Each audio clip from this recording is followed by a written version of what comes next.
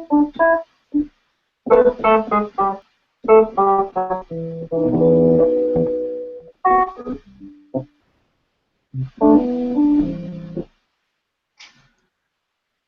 you waiting on me, Cori? Yeah, I'm waiting on you, dude. Oh no, you started playing, so I just went ahead and started the broadcast. Oh, okay, cool. Cool. I just started while you're sitting there fiddling around. Google Hangout. Welcome to the Google Hangout with my with a special guest today, Cori Jacobs. All right, Brandon, while you're over there eating, he's over there stuffing his face, eating on camera. Kill it. I'm gonna put you on the main screen right now. Everybody can see you over there. You're killing me, dude. Hey, Brandon, I want you to download this video when we're done, and that's gonna be my intro when my logo comes up. It's gonna be Cori playing and talking. All right. Let's see. Cori Jacobs, virtuoso piano player. Trips me out to watch you play the drums using the keyboard. Are you sponsored by Addictive Drums? They send me whenever they do an upgrade. They send me. I actually bought it originally, and then sent them something. I said, "You guys do artist endorsements?" And they said, "Yeah." So I sent them something that I did. And then they asked me if I could demo their funk kit and then do some other things with them, like Addictive Keys. They came out with a piano, and I did some demos for them. So they send me stuff. And then Addictive 2 is out, which I love. That, man, the drums sound really cool. However, what I've learned from synthetic drums and from real drums is real drums are just real. And there's an innate sense of programming on the fly. When a drummer plays, the fills are just, this is what I'm feeling. The attack of the sticks is apt to the vibe of the music. When you're programming drums, the attack of the stick is whatever. It's at 127 or 120, and a lot of times it just doesn't help the tone when you use program drums as opposed to a real drummer. So I love the way Addictive Drum sounds, but I've A/B'd it with real drums, and the real drums just went out. I mean, it's gonna. So is it articulation? A real drummer can articulate more? A real drummer just, like the ghost notes, real drummer just plays those instinctively. If you're programming drums, if you're not a drummer, you don't know how to go pop, pop, pop. You go pop, pop. It's not natural. It's not a vibe. It's, and plus you have to think, oh, ghost notes. I want to put ghost notes in there, and it just doesn't seem to fit. When you tell a drummer, this is the groove I need, and let them put the groove in where they want to, and it's crazy. I just prefer. I had on this recent release I had Gordon Campbell from played with Earth, Wind and Fire. He played live drums on Everybody Have a Latte, and I went over to his place and he did it in 2 takes. He did 3 takes just because he was like, "I'll just give you another take just to have," and I was floored. And I use program drums prior to going to him, and I said, "This is what I want the drums to sound like," and he was like, "Oh, okay." And so when you A/B them, it's no contest. It's no and I program drums because drums is my first instrument. I used to march. I marched Concord Blue Devils. I was in like B Corps. I still got my hands. I still got my I carry sticks in the car all the time.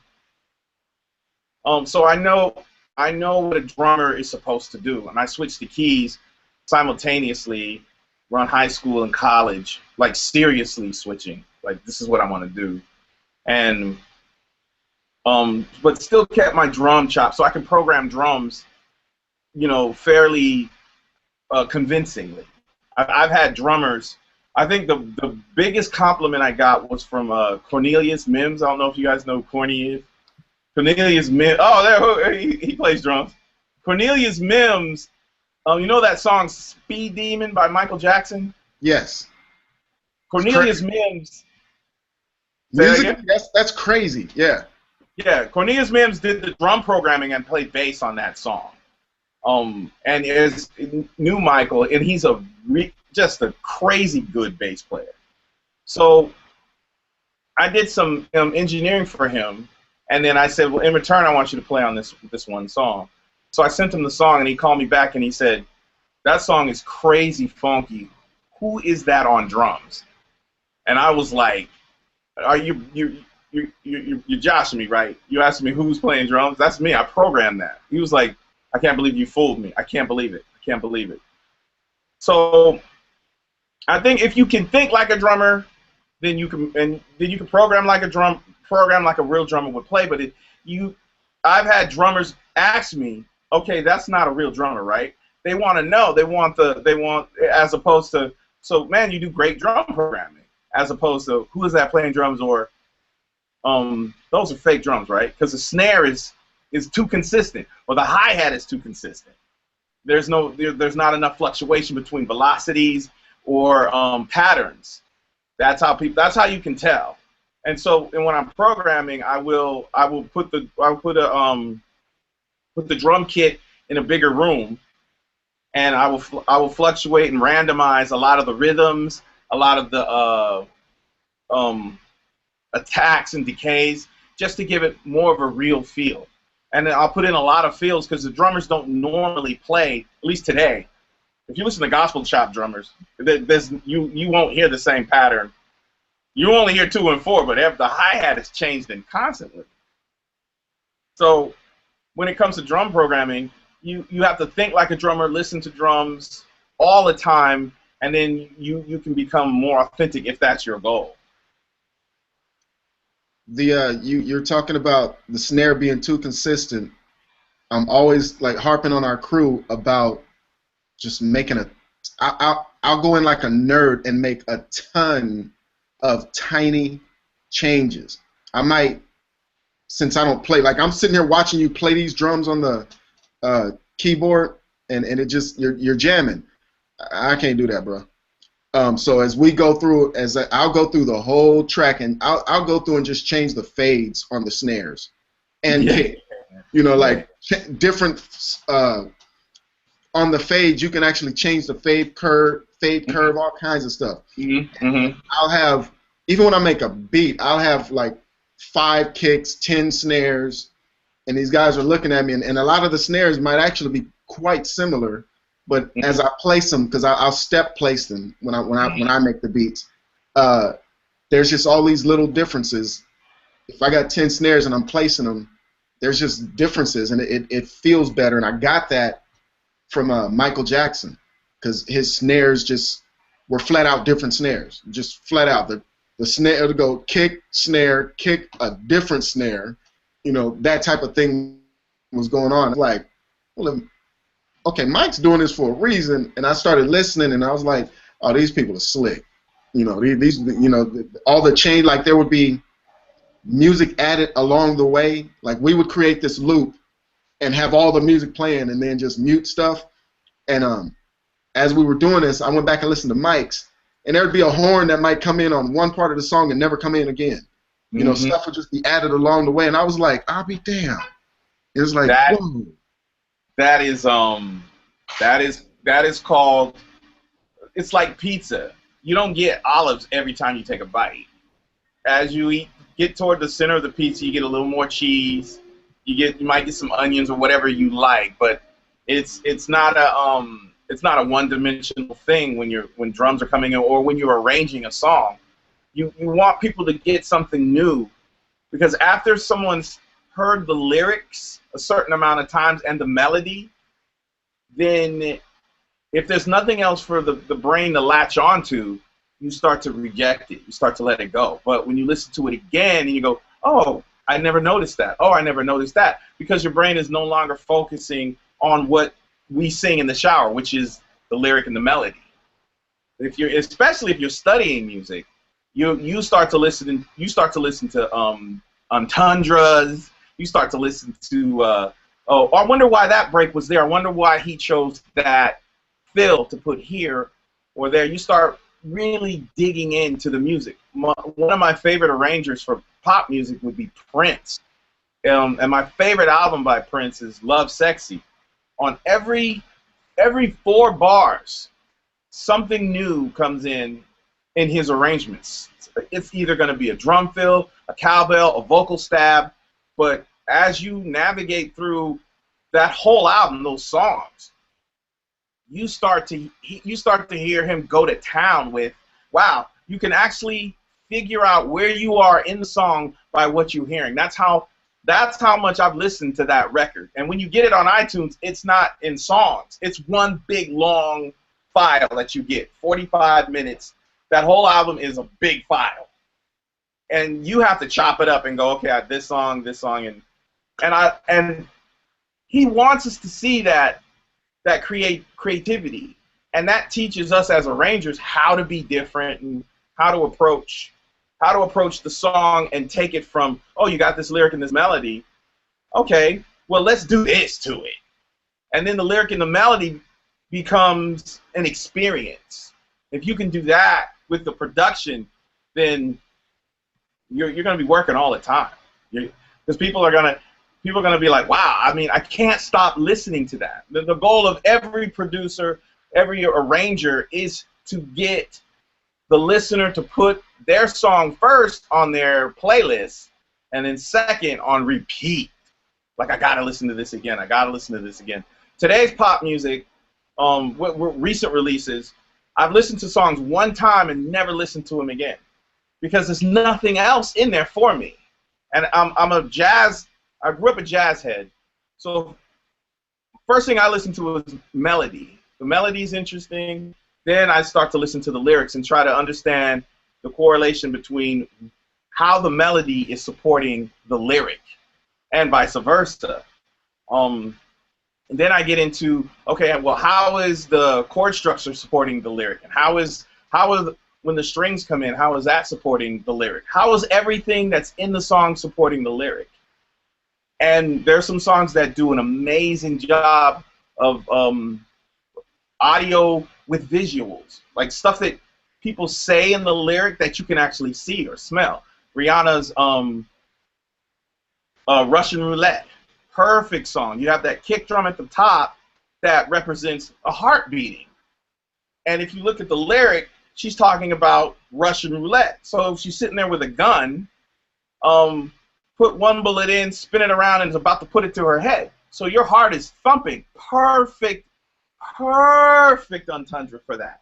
And then when she goes into the chorus, you can feel my heart. It's like it swells up. So you're there. You're with her in the room with the gun, and you're like, oh my God, I got to hear this again. I have to experience that whole thing again. That is an example of just superb songwriting in my book. Okay, that's dope. That's a dope breakdown. I'm going to have to go back and listen to that and pick all that out. Could you give me another example? This is recorded. I don't have to understand all this immediately. I mean, I understood you, but I get to go back.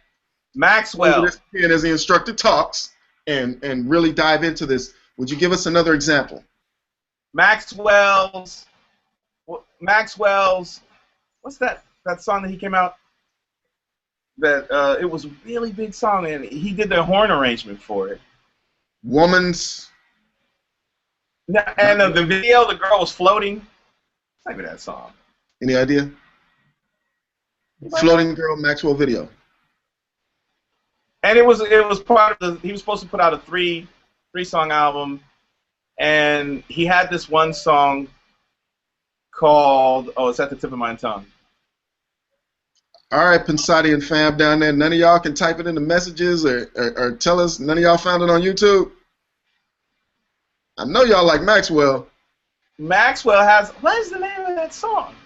Angela? Oh, Pretty Wings. Pretty Wings. Pretty Wings? Pretty okay. Things or Pretty Things. All right. Oh, Pretty Wings. Pretty Wings, your pretty wings. That song. You have to Google. It's Maxwell Pretty Wings. So at the top of the song is called Pretty Wings. All right. At the very top of the song, you hear chimes. You hear wind chimes. So now what does wind chimes have to do with Pretty Wings?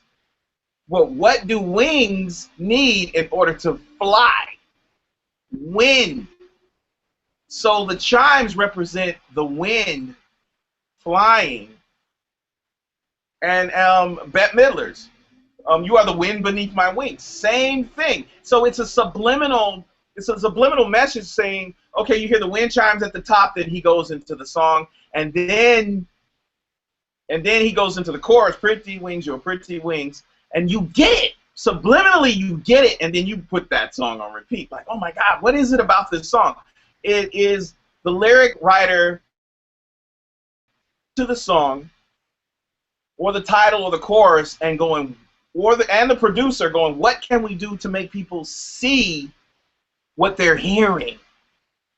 And that is the goal of a good producer. I have C.J. Edmonds. Two more examples. C.J. Edmonds, who sings on Dancing with the Stars right now. He sang on my upcoming release in a couple weeks, and we did a song called "Raising My Intellect." And I had his vocal all mapped out. What I need you to sing. This is, and he sang it for me. But then at the end, he said, "Okay, is that what you want?" I was like, "Oh man, that's perfect. We're good." He said, "Well then, now can I do what I feel?" Yeah. I mean, you always give the vocalist the track. And he listened to the lyrics, and he said that, well, I was listening to the lyrics, and he added the lyrics mathematics.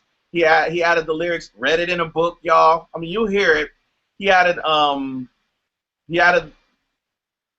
raising my intellect. So he listened to the lyrics about raising my intellect, which basically the concept of the song is, you are only my friend or my partner because you see me getting somewhere. You see my future.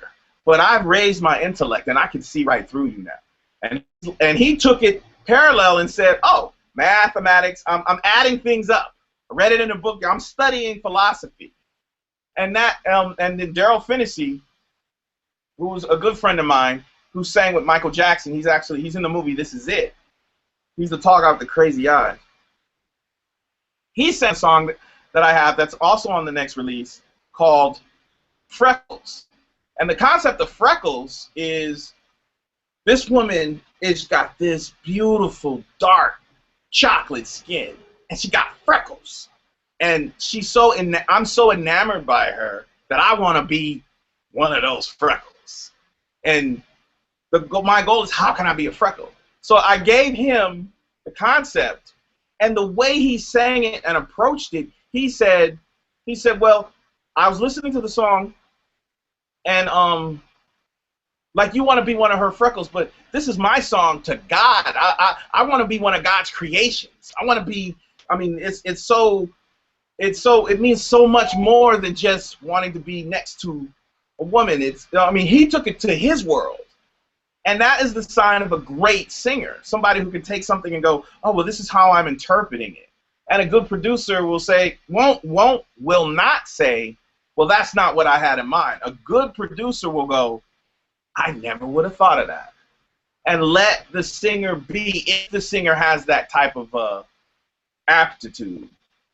That's actually pretty cool, because that person brought a different dimension to it, and if that person is feeling it, and there's probably a million other people that would feel the same thing that person did, so he brought an audience to it. That's pretty cool. That is, and that's what you want as a writer. We all have what we want in our minds to happen, but sometimes we just frankly get in the way. I was watching the Ross Hogarth hangout, and he was so dead on about a lot of things. I was just like, this is so cool. And he mentioned that sometimes artists get in the way of their own music because they figure that their vision is what the song should be. But a song is like smoke, cigarette smoke, or any kind of smoke. When you blow it out, You don't go, well, I should blow it out and it should just do this. You blow it out, it's gone. It's just going to do its own thing. It's going to be organically, and same with water, the same with anything that you let be free. It's going to do something you might not even expect. And as a producer and a writer, we have to let the sheep go and graze, but then know how to ring them in and know how to shape them and go, oh, okay, cool, cool, wait. Okay, cool. And it's like, I used to have an afro, and I used to have dreads all the way down to my back. And the maintenance, sometimes you let them free, and sometimes you just kind of, fix one. It's just about letting the music tell you what it needs. You can do that, you will write a hit song, guaranteed. You said melody. How do we get melody to support the lyric? Or you said some of these songs have specifically melody that's supporting the lyric. Were you talking about the melody of the lyric supporting the lyric, right? The melody his job is to support the lyric. Listen to the itsy bitsy spider went up the water spout. I take the lyrics out. Da, da, da, da, da, da, da, da, da, da. You hear how lethargic the melody is? Da, da, da. Like the spider's taking its time. It's like, I'm going up the water spout. I'm not her. It's not the itsy bitsy spider. It's the itsy bitsy. So you see how the rhythm and the groove of the melody supports what it's talking about. It's not going to work as a metal song. Maybe a jazz song. But it's its own entity, and that's what you want your melodies to do. You want your melodies to be supported by your lyric, and you want them to be catalysts for each other. And if you can do that, then the listener is going to get your song like that. You know those songs that you listen to first few seconds, once you hear the intro, you're like, oh, I like this already. That is what you want your listener to feel. We are service people, like Ross Hogarth said. We are service people. We service the ears. And our job is to trap the listener and get them to become addicted to our melody, our whatever the music tells us it wants to do. Once we get that addiction, it's a wrap. We're good. And then we just have to free ourselves from the stress of, oh my God, I just had a hit. Now I need another one. and if we just love music, it's going to work with us. Last night, I had two friends come from San Francisco, and then Sylvester Stewart called me, Sly. And so I went and I said, you guys come with me to meet this man. And the chance of you meeting him again are probably slim to none, but you really need to meet this guy. So I went and introduced them to him, and one of them, when we left, they said, man, he just dropped some serious science on us. He said, really don't, all I want to do is make music. I just want to write. All of this stuff about money and who gets this and who gets that and just want to write music. That's what it's about. And when a person who has done what he has done says something like that, it transcends millions of dollars, houses, cars, women. There's nothing that can replace the feeling of writing a song and going, man, I've been listening to this song for a week and I still can't get enough of it.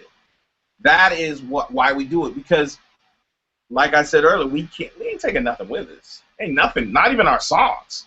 We leaving a lot behind. And what you just said about the melody, it made me think of something that we started doing. I would have people get on the mic and just start creating melodies, right, with their vocals, just riffing, just doing stuff. And we would go to write lyrics, but it wasn't working emotionally. The melodies were not working emotionally with what we were writing about. So then we had to start thinking about what we were, when we'd get on the mic to do the melodies, to come up with whatever we were coming up with. Like I would hit record and I had to start having the person think about what the subject was going to be so that they would feel it as they start doing the melodies, and then they would create melodies that actually went with the feel. So I get what you're saying, and it was a whole different thing than if I just called up a beat. Actually, I would just give them kick and snare and say create, and I was just training to get them to become vocal musicians, just to get them to become musicians. Mm-hmm. But then when it was time to do a song, if we were going to write about stealing Cori's ties, then you'd have to picture that, get that in your mind. Okay, we're going to go steal Cori's ties. Dun, dun, dun, dun, dun, dun, dun, dun, and so then the melody would automatically, what we would come up would fit that automatically instead of just coming up with some melodies randomly out of the air. That is called concepts. And a lot of writers, I know that I've worked with, in a lot of beginning songwriters, I'll say, well, let's write a song. But first, what are we going to write a song about? And the concept is going to set the tone. Once you know if you're going to write a song about ripping someone off, then you know you're going to have a mysterious kind of a dastardly tone. You know, if you're going to write a song like Russian Roulette, you know it's going to be very mysterious, very dark. And if you're going to write a song about I just won a lottery, it's going to be happy, go lucky. It might even be ragtime. It might even be, you know, the concepts set the tone. And if someone can come up with great melodies, they might not be a great lyricist. But someone can come up with a great lyric, they can't put melodies to it, which is why you have these couples like Bernie Taupin and Elton John, you know, Burt Bacharach and Diane Warren, who write these great melodies, and Diane would go give it to urban producers and arrangers and say, well, I wrote this, make it hip. So it's no man is an island. If you're good at one thing and you know you are, then while you're working on being good at other things, build your team. You know, it's not easy to get. Some people like hear a melody and just be like, oh, you just get this energy, and it comes and it just flows out. Like when I was working with CJ and Daryl, just vocal acrobats, and they're both writers. So I just sat back and was just blown away. And another great vocalist, Judith Hill, I had the pleasure of working with, and whoo, just unbelievable. Just like we'll hear the melody and go, oh, well, can I do this? Can you give me another track for this? Can you do? And then you just sit back and you let them work. Where with a lot of my other clients, I'm engineering, and I'm telling them, well, try this or try that, or tell me what the song is about, and trying to coax vulnerability out of the singer. Because a lot of singers are sometimes too cool for their own good. They just want to look good in the studio, but when they're singing a song about heartbreak, they're not convincing.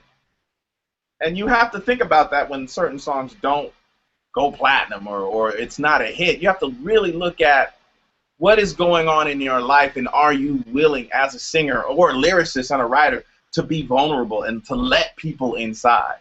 Michael Jackson let people inside. Prince let people inside. Which is why you get those inflections. What? And that's like, who would do that? I'm gonna go in the studio and this is gonna be my signature. Who would do that? No, it just came out. It's just there. And that's what you look for in a writer, someone who's vulnerable, and in a singer, someone who just has a very outgoing personality, someone who's just, they wear their heart on their sleeves, they get hurt easy. Those type of people, I sometimes ask, do you write music, or what do you do that's creative? But the people who are kind of introverted, kind of just, you know, very shy, they can be talented too, but from my experience, it's like a limitation. It's like, oh, you're good, but you're not great. And that greatness is like, there's an arrogance. there's an arrogance about someone who's just badass at what they do, and that arrogance is like, oh, let me try, and that's what you want. I mean, you want to be around people who are creative like that, and then they can show you. Like when I started working with Sly, I wanted to be around. I told him, I was like, I don't care about none of this, where you live, what you do, what you smoke, whatever you want to smoke. When you're working, I just want to be a fly on the wall and just soak everything up. Because that's how I learned how to play keys. Before I went to school and learned how to read music, I would go sit next to the organ players and the piano players and just watch. And then I would go home and put my hands across the keys in the shapes that they were putting their hands in, and just press until I found something. And then I went to school and relearned everything that I was doing, and now I can describe it. So, you know, lyrics and melodies, they have to be brother and sister. They're like bass and drums. They're the battery of the melody, if you will. I get it. And as you were saying that, what I heard or what was running through me is, okay, and I do this a bit, but now I'm going to start focusing on it. And I was actually thinking about it last night. I need to get with the artists and we practice vulnerability. Specifically, practice vulnerability and getting into character, which, well, still goes hand in hand. But because stuff like that is missing, and whenever I find the weak points, that's what I do. I find the weakest points, and then I dive in. We start working on that, and it just makes things better. It's like if you had a team going on and I were to join your team, I would look for the weakest points and just start going to work on that. And hold on, Ben says he has a couple of questions. And Angela was over there. She was saying something. She's typing over to the side, saying something about that she songwrites and she sings, songwrites. I don't remember. What was that, Angela? See, she was finna type. She was finna type it for me, but I got to get her voice on there. Go ahead, Angela. No worries. I was saying that I was thankful that I'm a melody writer and a lyricist. And it's just time for me to get to work, because I've been kind of on hiatus for a minute, and I haven't written for anyone other than myself, but I'm looking forward to doing that. I didn't type all of that, but that's what I'm saying now. So I'm just thankful, because I am one of those people fortunate enough to get melodies and be able to connect with them with lyrics. So. And that's a huge asset. And it saves a lot of time for producers and arrangers. Is you find somebody who can write a good melody. And what's more, if you can find somebody who can write a good melody and sing it, that is, then you basically cut down the amount of people you got to pay by the time the song gets to, you know, big time. Which is, if you've seen the credits on some of the songs that are out, sometimes there's like 8 people on like one song. I'm like, okay, well, so how did they break it up? Did one person get half a verse, the other person get how did it makes you wonder. But good lyrics and good melody, and they call it a top line writer, somebody who can write new lyrics to catch people's ear. So that's a really good. I'd love to hear what you got going. If you're on SoundCloud, shoot me an email. I'm on SoundCloud. I have a lot of stuff that I'm working on now isn't on there yet, and I have some incomplete things. So when I have some questions after Ben goes, that I'll make sure I ask you, because there's some things that I'm just kind of just curious about. And I did just went to a seminar, a retreat with Hugh and I. We went to a retreat in Atlanta for writers and songwriters and producers and singers and stuff like that. It's WSAATL in Atlanta, and we went and I met Gordon Chambers, and I was fortunate enough to share one of my songs with him. At the time, I had no voice, but I was able to share a song with him, and in a boot camp that we were in, and he told me that I wrote like Tweet and Lauryn Hill, which was like the best encouraging words anyone has ever told me in my life. I think probably to this point, I was just like, what? That was like. Tweet is so underrated, and Lauryn Hill, I worked with her for a little bit, a stint. She is a freak of nature. both lyrics. And if you listen to Miseducation, and that's it. Any track off of that. Anything on there, sick. Yeah. Yeah. Timeless. Timeless. Very timeless. Very timeless. I will remember I had a Lauryn Hill moment where she was like, she pulled up this beat off of Amazon, and she said, okay, listen to this. And this beat was this convoluted, it was African, and the drums were so thick and just moving that it just sounded like a truck full of drums fell off a bus. And that's what the drum sounded like. And then she said, come here. And I said, okay. So I got closer, and she said, no, come here. So I got really close, and she said, come here. So I got down, I put my ear down by her mouth, and she started spitting over this beat. And I had to jump back and go, damn! And then she said, so can you make me a beat like that? And what are you going to say? No. Of course. But that's the, it's like someone like that is just the freaking nature. She's like, I want the heavens and the earth to move when we do shows. I want she just wants it to be so rich and thick that you have to appreciate. I learned a lot by working with that. But if you write like that, girl, yeah. I mean, I didn't know. I just when he said it, I was just like, what? I started asking you. I started bawling. I had to go sit down. I was like, this is too much right now. Too much for me. I think everybody in there was sniffling after that. Yeah, it was just too much. It was like, wow. Okay, wow. Because I love Mr. Lauryn Hill, and I was like, wow, and Tweet. So I was like, wow. I mean, that's me. I think Tweet was so underrated. Like, come on, y'all, this girl, man. Definitely, and as a vocalist, I mean, incredible.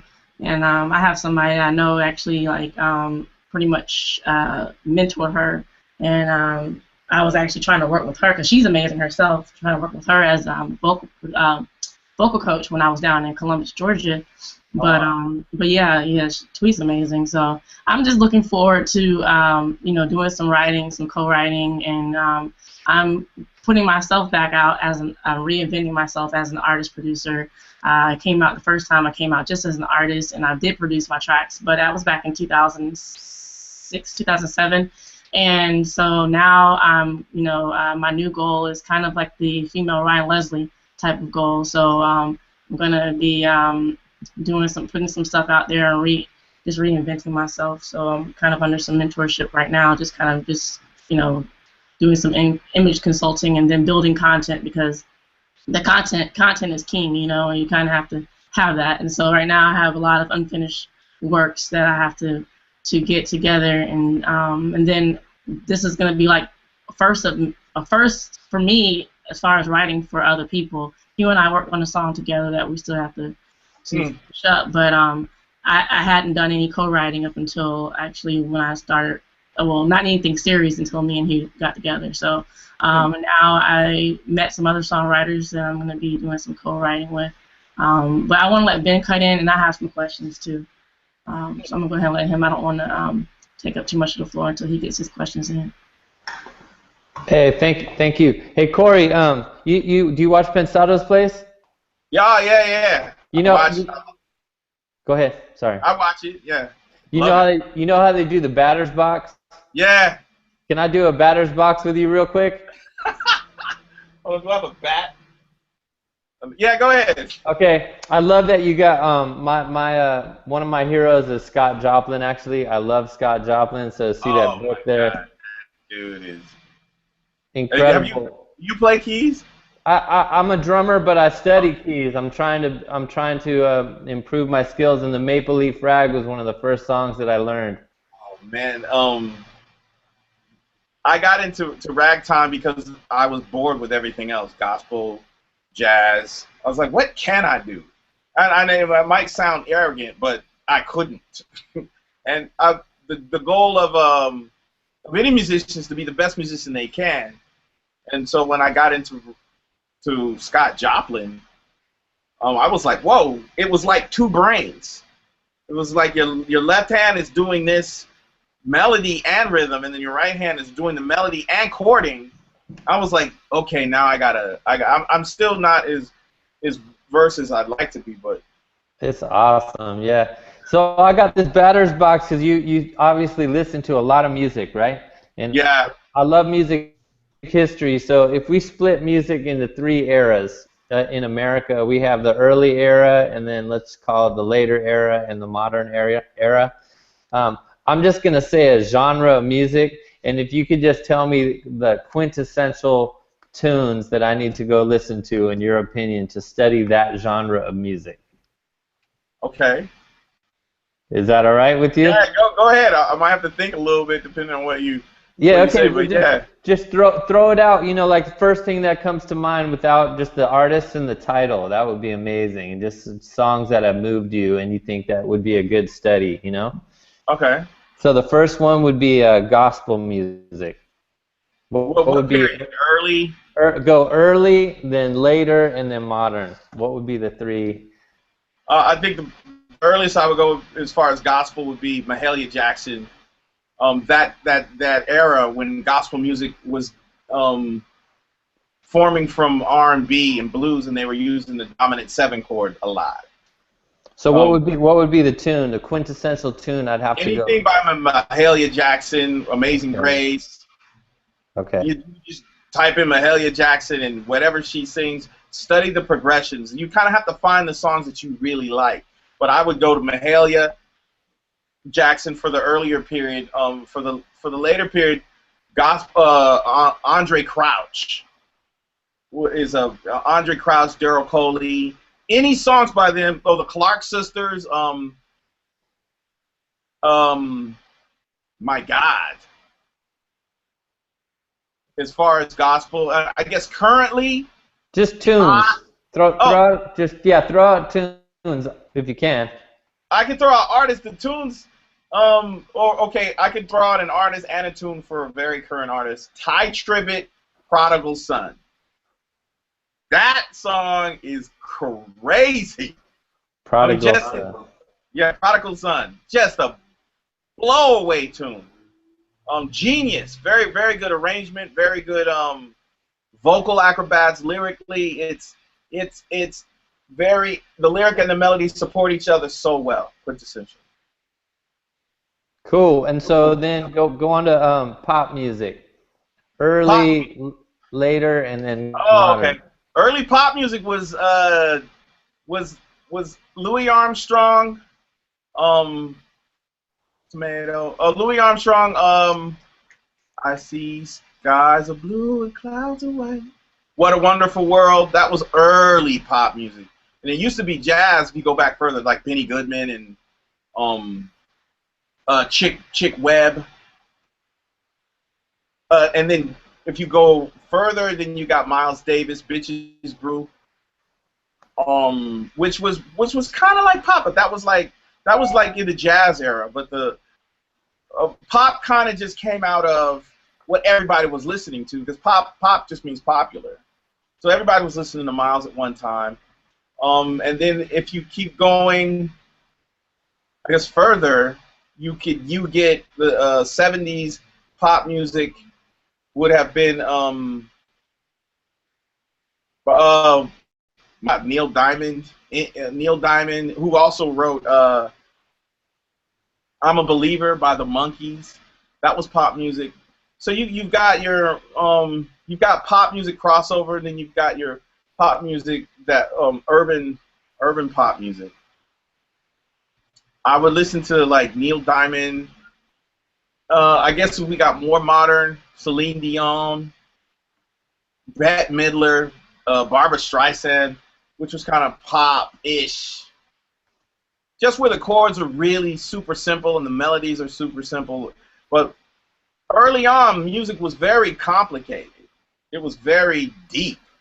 And then as it progressed, it got more and more just, I want to say, usable. To the point now where It's like you don't even have to be a musician. You hit a button. So if we got more modern pop music nowadays, Britney Spears, even recently Taylor Swift is pop. Nicki Minaj is pop music. Right, yeah, you're right, Urban, yeah, or any Kojic, yeah.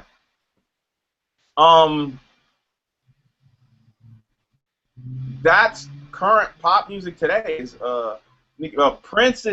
Prince. I love Prince, and Prince used to be pop music. Any album by him, that used to be pop. Michael Jackson, you cannot negate his pop presence. Very amazing artist, a perfectionist in every sense of the word. Thriller, which is one of the all-time biggest selling records and songs, was actually a rewrite. I don't know if anybody knows that, but the rewrite was called Starlight. If you put if you type in Starlight on YouTube, you can actually hear the first version of Thriller. He used the lyric and the melody. It didn't work because the melody didn't support the lyric, and then he rewrote it and then to what is now called Thriller. Out of the park. Pop music. All right, cool. What are 3 quintessential classical pieces that everybody should know how to play or should be familiar with? As far as classical music goes, I know these are huge genres. There's so much, but if you had to narrow it down to the most important. Classical, I love Maurice Ravel. He did a song called Bolero.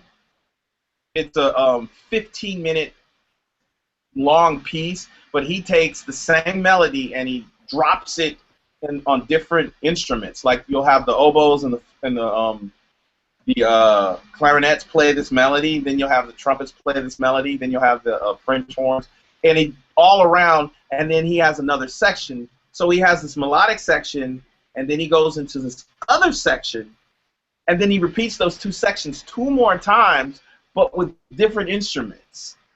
Genius. And I actually on iTunes I redid that, but I used major chords. Yeah, Starlight. Oh yeah, he put the link up for Starlight. I love Mozart. I think everybody should know or listen to the Rite of Spring because the melody supports leaves falling. You can see a lot of things that the Rite of Spring says to you just by listening to it. You listen to the title and then you listen to those melodies and you're like, oh my God, I'm there. And classical music back in the day had its time where you could not use certain notes, you would be killed. If you did what was called a minor second, which would be like this is a C, but if you had the C in conjunction with a C sharp, they would kill you. You couldn't write that. You could, because they said it conjured up the devil. You couldn't write that at all, and you couldn't write parallel fifths, which would be like from C to G to E flat to B flat. That would get you killed. They would literally, because in the classical era, in the Renaissance period, everybody had a piano. Everybody, and so everybody had good ears.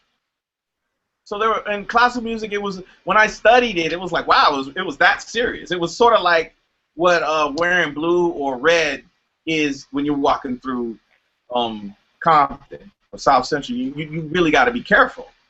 So, and it sounds menial and trivial, but no, that meant your neck. All right, what about blues? Oh, blues? Yeah, who are the quintessential early, then later, and then modern? Okay, early blues, Robert Johnson. That dude was crazy, man. He's a dude who made the deal with the devil to be famous, and it worked. You know, he was Robert Johnson. I want to say Lead Belly. also like Fats Waller was bluesy-ish, but he was a little jazz, but he was very vulnerable, very outgoing personality. And as we get, like I said, we go later, we can't BB King. BB King got a lot of his licks from oh my God, I can't. It's at the tip of my tongue again. Oh, Howlin' Wolf, that dude. Woo, we're talking about old school. Anything by Howlin' Wolf, BB King, Albert King. That can't forget Albert King in the blues. Modern era, Stevie Ray Vaughan, great blues. And as we get modern, we got Eric Clapton. And as far as blues goes, there isn't anyone who's really recent in recent times. I guess in the last 5 years. Oh, I did a tour with Bobby Womack, and we met. Oh, he's gone. Bobby Womack's gone, and so is. As far as blues, man, what's that guy's name? You see, I gotta write all of this down. The guy wrote Stormy Monday, I think. He wrote Stormy Monday. He's a really big guy. I can't remember, but. All right, cool.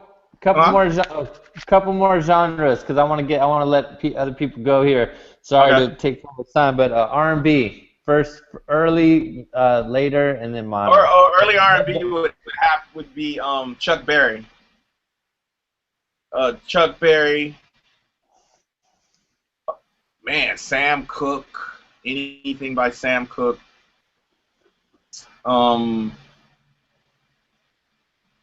Then we get in if we go more modern, Bobby Womack, Ray Charles. I had the pleasure. I toured with Bobby. That's another old school cat. Really, really, and he had a lot of stories.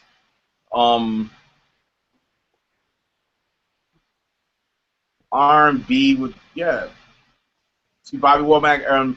Later times, then you've got, man. What about today? What are some of the best R&B songs today on the charts that you feel like are taking it somewhere from where it went? I think R&B is one of those styles of music where it has become so commercialized that its growth has been stifled. If you look at the growth of dance music, which was disco, then it morphed. It was disco, then house, the garage. The four on the floor hasn't changed, just the names of it and what people do. Are we still there? Yeah, I'm here. Can you hear me? Oh. Yeah. Okay. Today, I like what Jhené Aiko's doing. That would be considered R&B. Who's that? Jhené Aiko. I don't know if you know. She got an album called Sold Out. JHENE, and then Aoki or Aiko. AIKO. I like what she's doing. There's a lot of ballads, but her lyrics are very, very clever. She has a lot of clever lyrics in her songwriting. I'd love to see R&B, just take a little more risk. I think conceptually, I'd love to see people start singing about something that's a little different, because it's commercialized. So in the commercial world, suits are running the industry. Now, people who wear suits, and it's a business to them. They're not artists or former artists like in the early days. So they say, well, this is what's hot, so let's just flood the market with this. It's unfortunate because you need to grow. Growth is imperative. Without growth, then you've got the market feeding itself instead of art feeding the market. And art has to be free in order for it to expand. You can't stifle it. You can't control it. You have to let it be what it is. So last question, Jazz. If you had, if you a student was going to learn 5 jazz tunes that they just have to know, what would they be? Oh, Giant Steps. Autumn Leaves. I'd also say Spain by Chicoria. Oh man, So What by Miles Davis. Herbie Hancock's Maiden Voyage. Awesome. But in jazz, you have to learn the cycle of fifths and all 12 keys, and you're good. You know, and then you just keep learning from there, because that's a deep style of music. It's beautiful. Hey, thank you so much. I want to let other people get their fill, but thank you so much for answering those questions. You're welcome. That was good stuff. I can't wait to go back and watch this and write those all down, because I did not get a chance to. That was good stuff. I wanted to know. I wrote down a question. One thing I didn't get to ask Gordon Chambers that I wanted to ask you is, when you're writing and for me, sometimes I can write a whole song and it's just like, God has stepped in and has just taken control, and I've written from beginning to end with no hurdles. But then there's times where I might start off really strong, and then I get to that second verse and I'm like, shoot, I put everything in that first verse. Now how do I spread it to the second verse and make that second verse just as strong? Well, just as strong, but stronger than the first, because the first verse is so strong, and it's like, this song is so hot, and now what? So how do you, what are your techniques at that point? And then is that a point where you say, okay, you step away from it, or do you okay, let me get a co-writer or somebody else on this, another perspective? What is your solution for that? You answered your own question. What is your solution? My solution would be a couple of things, but I want to know your solution. Does that happen to you? And if it does, what are your solutions? Oh my God, it happens all the time. The great thing about songwriting is when you do get that first verse and you're like, oh my God. So you have to look at the song conceptually and go, have I told my story? Have I said what I needed to say? There was a songwriter, I was watching his seminar, and he said, you have 45 seconds to tell your story. So just say you have a whole minute to tell your whole story, and then everything else you just regurgitate and you have fun with the people. The attention span for pop music nowadays is 3 minutes, 3.5 at the most. And so you got 1 minute to tell your story, and the rest of it regurgitate. So if you've got a badass first verse, and you're going to the second verse, then you look at what you said conceptually, and then you try to say that in a different way. Now, if you want it to be stronger, then you may know how to break it up. I've been in situations where the first verse was so strong that it was virtually impossible to outdo it. So I flipped them. Okay, we're going to make the first verse the second. Now we're going to work on this new first verse. So, but we're still going to make that catchy, so when the second verse comes in, we really got them hooked. Now that's one way of handling it. Another way of handling it is what you said. Let me just put this down and just think about it. When that happens to me, I don't listen to any music, not even the radio. I listen to talk shows. When I drive around and I go about my day, the only thing in my head is that really good verse.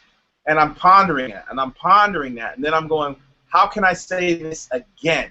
Or how can I say this, and what can I add to it? And I just let the universe feed me. I let the energy that comes from whatever inspired those lyrics, I let that feed me.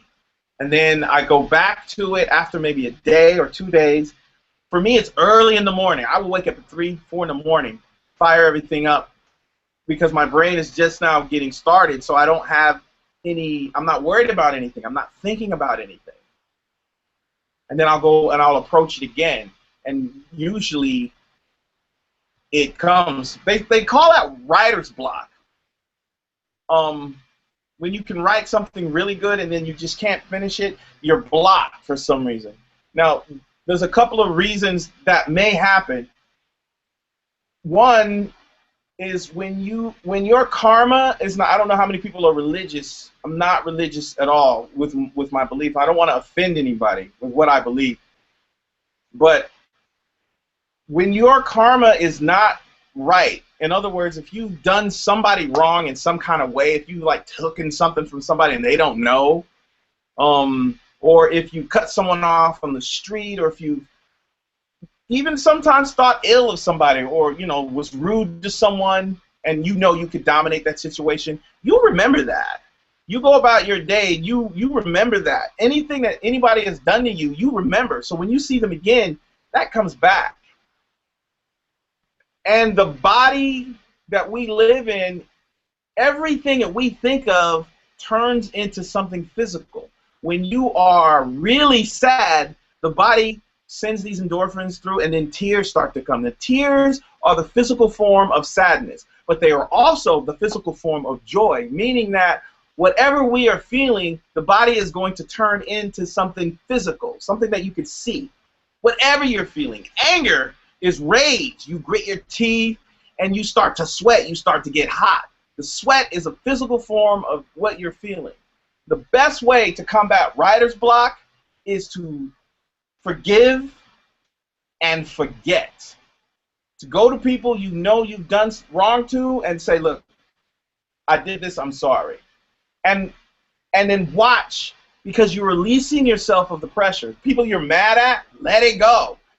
If someone's done you wrong and you know they have, you just say, it's cool, it's cool. Because you don't need the pressure of the stress of being angry. That energy could be used to write a song. So they say, go write a song about it, and then let it go, and then watch what the universe gives you. Watch what starts to come. And then you'll start to notice that fewer and fewer things start to happen to you that are negative, because you stop putting out negative energy, and you start putting out positive energy. And life is a circle. Everything you put out comes back. And the more negative energy you put out, the wider your circle gets. So you keep putting negative energy out, the circle gets wider. And when a circle is really wide, it's building momentum, because it's on its way back. It's coming back. So many people put so much negative stuff out that by the time it comes back, that's why a lot of strange things happen to people. Now, why did that happen to them? It's because their karmatic circle, it was so big and it was so negative that when everything came back, they're just not here anymore. And then there are people with positive energy, same thing. When it comes back, you know what they say, when it rains, it pours. That's what's coming back. It's your karma. So the best way to prevent writer's block is to just be a good person. Thank you very much. I think Nick had a question. Yeah, because I'm not very experienced at programming drums, and I heard that you program drums like to a professional level.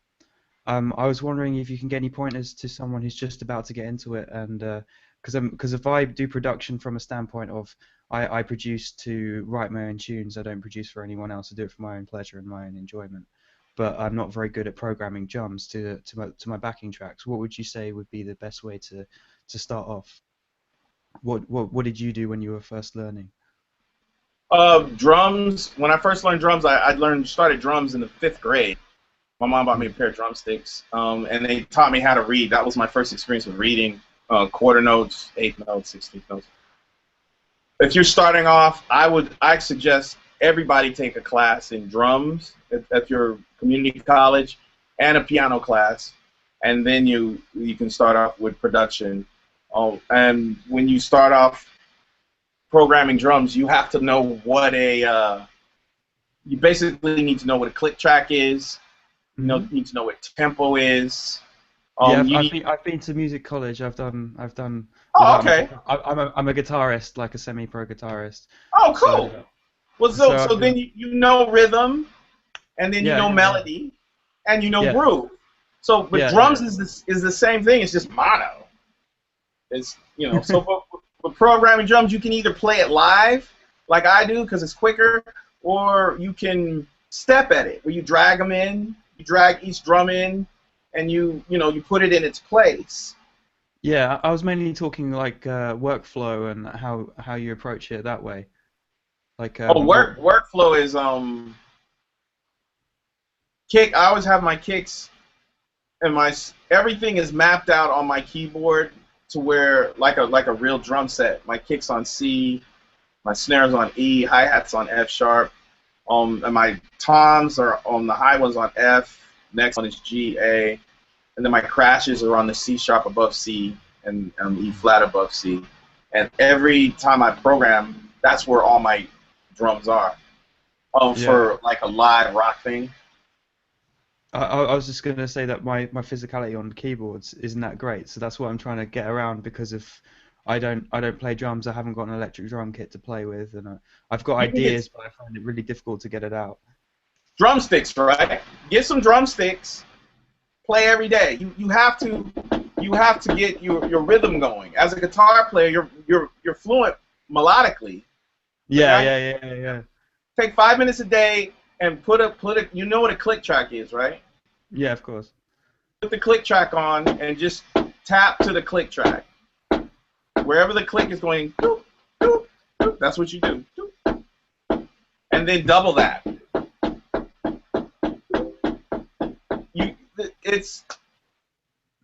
do that every day with like people just speaking and random noises and everything all the time. Yeah. But you have to get your body to respond to that. I'm doing a patreon.com/Cori Jacobs. I'm doing a tutorial where I take you from the concept of a song, from the tempo, all the way to mixing. And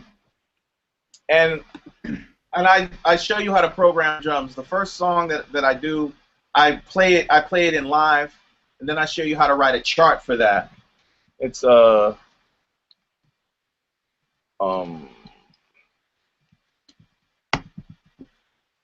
and then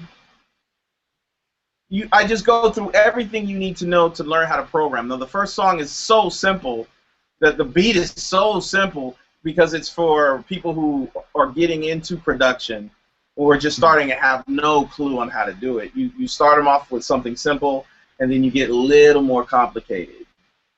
I'd go sign up for that. Go check that out. But as far as workflow goes, I know people who spent hours, days on just the beat. And then when you hear the beat, you feel like the beat is the whole song. That's just how good it is. And then when you add a bass line, it's like, oh my God. That's where you want to get. I'm sure your guitar playing is just like, oh my God. The rest of the production might be different than the guitar. When the guitar comes in, it's like, whoa. Yeah, right.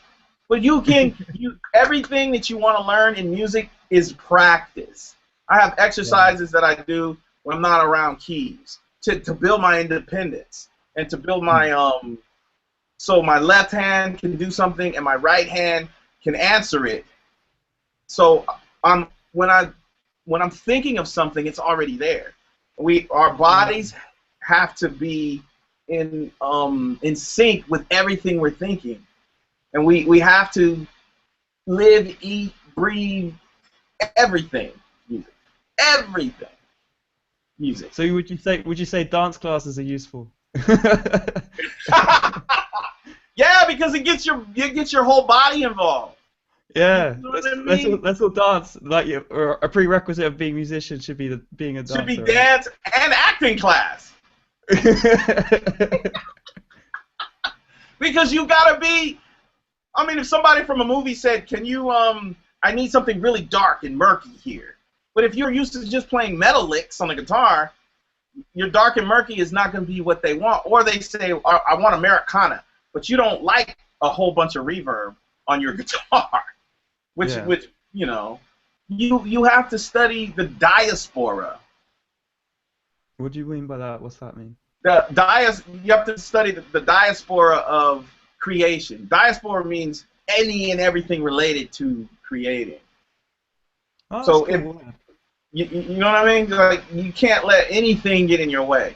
And I know we're human. We gotta have sex, so we gotta kind of be in a relationship sometimes. But we just have to do that with the right person. Which is everything about us has to be about creativity. And then we got to have our hobbies. We can't, you know, we don't want to be a recluse and just be into that only because we're human. But we just have to keep it open. We were only given so much time on this earth. And then as our brains get older, we don't think like we did when we were young. Like, listen to Stevie Wonder's Songs in the Key of Life.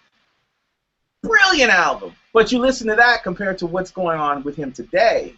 And it's like, wow, he's different. That's because he's aging and our brains are changing. So we, as far as workflow goes, I'm still, trying to find a program where I can get my ideas out faster than it takes me to have to EQ something or compress something. It just doesn't do it fast enough for me. I'm currently using Addictive Drums too. Oh, I love Addictive Drums. Yeah. That's really fast. That is fast, yeah. Yeah. And you can remap I remap Addictive Drums to where I need them to be, because where they have them now, when you open up the program, they're too far spread across the keyboard. So I have them remapped in Logic. I use a Logic. I mean, the only experience I have with programming drums really is that I took a track by Andy Timmons, a famous guitar player.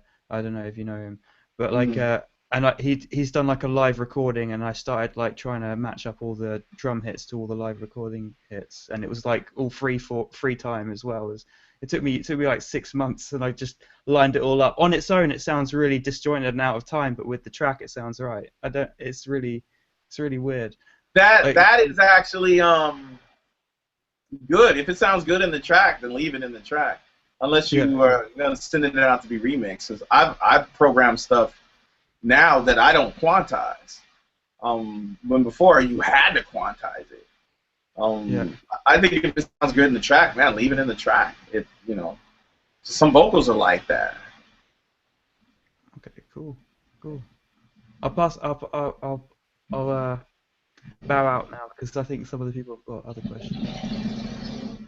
Okay. Anyone? Who's next? I'll talk again. I was just gonna read what Mott put in the chat. He was just like, for writer's block, go watch movies that deal with the subject, and have other people talk about their experience with the subject. Like someone to let you read their diary entry about that subject. And what I usually do, just to kind of go back to that, is just like a song that I'm working on right now. It was kind of it was a concept that someone had given me, and then I thought about it, and I actually could relate to that concept. So that's when I started writing the song.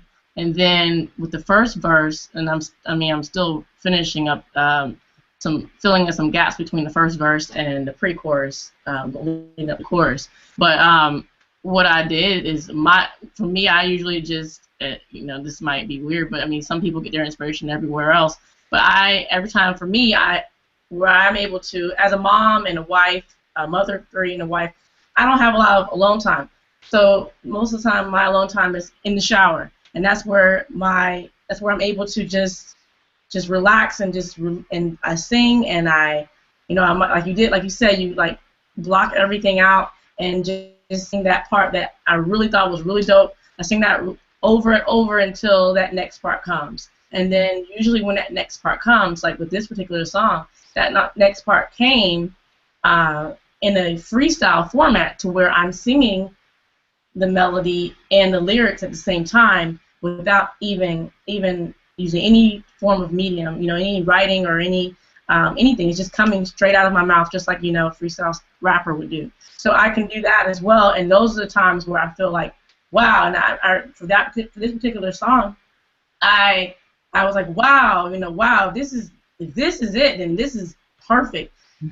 After that, I came out of the shower, I put the music on, and I listened, I sang the verse, and I listened, and I was like, okay, I got to the part, and it fit, like, perfectly, and I was like, this is just amazing. So I knew it was meant to be. So I'm going to let Lance go ahead and go. Hold on, hey, Angela. Yeah. See, I would get out the shower and forget what I just did. As soon as I go to hit record, I forgot it. Oh, I was singing it.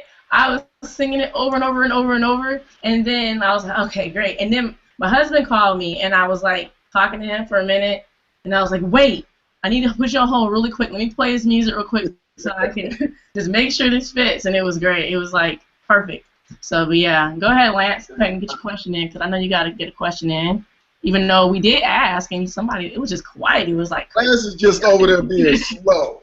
It was crickets. Go ahead. Well, speed up. I'm on it. I'm here. All right. Now, I know most guys of today come up on the era of most music that's programmed. But how do you get them to understand emotion? Because I have friends that can produce music, write music, but emotionally it doesn't connect. Is there things we can work on to get them to emotionally connect musically outside of I can create this production, I can write this song? A lot of people write music and produce music that they know how to. They know all the idioms, and they know all of the little tricks to make it sound like, yeah, this is what I do, and that's component producing. They know if they put an 808 in with the bass line, that's R&B, and then they put a few chords. They know how to make the song what they're going for. Now, the emotional disconnect comes from within their lives. If a person is not being forthright with who they are, and then they start making this music that doesn't connect, then they're not being true to themselves.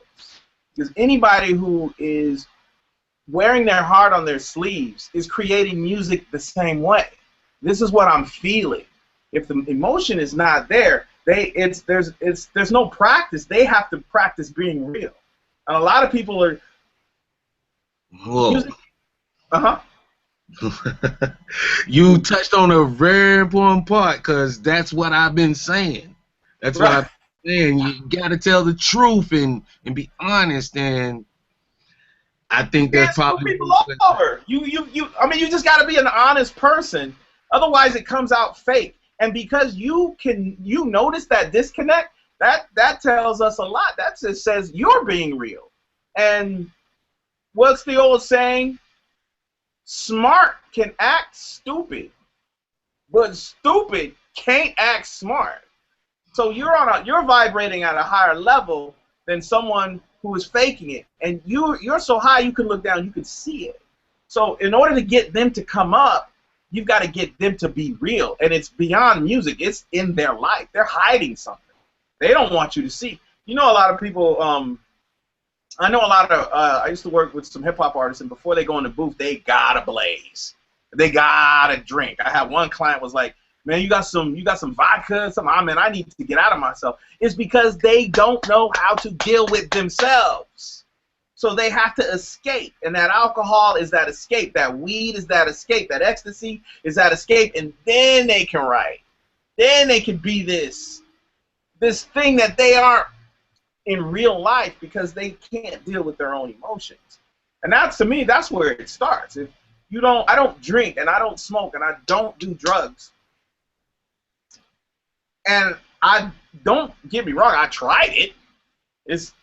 It takes me out of my presence. You need to be present if you're going to try to write music that connects with masses of people. When they hear it, they're going to like it the first time.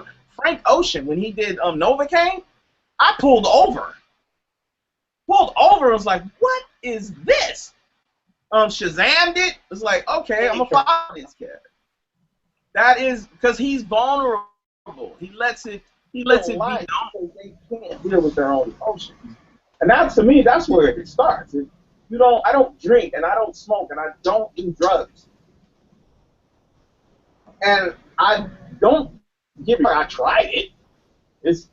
It takes me out of my presence. Are we catching up? You're gonna try to write music that connects with masses of people. When they hear it, they're gonna like it the first time. I'm very outgoing. I'm like listening to myself going, "No, I sound like a preacher." Okay. That is because he's vulnerable. One second, Steve. I'm gonna mute yourself, Steve. So when you come in, you gotta mute yourself. And if you're playing YouTube, you gotta get rid of your YouTube because it's playing and we're hearing it. But you gotta mute yourself until you're ready to talk, and then when you're ready to talk, just unmute yourself and have a go at it. I just muted you, Steve. All right. Okay. Oh, I wanted to add one last thing to what the brother was saying. In order to reach that emotional part of what you're trying to do, I think what you can do is acting class, and where they take you through different emotions, anger, contempt, fear. They take you through your emotions, and they show you how to connect with those emotions, so you can be convincing to the people who are watching you act. It's like an acting class is going to help. And today's singers have to be actors, and the best actors are the ones who are vulnerable, who let themselves. It's like, this is how I would feel in this situation, genuinely. I think that would be a good start. But the best, you still have to deal with your own emotions. You still have to deal with who you are, and you have to be comfortable. There's some people who I've seen it. It's like I don't like being with myself.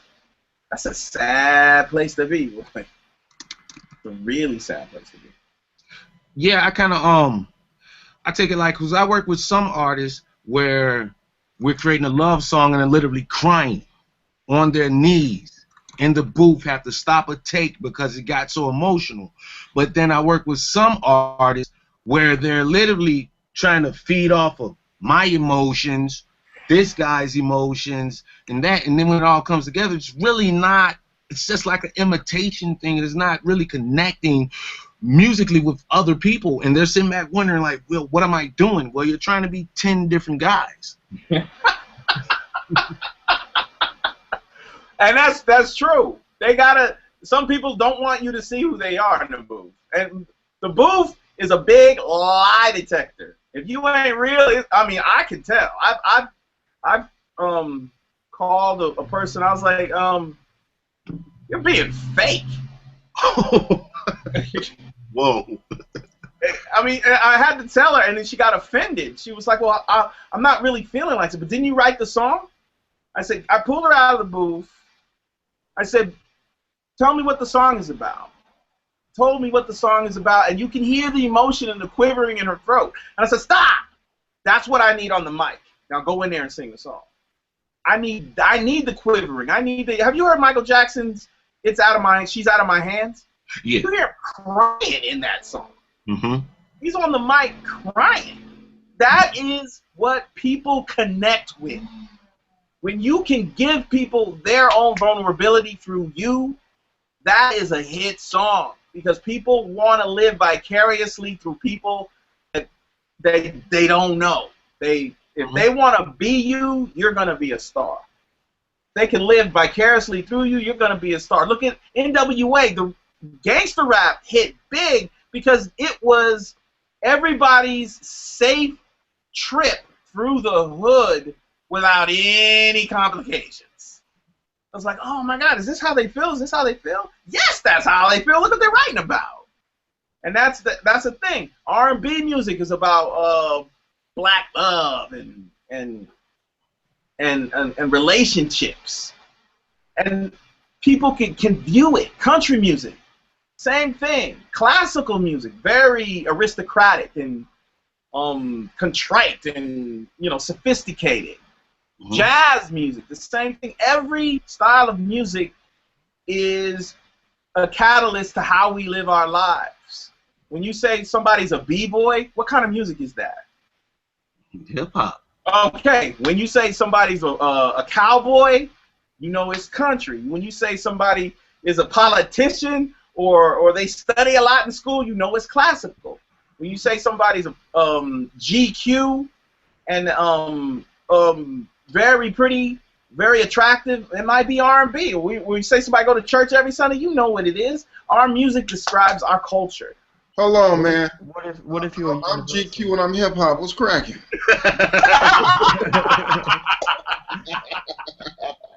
I'm Purdy.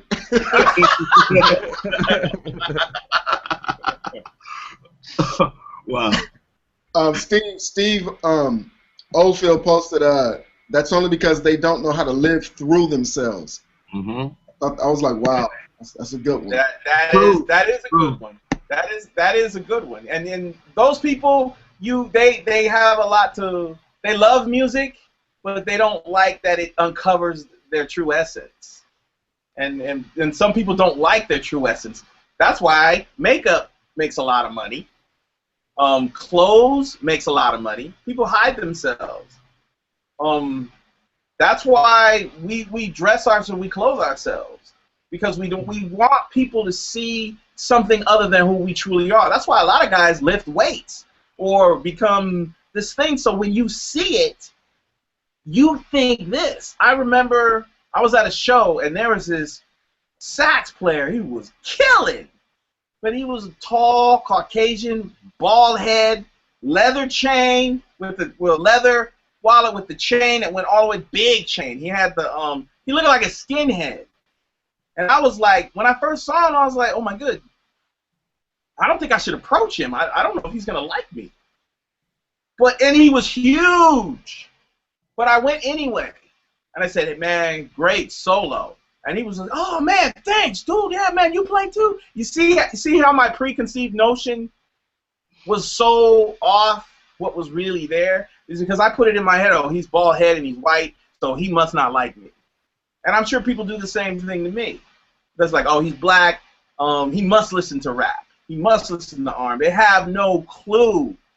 And if we can allow people to be who they are and let them give us the information, and then we can decide what we want to do with it. So as far as them reaching their emotional, they have to be able to deal with it. Some people just need to go see a therapist.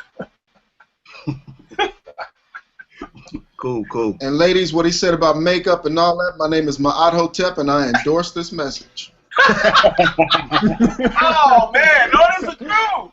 Dude, some of the most beautiful women in the world don't wear anything. Mm-hmm. You know?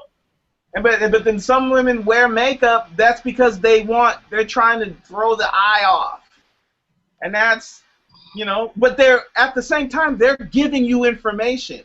They're telling you, I don't like myself, so I'm gonna give you this because I don't like myself. And you get closer and you're like, oh, makeup, okay. Well, you have a nice day, sweetie. You are very pretty. And you're like, yeah. The same guy I'm talking about basically has a huge, ridiculous-looking fake. Huge. And that's to throw people off, man. Bodybuilders do the same thing. They don't want you to know that they're soft. You know how they say the bigger they are, the harder they fall? That's true. Really huge, big guys are the nicest people in the world. And the people who will hurt you the most in a fight are the most nice. And this is what I've learned: gangsters. The worst, the most ruthless gangsters you'd ever want to meet are the nicest people. Nicest guy. Until you cross that line. And you cross that line, oh, it's all hell to pay. All hell. I was doing laundry early in the morning. This dude rolled up. He had an Escalade rolling on 22s, getting out. He was doing his laundry. He's talking to the other dude, and I heard him. When I walked in, we almost bumped into each other, and he said, "Oh, excuse me, man. I'm very sorry." Then he was talking to the other dude, and the other dude said, "Well, what'd you go to jail for?" And the guy said, "Oh, I stabbed somebody." And I was like, "Uh-huh." And it's the truth. Those people, as far as connecting with your emotions and your singing, if somebody can tell you their life story in a nutshell when you first meet them, then that's somebody you might want to work with if they call themselves a singer. And if they're like, well, no, artist. That's how I wrote for my artist. I studied his life, watched his emotions, and I was able to capture his real, true feelings. And he was crying, right, singing my lyrics. So that worked. That's what Terry. That's what Terry and Jimmy Jam did. They would go play basketball with their artists, and the artists would be like, I thought we were going to work, and they were like, we are working. They're getting to know you. Yeah. They're getting to find out the ins and outs, and like asking you questions like, where are you from? Like, you know, what's the worst thing that's happened in your life? Or when you talk to them, or I like say who. Oh, he's dropped out. Yeah, I don't know what. Yep, happens all the time. He's probably on Wi-Fi, and he probably doesn't even realize that he dropped out. Oh no.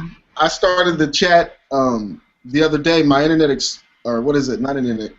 Explorer. I'm on an iMac, so it's my Safari. I clicked start and started the Hangout, and my Safari closed, and everybody was sitting there just looking, staring at each other. I had to reboot the computer and do a bunch of stuff. I had to use, instead of Safari on the Mac, I had to use what is this? Firefox. I went back today and tried it again, and it did the same thing. I find that Chrome back to better. when you guys were talking about getting stuck, Angela. Yeah.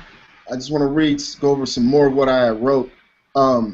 When I walk up, when I come in, say it's you, and you've wrote this killer first part of the song, your first verse.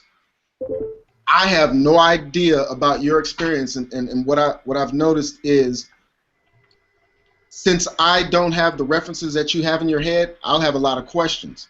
You'll say something, and there'll be a whole history to that, and so I'll start asking about the details about that. You make one statement, it's a killer statement, it stands alone. Okay, now explain that.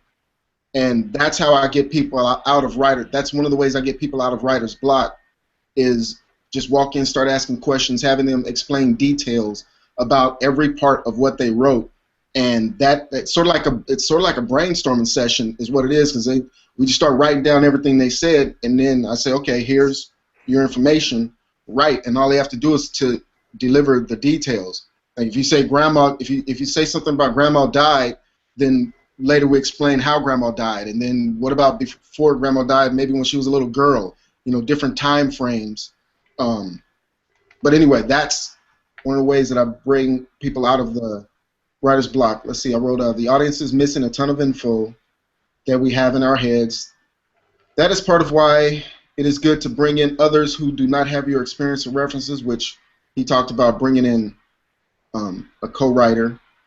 And I think that was it. Hey, Ma. Yes. Maya Angelou says it best when she says, we do what we know. When we know more, we do more. Yeah, I remember her saying that. And you said drugs make a lot of money, so we can forget ourselves. When we were talking about the makeup. Yeah, hey, better living through chemistry, and yes, I am chemically altered. When he said that about the makeup, I was over here dying laughing because he was so on point about people hiding behind makeup. I'm so glad that I don't wear makeup. You don't see no lip gloss on me or nothing, right? Yeah, this is all natural gray right here, buddy. And what else? There was something else. Was it Lance?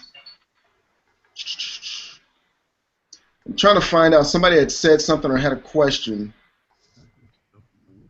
and I don't see it. Anyway, what else did you guys want to talk about?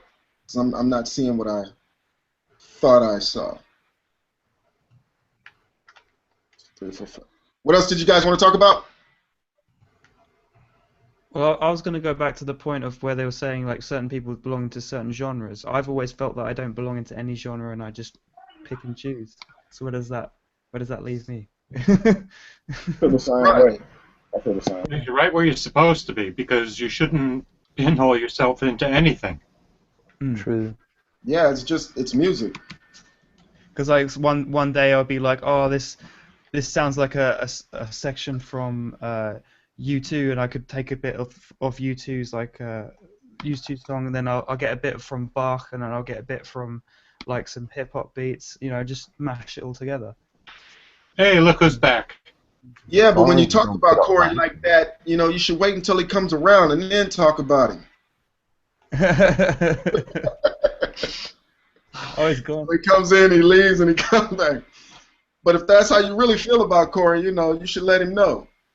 What's up? His head is big. Oh, is it like really feel about me? What? What I do? Welcome back, bro. What happened? I have no idea. I got booted. Comcast? Yeah, Comcast?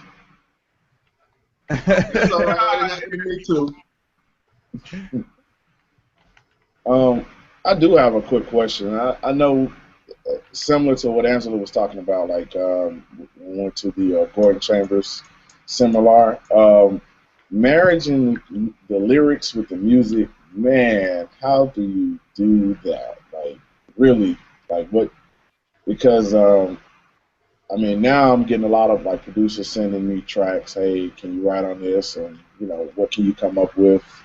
I mean, when you go through a list of songs, like what makes you like, hey man, let me write to this record? You know, how does that work for you? There's two type of songwriters, and there are songwriters that write to tracks, and then there are songwriters who come up with their own concepts and melodies, and then they take it to a producer who builds the bed of support around that concept, which I think is which is way more effective, I believe, because it's coming from a pure source. When someone sends you a track, you want to ask them, well, so when you wrote this, what was going on in your life? What were you going through something? Because, you know, there's a lot of truth in what everybody does unless they just do it at a very high superficial level.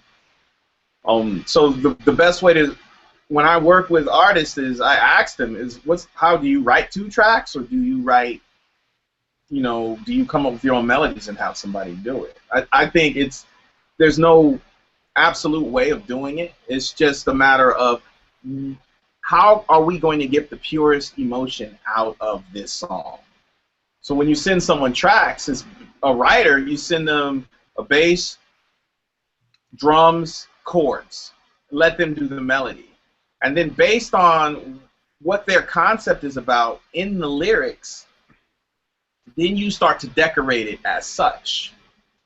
So keeping in mind that you are adding audio visuals, you want sounds that people can see.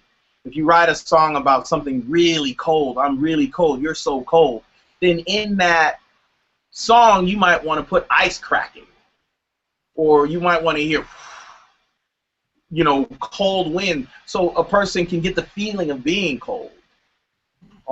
Just as much audio-visual stuff as you can put in as possible. Michael Jackson's Thriller, you hear doors creaking, you hear monsters and stuff, because they are supporting they're supporting the concept. So that's like, and as far as choosing a song, you choose a song that hits your truth, the track that makes you go, oh wow, this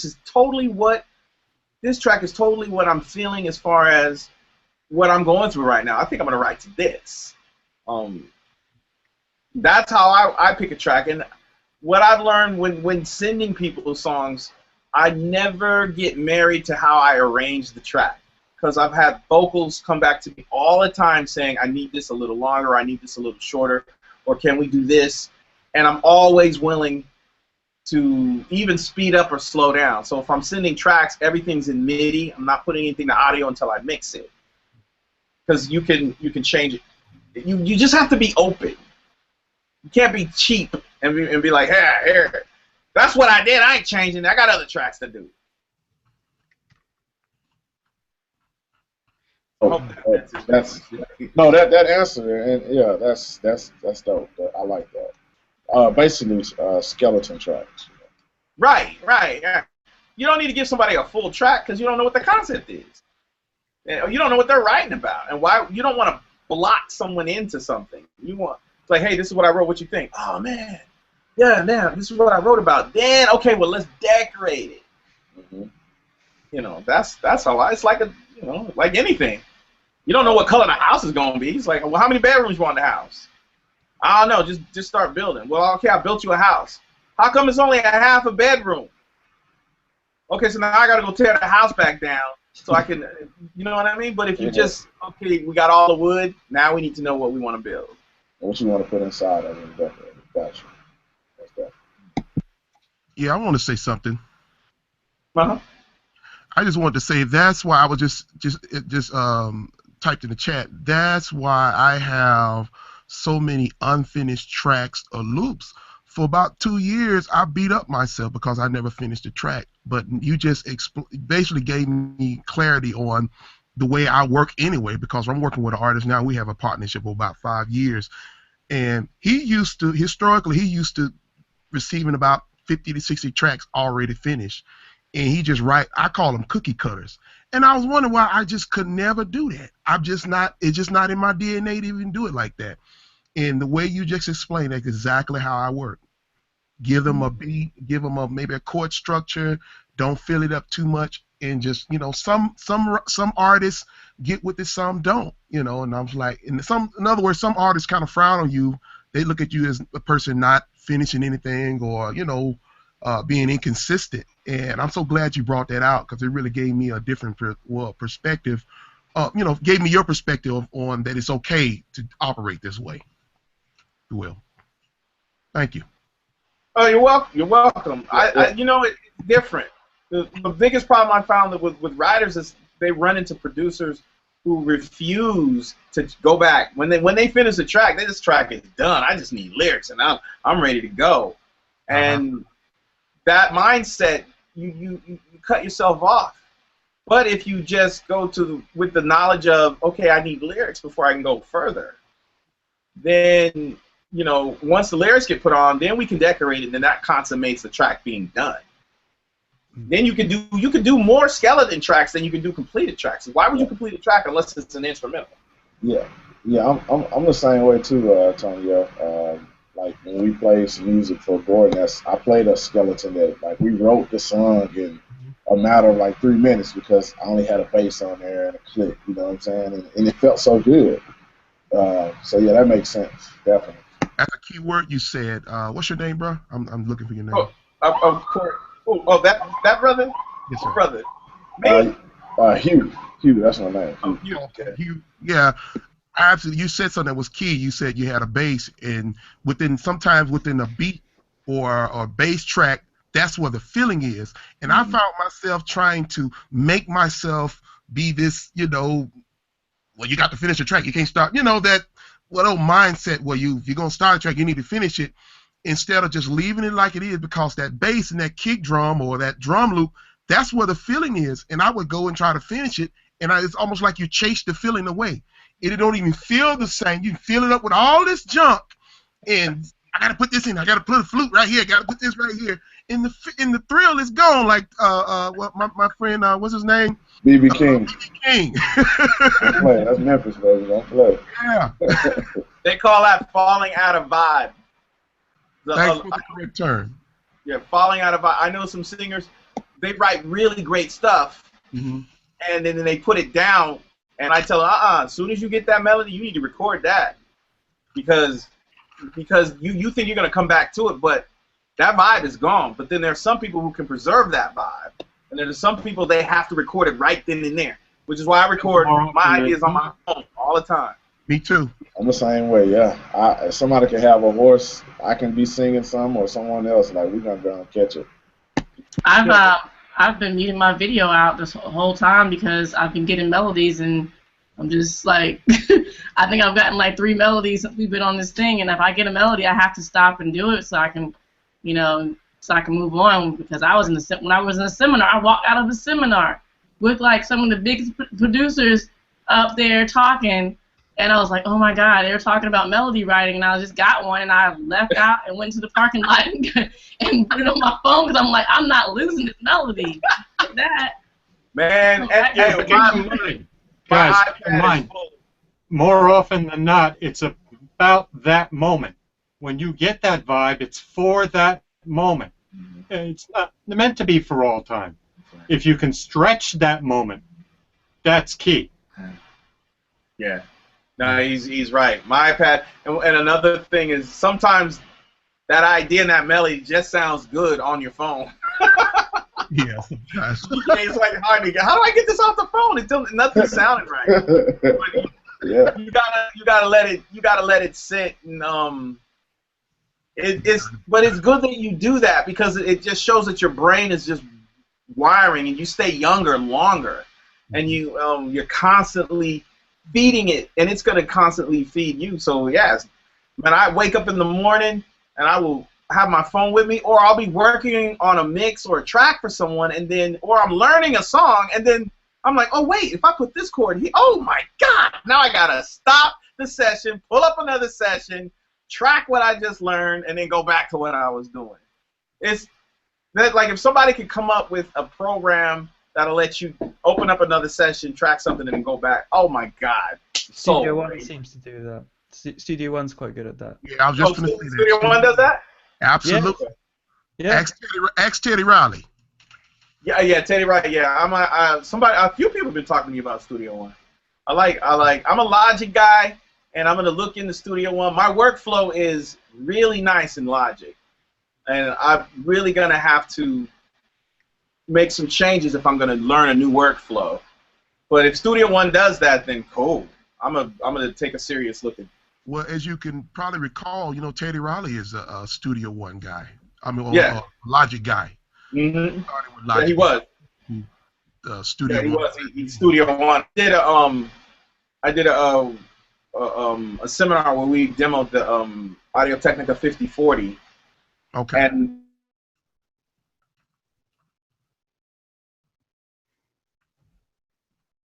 oh, silence. Audio Technica 5040. Yeah, I was actually at they did since he dropped, they did a Native Instruments, the Control at Sam Ash last week, or this week actually, and one of Teddy Riley guys was there, and that's all he was talking about in the studio. So I'm gonna have to try it out myself. Who was it? Who was doing the demo? It was Stoney from Native Instruments who did the Control. Yeah. That was pretty dope. But yeah, I'm gonna have to check it out myself. The only thing I don't like about it don't have the real pitch bend on it. That touch thing, I'm not really. Gotcha. Yeah. All right, when Cori comes back, I'm gonna have to tell him to possibly lower his bandwidth. If any of you guys are having trouble like that, where you're getting dropouts or you're having connectivity problems, just lower your bandwidth. There's a signal up there next to where the microphone and camera is. Right after the camera is your bandwidth. Click on that and lessen your bandwidth, and it helps. Okay. Angela, you were talking about you get locked. You feel locked in when you get these beats. What were you talking about? And sometimes I feel locked in where I want to take the song another place, or there are elements that I can hear because I do produce as well, that I can hear that would enhance the lyric, and because it's already so heavily produced, it makes it a little difficult. Also, recently I had a hook that someone asked me to write, and I had to tell him to please take out the synth, just to take it out, just so I could write, because I couldn't get past the synth. I'm like, you might be able to add it back in later, but right now, if you can just pull that element out and resend it to me, I think I'll have a better time. So that I had a problem with the music, with that. I've also had problems with concepts. Recently, I had a friend, that same guy with the hook. He wanted me to write a song about housewives, and when I asked him to remove the synth, and I went back, and it was just taking me so long to write this hook. And I'm like, this never takes me this long to write a hook, and I realized that it was because I had an issue with the term housewives. So I had to call him up, and I had to let him know why I was having such an issue with this word and the negative connotations that are thrown at people who are stay-at-home moms or quote-unquote housewives. And I had just had a really bad, prior to him asking me to write the song, I had a really bad conversation with one of my cousins who basically diminished me to say maybe you should just be just a housewife. Instead of trying to do all these other things that you do, maybe you should just be a housewife. And I was like, I'm not going to say what I said because we're on live television, but I was really, really ticked off. And that was, really holding me back from writing this hook. So when I was able to release that, and I was able to articulate that to the producer, that this is the reason why I'm having such a hard time, and he was like, wow, like after I gave him the whole story, he was like, wow, I need to go back and, because his concept was, what jobs are there out there that people that are basically underrated, and his wife was like housewife. And so he came to me and he asked me, are you good with lyrics? I'm like, yeah, sure, I'm great with lyrics. They can flow. And then, when he gave me the concept, I thought I would be fine doing it. And then I realized that it was just not as easy as I thought it was going to be because of my apprehension with that word. So after I was able to articulate that to him, and we talked about it, and I got out that emotion, I got off the phone with him, and within maybe 30 minutes or less, I wrote the whole hook, and I sent it to him on the phone, and he calls me back, and he says, Angela, I have to tell you, my wife is here, and she's crying. She is bawling. She didn't want me to call you because she's like, she's in the background. And she's like, no. And he was like, no, I'm gonna tell her. She is crying because she said that you said exactly what you basically embodied everything that this song needs to be in that hook. So I've been able to get past concepts by figuring out what's the deep-rooted problem within that concept for me. And then as far as the music, what I asked them to do, like I said, was just remove the element that felt like it was actually hindering me from writing to that song, because I do feel locked in sometimes when something's already been pre-planned out for me with a full production. Angela, wouldn't you say it's more a matter of perception versus intent? How do you mean? When he gave it to you, he had an intent behind it. Right. How you perceived it was different from how he intended it. Exactly. So the two of you needed to come to a common ground so that you could move forward. Right, exactly. That's exactly the case. And I think that once we were able to come to terms with that, and I was able to at least, especially because of course he's not a housewife or a stay-at-home mom, he's a man. He doesn't even really understand. So once I was able, and it actually, his lyrics, because he rapped the lyrics, his lyrics, when he sent me the final product of this song, he just sent it to me the weekend the night, the 18th of October. He just sent it to me with his wife singing it, which was the first time I really was able to hear some of my lyrics being sung from someone else.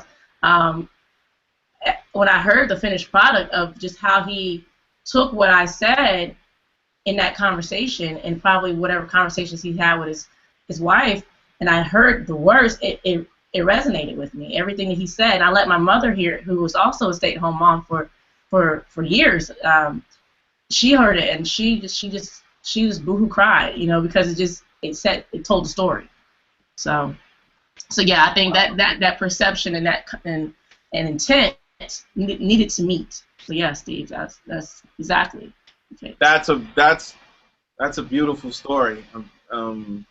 I have a client that I was working with, and we approached the songs and left everything open. I had him sing his melodies from top to bottom all the way down, and then I vetted it with the production, and the end result was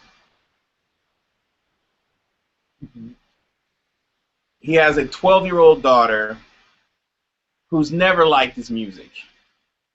And then he played her his first draft, and she said, "I'm not leaving until you put that on my iPad. Dad, this is the best song you have ever written." And that is, to me, I was like, okay, good. Well, then we're going to do more songs together. And that's, when you learn what someone, how they are, how they write, and being open to changes, I think you allow for a greater experience. Like you grow exponentially, because this is not, none of what we do is coming from us. It comes from, some people call it God, some people call it the universe, whatever you call it, whatever it is that's giving it to us, we are just channels, and we are blessed with the gift of conversation to people who cannot speak, who cannot otherwise express their ideas. And that's why we're able to make a living, because if everybody could do what we do, we'd be all flipping burgers, or whatever it is that we do to make us happy. So, man, if you were able to convey a message in order to touch an emotion from someone that you've never met, done your job. All right, Lance is getting ready to leave. Lance, are you still there? He might have already disappeared. Gone. I was about to tell him to get that last question in if he had it. All right. Who else has a question? I have a Nick has a question. Go ahead, Nick. I'm currently in a situation where I'm writing with a co-writer, and I'm trying to do my album with him because if it's sort of like I'm taking baby steps into actually songwriting and getting everything out of me that I've got stuck inside me. But the issue that we're having together is that I would do like the bedding, I would do like the chords, the melodies, the drum tracks and everything, but he's sort of like, well, hang on a minute, shouldn't we construct it around the top line melody so that there's space for the melody? And I've heard songs like rock songs that I've listened to by Porcupine Tree. It sounds like they've slapped on the lyrics and the melody on top of all the guitars and everything, and it sounds like a rock thing to do. I think that's the way people who listen to rock, that's how their minds work. But I was wondering, like, I don't know what's the best approach, because if he comes from like a classical and pop writing sort of sense, I come from more of like a prog and anything goes type of sense, and I seem to come from the chords and drums and melody aspect, and he comes from like let's make sure the top line's strong enough to sell the song sort of aspect. I don't know where the leeway is. I have a rule, and it's called try everything. And the end result is the only thing that counts. So if he says, well, let's make sure, then yeah, go ahead and make sure. And are you happy? Cool. Then once he's happy, now you make yourself happy. And it's a trade. The goal is not to get in the way of what is going to be. And yeah, if you have to give, then you have to give. If you have to be dominant, then be dominant. We're just trying to finish the song. We're trying to make it very powerful, and we need music addicts, people who are gonna fall in love with the song. And yeah. So, but you want to work with someone who is giving, but at the same time knows how to be. No, let's try it like this. So if you're trying everything, then there's no arguments. Yeah. How can you argue? Well, the rule is we're gonna try everything. So how can you be mad at that? So would you say just to like get all my ideas out on paper first and then like reassess? Like, I've got all my stuff out there, then he comes with his stuff, because then I've got all my stuff ready to be messed with. What do you need him for? Well, it's just more like a facilitator, and to get me to be in the zone and that space to write music, because most of the time I'm so distracted by everything else. And he's sort of like a friend of mine that's helping me, like, focus purely on the songwriting aspect of music. Okay. So when you guys are writing together, you do everything you do get your songs to the point where you need help. Yeah. And then call him in. Mm. And if someone's writing with you, it's basically your record, so you're telling your story. So you tell your story to the point to where it's like, okay, I got this far, I don't know where to go. Bernie Taupin and Elton John was like that. Bernie had lyrics. Elton John was like, oh man, no. Bernie come in and put the lyrics on. It was like, oh. So you start feeding each other, and that's start flipping it around and stuff like that. Yeah. It becomes a whirlwind. Mm. Thanks, man. No, you're welcome. Yeah, I think that's exactly what me and Hugh. That's what we did, isn't it? What we did, Hugh, with that song we worked on. Yeah. Just like, I mean, we wrote it in what, a day and a half, maybe. Yeah. And it was like, just, you know, I got as far as I could go, and then when we met, we just, you know, he was just throwing out, we were just throwing out ideas, and like, oh, that works. Yeah. Or, no, we don't like that's cool, but let's say it this way, and then it just happened. And that's how, and you know what? You guys obviously have a really good concept on how to write songs, because if it takes you a day to write a song or an hour, then not saying that speed is of the essence, because some songs have taken years to write, but they all have the same effect, whether you know. But if you have a concept of a verse and your chorus, your second verse and your chorus and your bridge, that's the whole song. And if you guys have that in common, then you guys should be turning out some really nice stuff. Then all you focus on is concepts and production. Yeah. And now because of the advent of home studios, and everybody's got a home studio, your quality has to be up there with Nicki Minaj, with Beyonce, or just a step below, or to the point where the average person can't tell the difference. And the only person who can tell the difference is like an engineer. You know what I mean? It needs to be so close, because now the playing field is level. So if you guys are writing fast songs, go. Put them up on SoundCloud, send me a link, let me follow y'all. All right, cool. Yeah, it's all inspiration. We need each other. You know what I mean? No man is an island, and we all borrow from each other. Definitely. Yeah. More motivation. More inspiration, I would say. Yeah.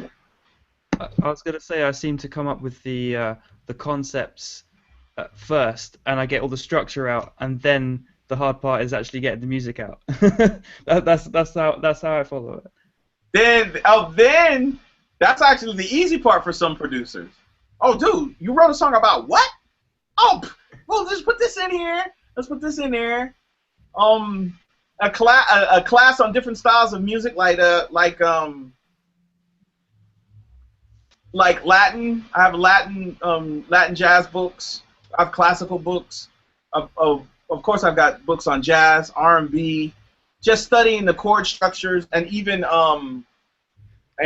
studying how intervals affect the mind, like a tritone, a minor, a sharp 5, a 6 chord, how that affects the tone, and then you'll notice how certain chords are used a lot in certain styles of music. In rock, you might pop rock, you might hear a lot of power chords, but you're not going to hear a flat 9 in a rock song. You might hear you might hear a lot of fast licks, like minor licks, but it's all knowing as much as you can about how intervals affect the mind is going to help you write a really good song, and it's also going to help you tell your story.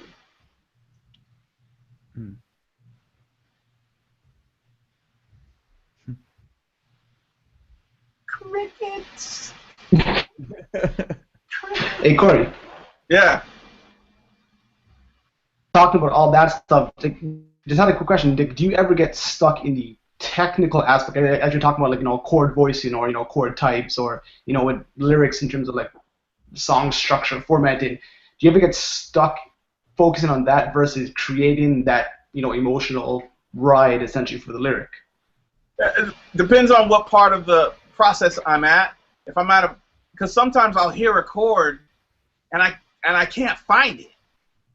I can hear it. I was like, I know I hear it, but then when I'm looking for it, I can't find it, and then that affects. Then by the time I find it, I'm out of vibe. I'm like, I gotta stop this song. And yeah, I do get stuck in the technical aspect of it, but what I'll try to do is what's the most important part of the song is what people are going to sing in the shower. Nobody hums beats. Nobody hums extra chord parts or fills. Nobody hums bass lines or string parts. Maybe they do. I don't know. If you do, then you're just studying some stuff.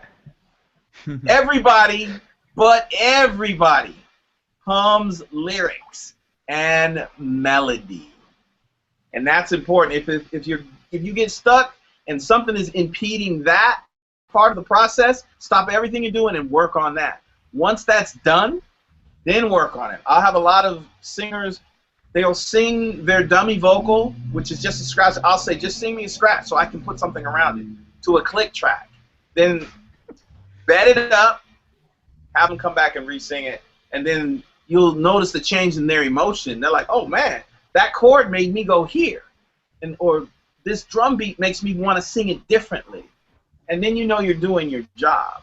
I mean, I prefer to support what someone else's idea is as opposed to giving them an idea and saying, write to this. No, let's write this together. Cool.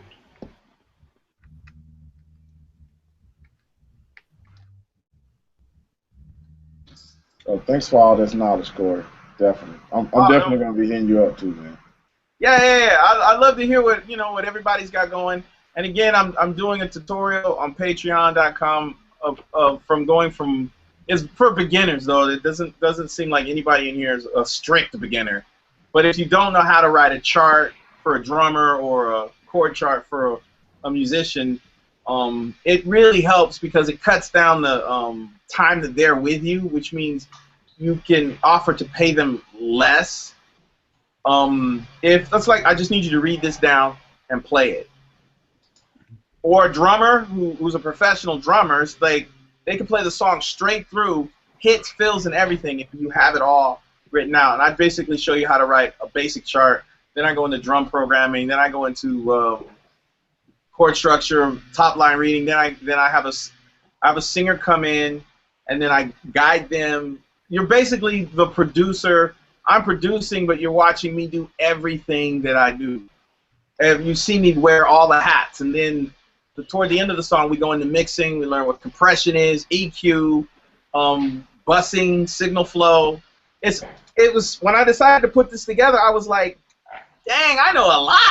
There's so much that you got to do that people outsource. They like send their songs to a good mixer or a good masterer, and I was like, I would outsource music to mixers, but these mixers would have 6 other songs that they need to mix in that week, and a mix takes anywhere from 4 to 8 hours to complete. And if they've got 8 other tracks that they've got to mix, by the time they get to that second track or third track, their ears are burnt, but they still got to mix because they need to pay bills. So I decided to learn how to mix myself by playing for producers and asking a ton of questions. How'd you get that vocal to sound like that? Why does that sound like that? They're like, oh, I'll tell you after you play this, and then you play it. Okay, now tell me. And it's all a bartering situation, and then you start to learn. And then I watch Pensado's plays like a crackhead. That is one of the most, I've gotten so much from Dave Pensado that I'm like, wow, this stuff works. It really, really works. So we can't be arrogant about what we feel like we know. Because once we know it, once we feel like we know something and we have it, that is the beginning of our downfall. If we are insatiably seeking for knowledge, we will always find it. I mean, I'm in love with it. I'm in frickin' love with music. Frickin' love it.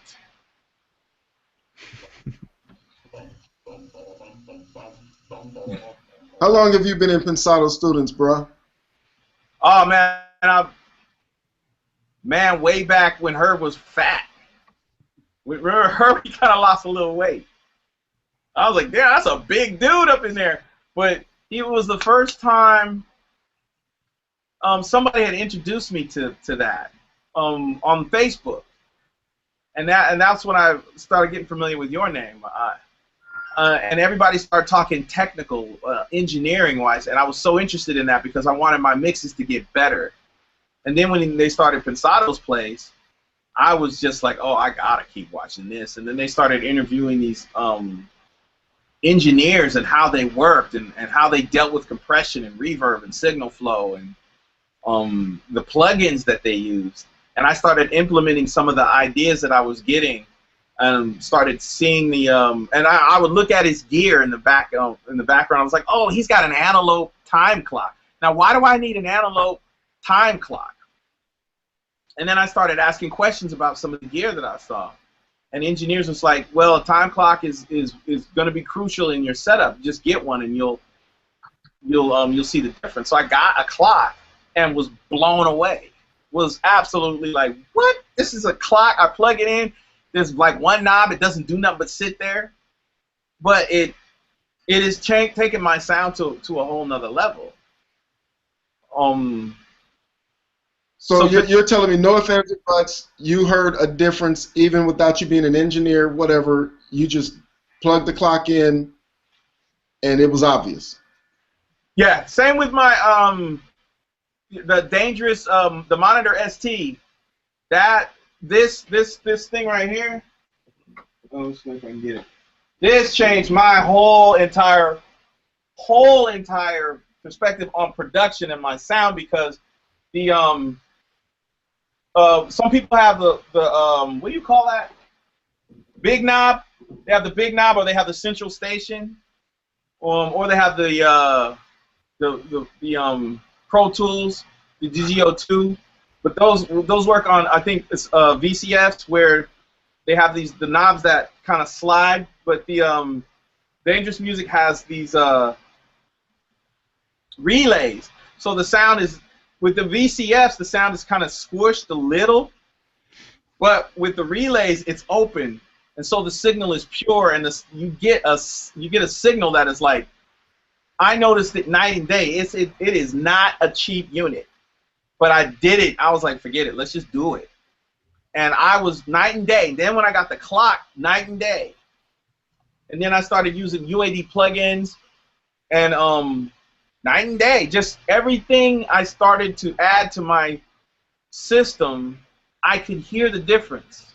Now when I listen to music, I can hear almost what the engineers were doing, the compression, the delays, how they approach everything. So my ear was getting better. So I don't listen to music for the beat or the groove or the vibe anymore. I listen to it for the engineering aspects, and then I go into all the other parts of it. But I know if a song is written well, then you just need to make it sound like $1 million.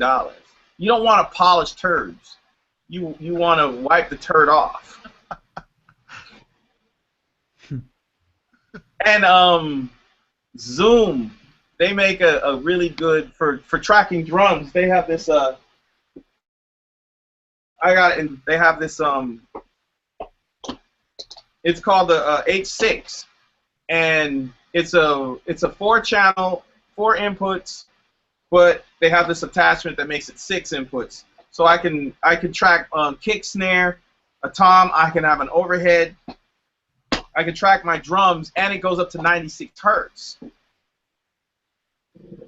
For tracking live drums, I think because studio time is expensive, and we have to be innovative, and we have to be creative. So I can rent out a rehearsal hall, bring a drum set in there, bring in my Zoom, and track drums. You know, so like the engineering aspect is what's gonna, if you sell beats, that's what's gonna sell your beat, because your song is bigger and it's got more punch to it than a kid who's doing his beats just off the laptop, bouncing it, not really mixing it because they don't know how, or not really mastering it, but they put their beats up for sale. And nothing against them, because some of those beats still sell. But if you have more of a professional sound, you get more attention with that. And that's why I got into engineering, even stopped playing in order to learn more of the engineering side of things. And I know engineer DeConzo Smith, and he's worked with a lot of R&B artists, and he's got several plaques. And I did that track with him on Beyonce's B-Day record. We did Still in Love together, and then that cat he's an engineer, he's a bass player, he also plays keys, just an amazing cat. And it's those guys, being around guys who know their stuff and who they're not hard pressed to hold in that information. I don't want you to take this, I don't want you to get my gig. They're like, no, here it is. It doesn't matter if someone has better gear than you or worse gear than you, they still have to write a good song. Yeah, but there is no better or worse. It's what works for you. True. That's true. That's very true. Well, what works, there is a medium, though, of what is acceptable in the industry and what is not. Because a lot of people say, well, this works for me. This sounds good to me. But when you listen to it, you're like, the phasing's off. It's over compressed is what I hear a lot from guys, or way too much bass. But they don't know any better. But in the industry, they pass on that. So it's always good to invest at least one time in a good mix or good mixer or a good musician. At least one time have one song professionally mixed, mastered, and tracked. It's worth it. If you spend $1,000, $1,500 to get one song done, then you know what your bar is. You know where you need to be. I need to get here, and I need to do it more cost effectively. And that's what I needed to do, because I was hearing all this great sound from these sessions that I was doing, but I wasn't getting it at home. And so from hearing that bar, I learned that, wow, I got to get better at hearing things and getting things to sound like what I hear when I get a CD or download something from the internet. And that it's not an overnight thing. It takes years to learn that. And I'm still learning. And you got to keep doing it. You stop for a week. Stop mixing for a week. And then go back. You'll be like, oh my goodness, I can't hear anymore. And the same thing with musicians and playing. If I stop playing for a week or a couple of weeks and I start playing again, I'm like, oh, whoa, I'm lethargic. It's a muscle. And it reminds me that I'm not taking none of this with me. So I don't mind sharing the music or sharing the knowledge, if you know, because when I transition, it's not going, it's not coming with me. And whatever's beyond this life, I hope there's something that we can do to make noise. Because that's basically what we're selling, is noise. Right. You were a musician, and you were forced to learn engineering? You don't have a friend around who could have? Because I remember when we were first in Pensado Studios a long time ago, I thought you were like an 18-year-old kid. Yeah. I was an 18-year-old kid. I was. That was years ago. We were all 18 once, right? I think everybody in the. Well, that's why when I met you at the Grammy Recording Academy, that's why I was so surprised, and we talked about that because everybody thought I was a kid too. They would talk about the music of the old days, thinking that I was a kid, and I'd be sitting there like, I have these opinions that I have, even though I'm not young. Like, but yeah, I was really surprised that you were not. I figured you'd be maybe 21 by now, you know. Wow. Yeah. Well, man. It was really a shock. If I got my very first start into production in college when the first Apples came out, and I was like, wait a minute, I don't need a band? I could do all of this on here? And then when I moved to LA, it was because a friend of mine had got a record deal, a huge record deal, for someone who'd never sold a record. It was huge. And started using his gear. Then I got a PC computer, and then another friend that I met at a jam session gave me some gear, gave me my first Mac. Well, actually gave it to me and said, pay me when you can. And that's how I got started, and I never looked back. And I always wondered, how come I'm not getting the sound that I hear on the radio from my PC computer and my, remember those Darla interfaces? They didn't have, I think Pro Tools 001 was out. It was before that, and they had it was Cubase and the Darla card. It was a Darla card, and it had these 1/4 inch, and it was a SCSI. It was this big, thick apparatus that you put in the back. Anyway, the sound that I was looking for came from outboard gear, came from tracking and using real live compressors instead of the virtual compressors that you got on the computers. And now the plugins are catching up to what an analog compressor can do, but still not close. But I just never lost focus on the sound that I wanted to get. And now that I can get that sound, I don't want to say that I was forced, but there's a certain amount of love that has to go into the song to give it the shine that you want it to have. And if a mixer is mixing several tunes, he's not loving those tunes. He's giving them what I call technical mixes. Basically, this is exactly what a snare should sound like. This is what a bass should sound like. And then you put them together, they sound good, but they're not evoking the emotion of the song. And that's what I wanted it to do. So I said, I'll have to do it myself. And so I set out to learn. And started doing it. And was blessed to have some teachers like George Clinton and Sly Stone and Larry Ferguson, and powwowing with them about production, and had no idea that was George Clinton behind all that Roger and Zapp stuff. The Roger and Zapp, that funky, more bounce to the ounce. Yeah. And Grapevine, that's George Clinton produced that stuff. Funky. And George Clinton, it was the Echoplex.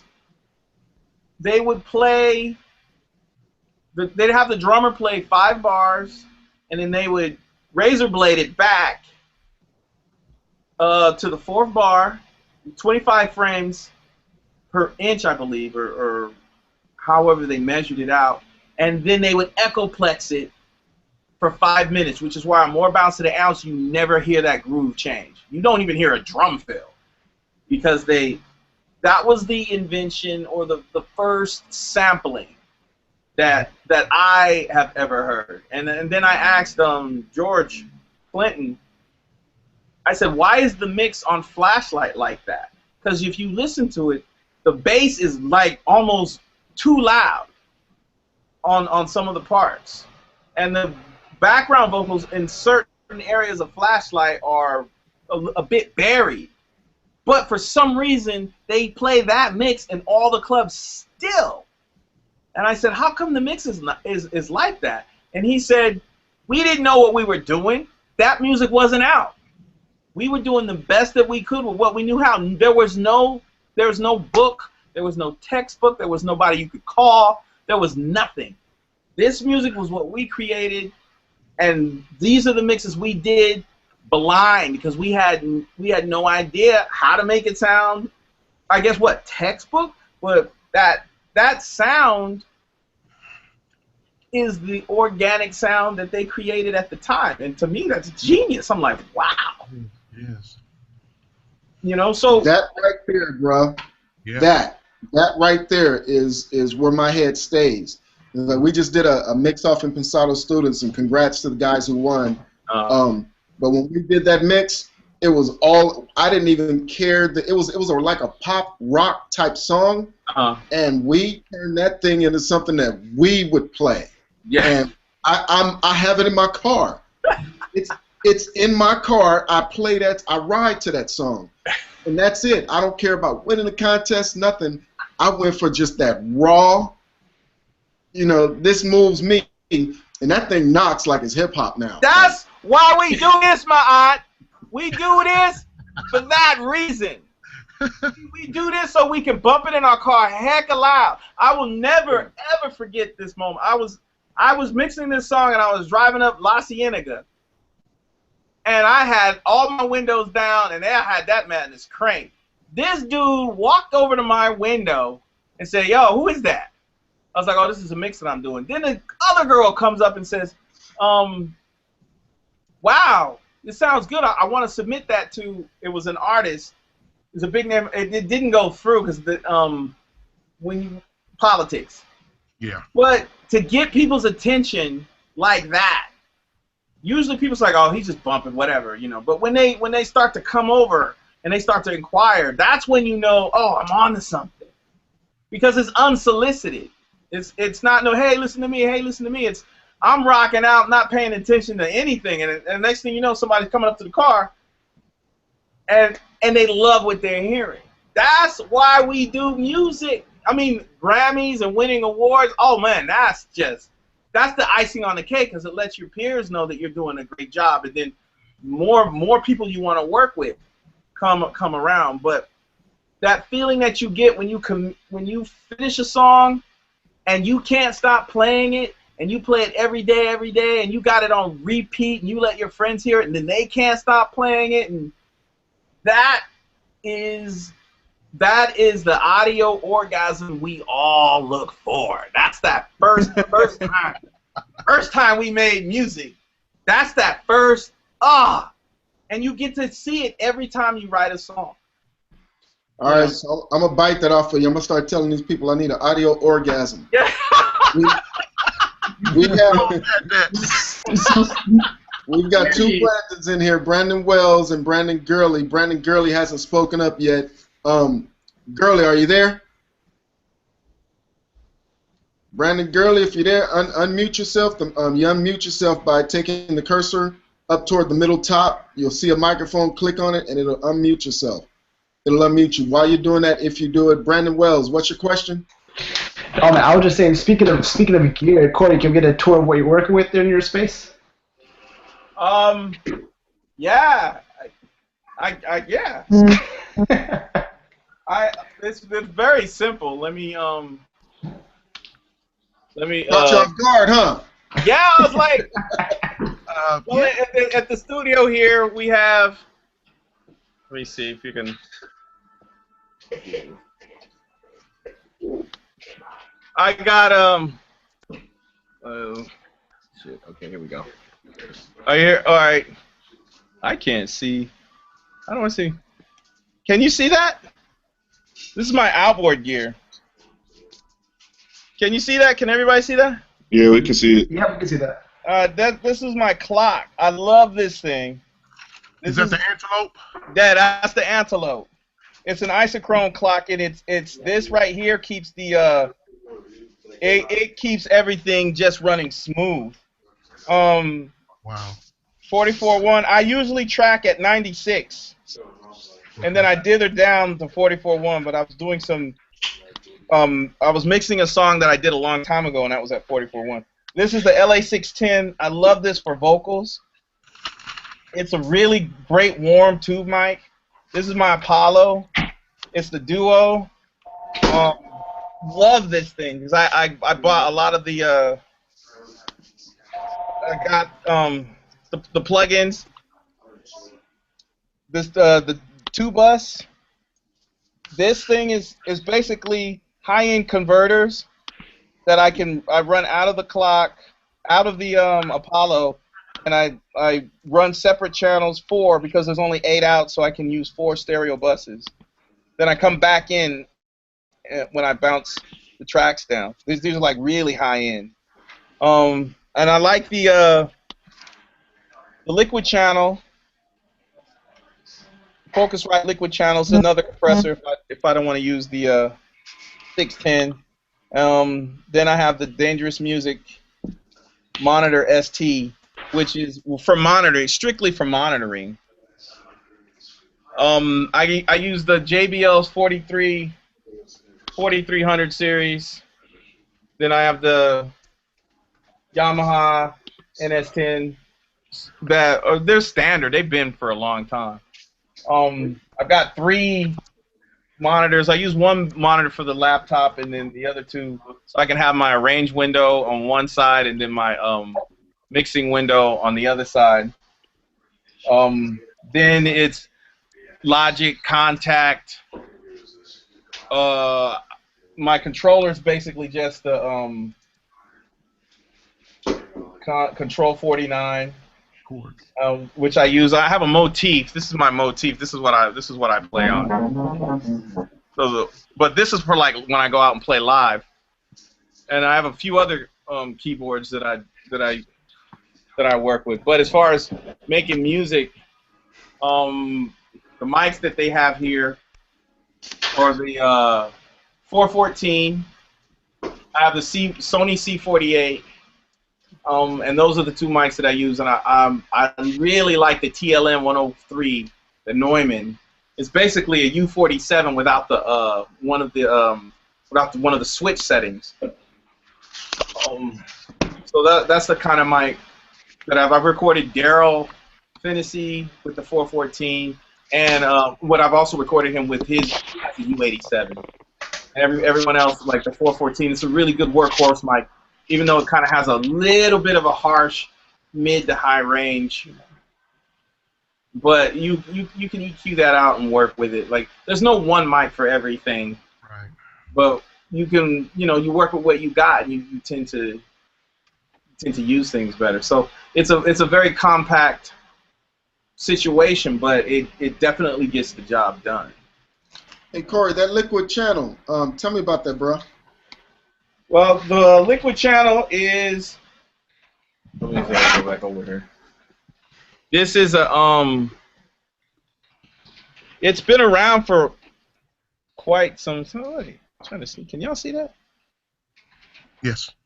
Okay, it's been around for quite some time. I like it because I can adjust harmonics, threshold, ratio, attack.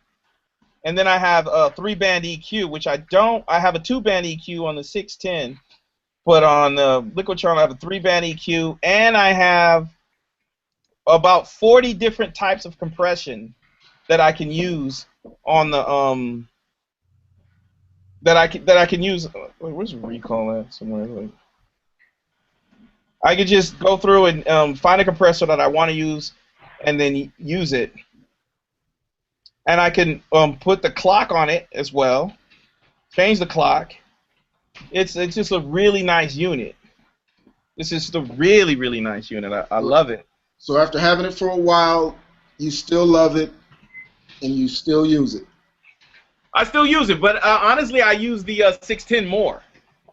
Why? Because the Focusrite is a great compressor, but it's still digital. That the analog sound that I get from the 610 is just, oh my gosh, it kills me. So I use the Focusrite when it calls for it, and I use the 610. 610 is like my go-to for vocals, and the 414 sounds really good at it. I can drop off 100 a little bit or boost. The 610, the attack on the compression on the 610 is not so bad, so I can meet it when it gets into the system with another compressor. Basically gives me the control. The Focusrite is cool, but the digital sound of it I can kind of hear and I don't like at times. And then a few people have complained that they don't like the clock, so you have to clock it. The clock on it, they say, is not good. So, but if I've got a analog, then that kind of takes care of it. Now, Rick, in regards to that analog clock, you were speaking about it earlier that you can hear an audible difference. Could you kind of give me a little more on that? Because I don't have one right now, but I'm at a point, I'm mixing and things like that. I'm at a point now, in my hearing, I could tell I'm missing something, and I believe it's that clock. The clock, before I got it, I don't have a sub. So I was having to push the subs on my JBLs in order to hear the sub. And I was debating on whether I should buy a sub, but I bought a clock instead. Okay. And I do not need a sub now, because now I can hear It's harmonics. Low end, it's rounder and it's tighter. And then my high end is not so abrasive. There's a shine that comes out now, and it's a subtle difference. And your ear is probably wanting to hear something that's not there. But I guarantee you, the clock is it's not cheap. But they have Black Lion makes a clock. Right. And it's good.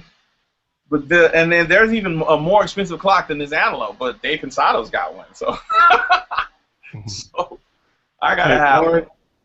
Cori, it's not subtle though. You can notice the difference. Oh, to me, it's a subtle difference.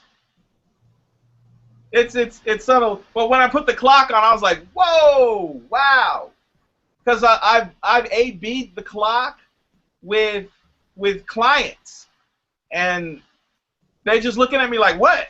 What happened? Your ear has to be trained to hear certain things. You just got to know that it's there. And I heard it, just like when I put the before I had a big knob and I had a central station. But when I got the Monitor ST and ran it through that, and without the clock, I was like, oh my God, what have I been doing? So when I got the clock, I was like, wow, I like this, and you know, you don't want to go back. So these are the things that I use it. And this now, what I would like to have is an analog board, like a 24 or 32 channel analog board, just to warm up the sound a little more. Because now it's about warmth. I know a mixer, he's got an Apogee clock, an old Apogee clock, and he runs every track through that Apogee clock, and he warms it up and then runs it back into his Pro Tools mixes. And his mixes I'm just like, wow. And I went and tried to find that clock, but they don't make it anymore. But you reach a certain point where you want your sound to be full and warm. And mastering handles a lot of that, because now a lot of people are doing what's called MS, mid-side mixing, where you just treat the sides of the speakers and you treat the middle mix differently. And that takes your sound and it'll widen it a little. It'll widen it bigger. So you can have a loud sound, but I prefer like a wide sound as opposed to something that's like really loud and the waveforms are going off and you just got this big block of noise. But if you lower that and widen it, then the listener's going to turn it up to their specifications anyway. You know. Would you agree that once you got the mix right, the speakers in your mind's perception actually disappear? In that you're hearing the sound in front of you like the sound's in front of you, like it's supposed to be if you were watching it live, not directly coming from the two speakers. Yeah, it becomes an experience. It becomes a vibe. Like you don't even notice the speakers are there, and you basically you can see the imaging. Like the one speaker's here, and in the middle you can see the band. John Bonham once said that. He said that I could like see myself playing because the imaging, when he recorded with 57s, but it was all analog gear. But those are the best sounding drums, you know, that you could possibly get at the time, and even today those drums still sound good. Yeah, but he used to beat the shit out of them too. Yeah. Well, you know, it helps you to have a good pocket, but it's about working with what you've got and then waiting, you know, to build until you can get the sound that you want. I'm releasing more music. My first project was done in 2008, and I haven't released anything because I'm like, I got to do something with my sound. It has to be better. I either have to learn how to mix, I got to play better, and keep writing. And so now, this past July, I'm releasing again in a couple weeks, again in January or February, and then in April or May. And that's because I feel like I've got my sound now. I feel like I'm comfortable with where I want to be. And as opposed to doing 10-song records, I've opted for 3 to 5 song EPs and just keep streaming them out, because it's better to have 10 songs get older separately than have 10 songs all get old at the same time. So you take a 10-song album, break it off into 5, release 5 songs, wait 2 months, release the next 5. By that time, you're writing again, you release another 3, another 5. So your audience gets a constant stream of music. Right. If someone likes one song that you write, they will go back through your entire catalog. Exactly. And that's what you want. But the thing to keep in mind there too is, just because it sounds right to you doesn't necessarily mean it sounds right for everyone. It just sounds right for you because it's in your environment. You've created this environment to make the sound right for you. You said that. That is exactly why people like music. It is the environment you've created, and it's not going to fit everybody's liking because everybody doesn't like the same environment. Some people are not going to hear it in the same environment. Exactly. What was this songwriter? I was watching a seminar. The guy said, 10 o'clock at night, you're in the club, you got your drink in your hand, your friends are all around you, you're dancing, you're talking to different people, the band is playing, their music sounds exceptionally well. Why? Because maybe you had a few drinks and you're a little tipsy. But your friends are with you, and everything is just better. The music is just better. Well, let me tell you, in my past life, I used to be a chef before I realized my calling, which was music. And as a chef, it's not just about making the meal. It's about making the experience around the meal that makes the meal that much better. And everybody listening to this, that's why music is the foundation of culture. The reason why polka music works at bar mitzvahs is because that music fits the Jewish culture. The reason why graffiti, breakdancing, pop locking, even gangbanging fits and works is because it is the foundation of the culture. It is the environment around the music. It's not just the music itself. R&B music is basically sexy and provocative because it fits what you're trying to do. Rock music is very exciting and gritty and free, and it fits what you're trying to do. So as a producer and a musician, your job is to create these environments that people can live in, that people, when they listen to your music and you put the headphones on and you hear everything that's going on in the song, where's the first place you look when you're listening to your music and the headphones? You look down because you don't want anything to distract you, or you look up because you don't want what you see to bother what you're hearing, because you are in the zone. And your job as a producer and a musician is to put people in the zone, which is why some keyboard players are hecka fast. But then there's some gospel cats who don't play fast at all, but will chord the panties off a hooker. Yeah. Off of a hooker. Well, even better yet, it's just the way they approach the chords. Right. You know what I mean? It's not about speed. They are building that environment so you can become centered, so you can focus on what you're trying to do with where you are at. And as a producer, it's our job. And it all comes back to the groove and what groove you're trying to create. Exactly. And with Nick, it's when you're working with your friend, it's about you guys are creating an environment for your songs, and with Hugh and with Angela, same thing. You guys are, whether you know it or not, you're building environments for people to become engulfed in, and if you can get them within 5 seconds to stop talking and start listening to your music, you got them. Now, this is unsolicited. So the best way to demo your songs to people is not to say, hey, come over, I want you to hear something, is to go to them, talk about something completely unrelated, like politics or basketball or something like that, or being a chef. Talk about being a chef. I think I want to be a chef. And then play your song. And don't say anything. Just play it.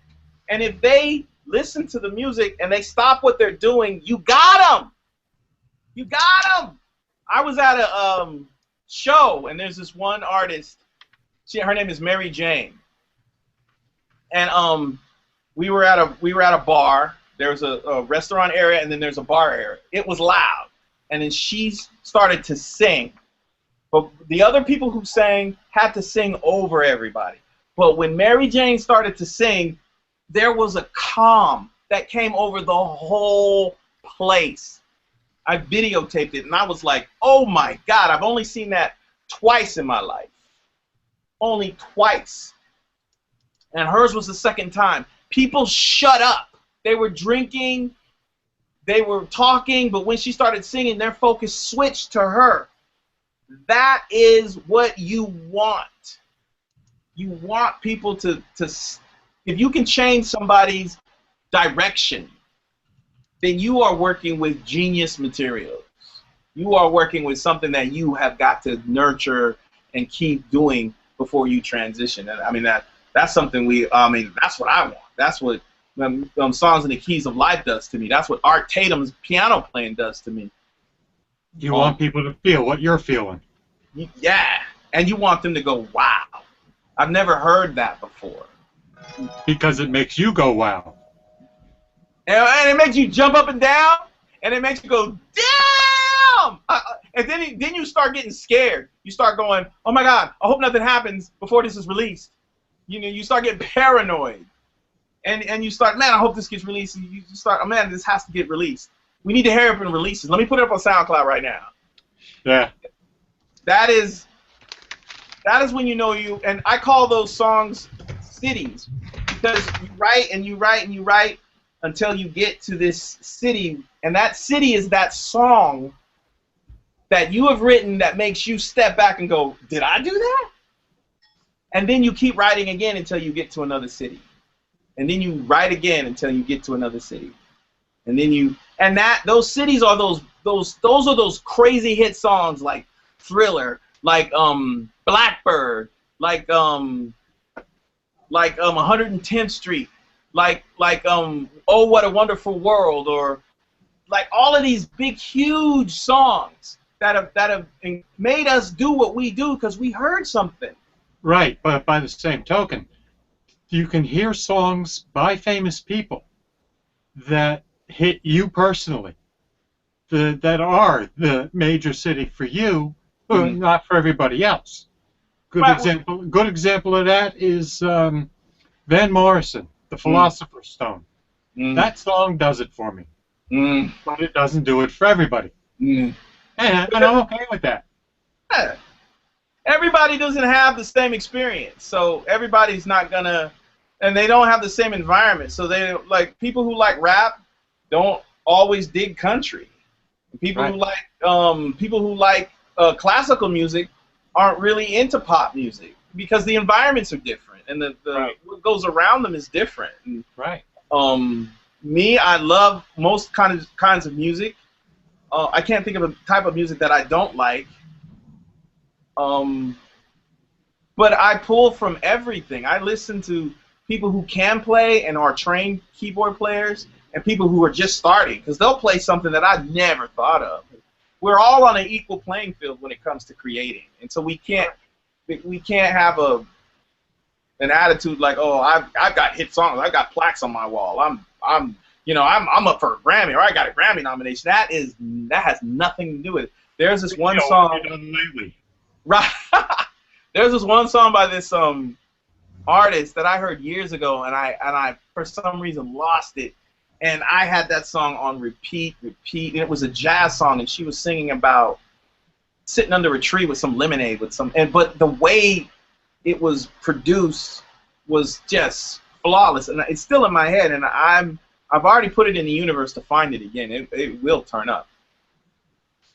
But songs from, and then there are songs that I've written or that I've heard from friends of mine that I'm like, this is really good. It's not unreleased. You know, which is, and that's why I want to hear what Hugh and what Angela are doing, because there might be something there where I go, oh man, I love how they approach this. And even what Nick's doing, or what everybody, even what you're doing, you can always pull from something that someone is doing, whether they've done a lot or not. You know what I mean? It's not about, you can have done a whole lot of things, but it's the now. If we're staying in the now, it is not about all of these string of hits that we've had. Or good, bad, or indifferent, everything is a lesson learned. Exactly. And when every day I go, what is my spirit going to attract today? Who is going to come into my experience? And what am I going to learn from them today? And whenever something, I guess, bad happens, I say bad because I don't really believe in good or evil, bad or good. I believe in just is, because science has taught us that a positive and a negative is even. So you're positive and my negative, they cancel each other out. So as opposed to saying, why did you steal this from me, or why was this stolen from me, or why did you punch me in the face, or why did you stab me, or why did you try to poison me, or why did you give me $1 million, or why did you support this or buy this record? I say, what am I supposed to learn from this? What am I supposed to learn from this relationship? And it is not directed towards the perpetrators. It's what am I getting out of it? Just like we get a lot out of our favorite songs. It's the situation. It's not the person involved in the situation. Exactly. So we can't blame people. They're just there to perpetuate what you're supposed to learn. Exactly. Exactly. And so we can't blame people. We have to say, okay, you did this to me. All right, now I know how to deal with you, but you're irrelevant right now. What's relevant is what I'm supposed to learn from this whole thing. Right. And once you learn that and you start applying that to your music, and how to avoid that negativity in the future. My God. Or how to attract the positivity in the future. And you can. But you have to be aware. And the powers that be do not want us to be aware. Of course not. Because they want to control us. And the reason they killed Christ was not because he said he was the Son of God. It was because he was showing people how to walk on water, how to raise the dead, how to feed 5,000 people with a few fish. He was showing people this. And they were like, whoa, we can't have you making a whole bunch of Christ out here, because then we won't be in control. So we got to take you out. But his ultimate miracle was the ultimate sacrifice, as they call it. So, but as we become aware, we will become geniuses in what we're trying to write. Could you imagine if Christ was a musician? If he was he was a carpenter's son. But if Buddha was a musician, or Elijah Muhammad, I can't think of any popular religious figure that was musically sound. I think they were all Bodhisattva. Like all the I'm trying to think of it at the top of my head, but the Vedic traditions, they're all about music. Who is it?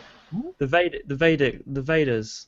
Have you heard about the Vedas? Yeah, they're all about music. They're all about music. Like everything's the one and the beat and everything. Like all about the Indian traditions. They're all about music. Okay.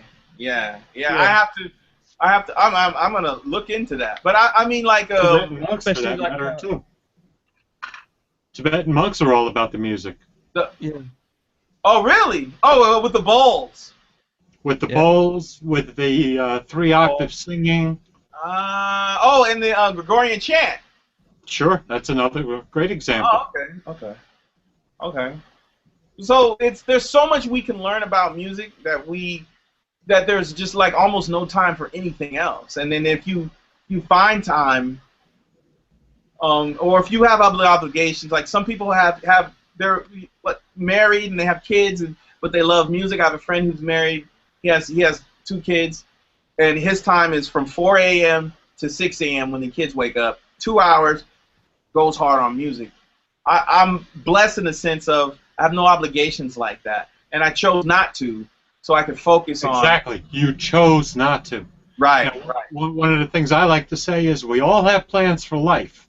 Right. And life has other plans. It's how we adapt that measures us. Right. And I've taken time to clear my karma out, to say, okay, what have I done? Do I need to call somebody and say, oh, I got something to tell you?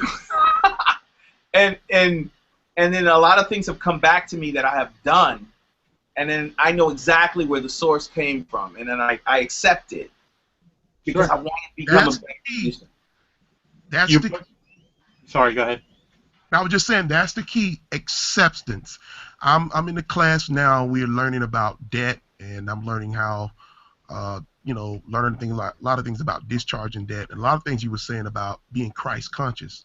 And that's what you didn't say it, but that's where you was going at, and I can tell you know something about Christ consciousness. And I believe eventually, at some point, that's where we're going to all come to the place where we all awaken. We're going to come to that point where we awake, Christ consciousness, or the Christ that's within us. And some people think Christ is Jesus' last name. No, it's a mindset. It's a concept. It's the thinking of God. And we all have the God, or whatever you want to call it, or the light. It's the same thing. It's energy. It's within us. And I believe that's why I'm on this thing right now. And I believe that's why I told Matt yesterday, and I just kind of chimed in on the tail end, and I told him about his energy and what he's trying to do in the earth and the things that he's doing, the right connections that he's making, and it's proof of it again that you're on this call and you're a very spiritual-minded person. And you're trying to, like you said, cleansing your karma, man. I'm glad you're speaking on these things because you reminded me of some things. I'm even now I'm meditating every day. I'm learning how to clear my mind. Somebody may ask, thinking now, what does that have to do with music? It has a lot to do with making music because whatever is in you it'll go into that music. And you don't want that. You want clean consciousness. You want the right intentions, the heart intentions to go within that music. That's why, a lot of times I rather not make music when I'm frustrated, those type of things, because I don't want the wrong emotion, to go off over there, who I'm trying to sell, the music to or whatever. And that's good, man. I just had to chime in on that. No problem. There's nothing that can come out of you that is not already in you. Absolutely. So when somebody comes to you and they have a negative vibe or spirit, you can't blame yourself and you can't really blame them because that's what's in there. And you have to go, oh, well, okay, you might be having a bad day. So there's no really real reason we should be mad at what anybody does because they're only acting upon their environment. And as musicians... And their knowledge. And their knowledge, yeah. Or lack thereof. Or the lack, yeah. Nobody can give you what they don't have. If they don't have love for themselves, how can you expect them to love you? How can you expect them? I was going to say, with Antonio's point, you need silence to compose, and that means silence within yourself as well. Woo! I like that, man. Yep. No. Spot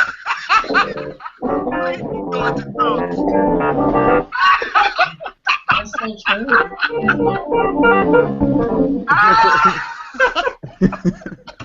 But because what's more important than silence is a note too.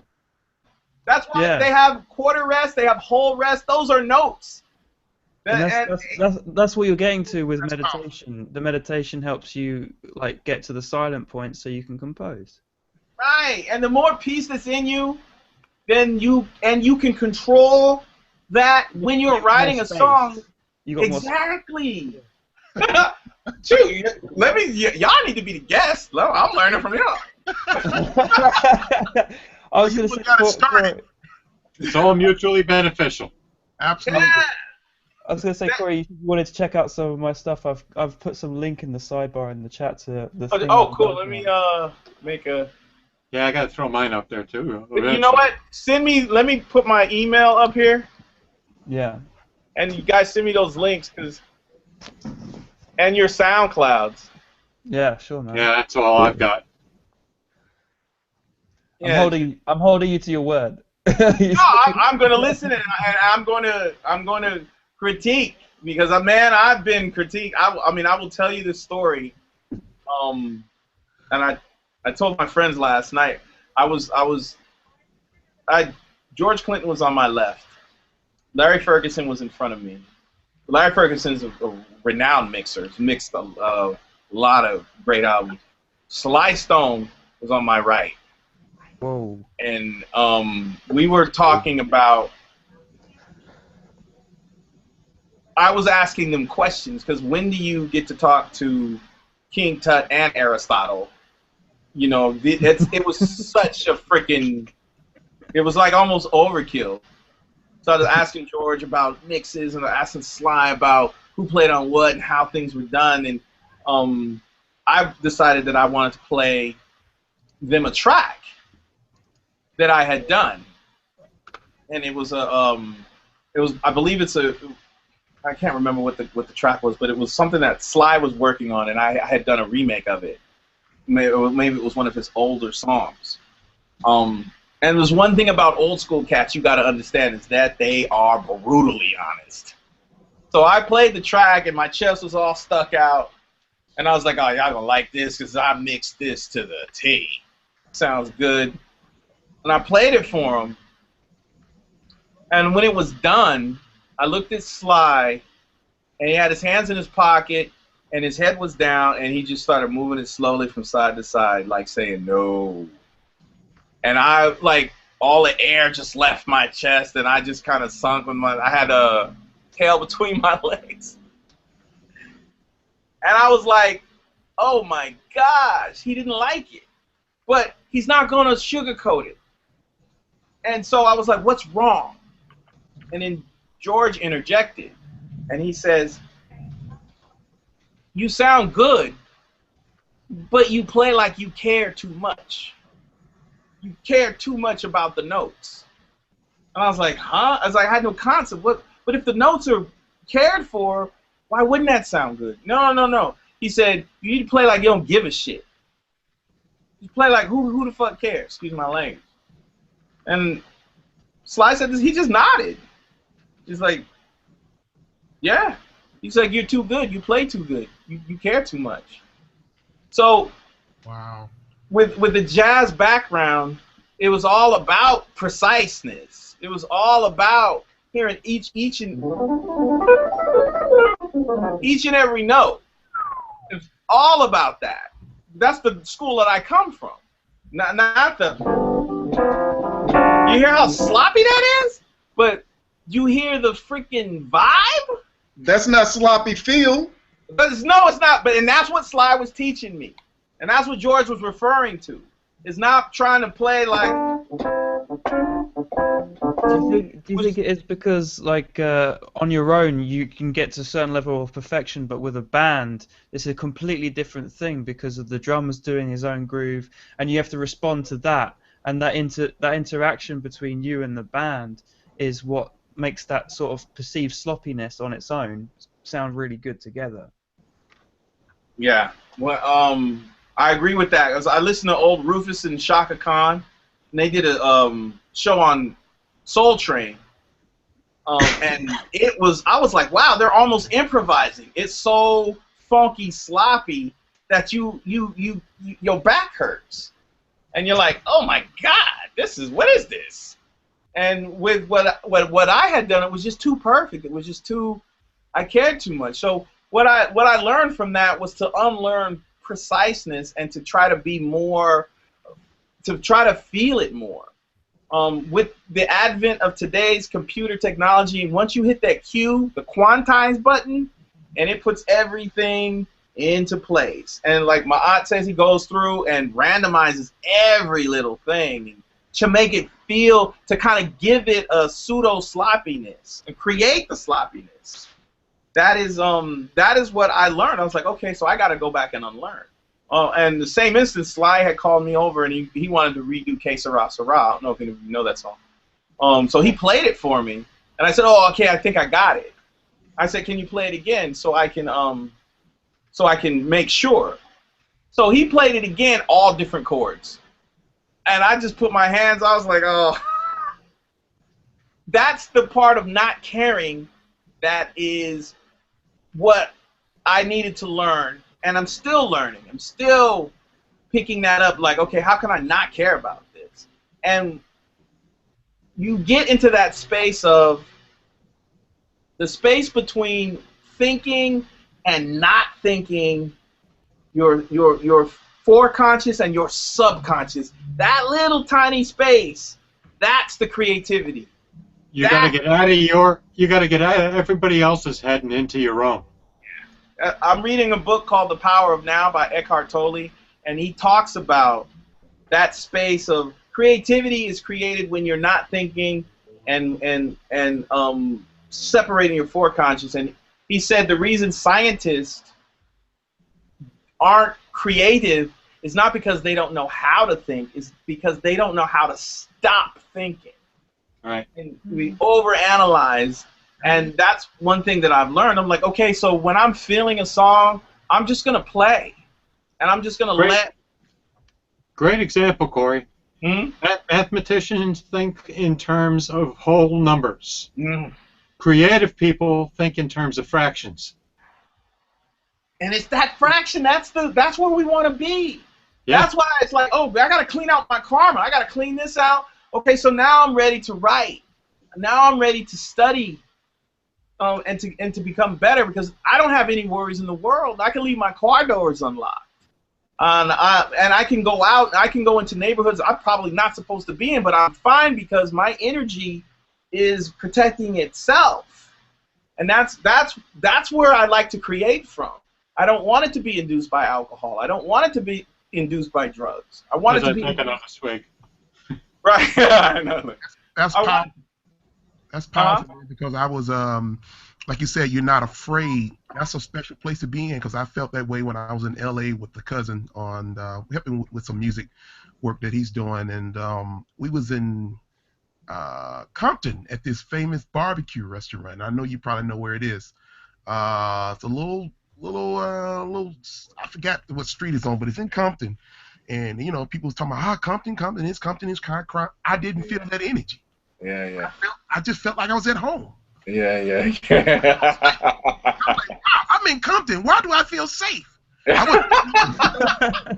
said, man, that lets me know how much I have grown, you know, spiritually and, you know, and things like that.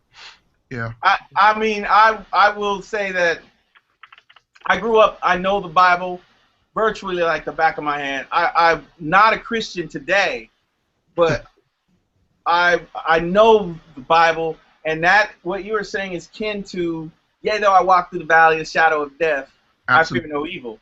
It's like you can be there, and it's just not going to bother you. And that same sense is the Christ-like sense of you can go anywhere, and because your energy is so good, nothing is going to happen to you.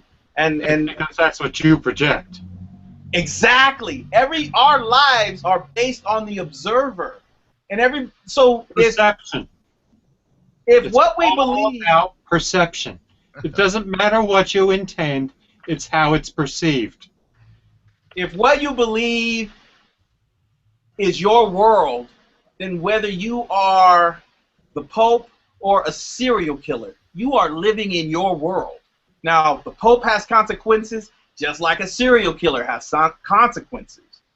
They are living in their own world, so basically what they believe they are doing is correct. Across the board, we live in our own matrix. No one is doing anything they do not want to do, from the billionaire to the homeless person. Everybody has the power to change their situation. It's called choice. Yeah. And we make our choices based on what we know. Right. And so as writers and producers, that relates in this sense. With this knowledge, we can now look at a certain situation and write a song according to that situation and reach people and touch people, because we've studied the diaspora of how music affects a certain culture. So if there's somebody's doing a film, it's like, well, we need a country song here and we need a rock song here.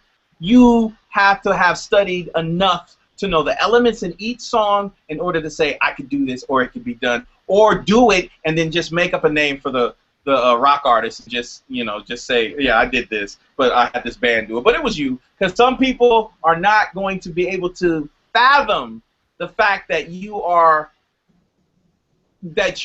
proficient in more than one style of music. Most people will look at you like you. They'll look at you and go, well, he must do country music or something, or maybe classic rock because he's got that beard going on. Maybe some mountain music, and they'll look at this brother right here with the red shirt on and the collared shirt. That's gotta be R&B, or the other, or even and then rock and roll would be from Nick. Come on, we all look at people and they judge them. But Nick could be dance music or anything that you study. So as a producer, with the way the industry is moving, we have got to branch out. Good point. The way the industry is moving, though, it's playing to the lowest common denominator, which is stupidity. And you got to learn how to survive with stupidity. Exactly. Like you said earlier, the smart man can play stupid. Right, but the stupid man can't play smart.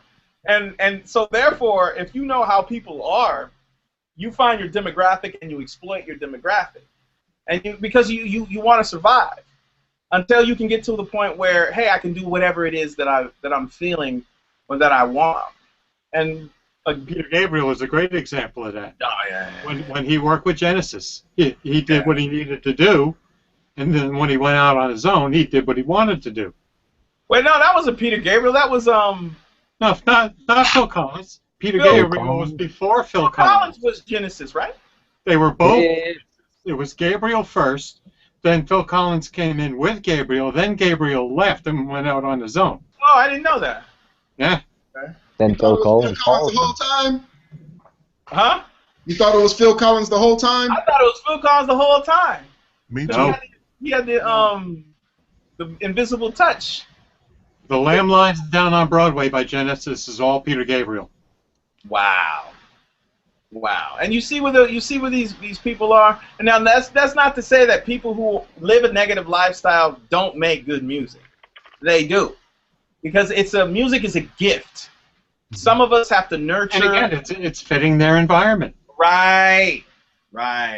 If you live in a negative environment and you're a music maker, you're going to make negative music to fit that environment. Right. Some of us have to nurture what? Some of us have to nurture where we need our growth. Mm-hmm. You know what I mean? Just because, I had to nurture becoming an engineer. Sure. Enough for Sly to say, hey, I need you to record my vocals and send it to the label. I had to nurture. I had to really know how to. I went over his house many times and set his compressor and said, don't touch it. And he's like, yeah, that's the sound that I want. And to do that time and time again, and then send it to a record label, have them listen to it and go, we love what we got. That, to me, it was like, oh my, okay, I'm getting good at this. Not there yet. Still watching Pensalas and will always watch. I will never be there. And I will never be the keyboard player that I want to be. I will never be the producer that I want to be. And frankly, I like it like that. Because it's always something for me to reach for. If the universe is constantly expanding, then it is constantly growing, and so should we. There's no such thing as I know it all, And if all you want is money, then man, and some people are so broke, that's all they got is money. Now, see, Steve, you need to come on here more, bro. You're giving good input. See, you're one of these old school cats, and we need that. Like me, I'm so young, But you come with that insight. You definitely need to be on it. You're saying you're mute now. Nah, don't mute. It's just that sometimes Cori will be talking and you cut him off, and it's like we want to make sure he gets out what he says. Now, Cori, those two ties, why? There's one thing about when you meet somebody that you want, for one, you want them to remember you. And unless you are extremely beautiful, and I don't look like Taye Diggs or Morris Chestnut, or, you know what I mean? It's just not, that's not going on here. And then you hear me play, okay, you can play. But when you see something that you don't see every day, or you've seen rarely or never seen before, you will remember that. And the reason I do this is because people stop me in the market. Why are you wearing 2 ties? Walking down the street, why are you wearing 2 ties? And I don't know these people, and I always say, that's why. You will never forget me. And they're like, I won't.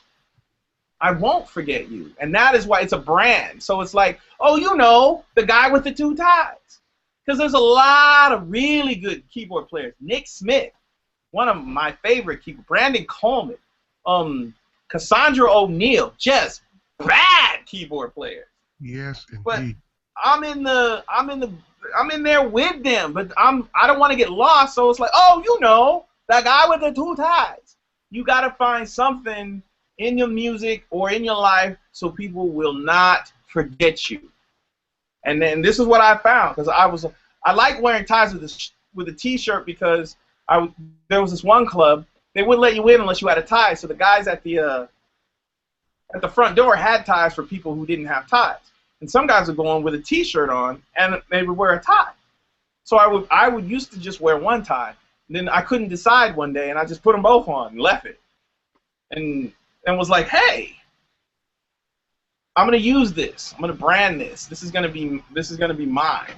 And so now I've got like 50, 60 ties, you know, which really I have 30, because you gotta wear 2 at a time.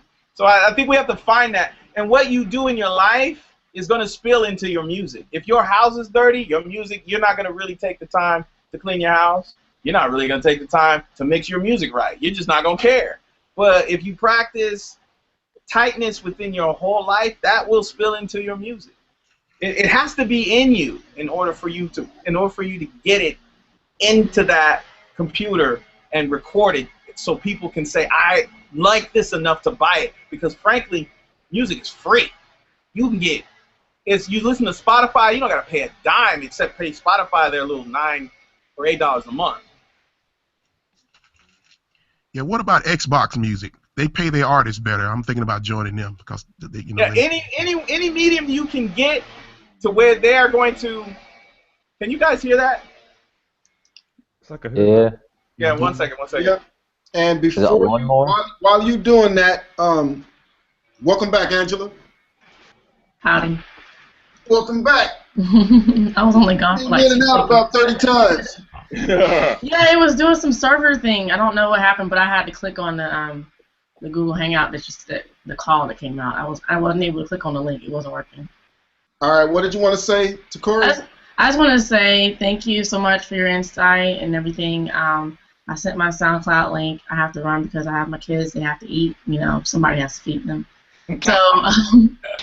So yeah, I just want to say thank you. It was great meeting you, and I look forward to talking with you again soon.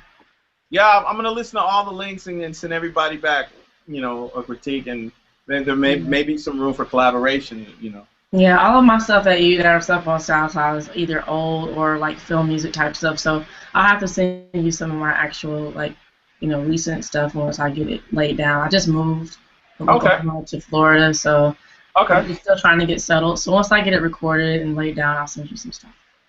Sounds good. Thank you. Thank you. Bye, guys. See you later. Nice to meet you. Bye. All right, Antonio, what was that? I said something. I thought somebody asked him a question. You kind of answered the question that I was wanting to ask when you were talking about being in certain scenarios and walking away with I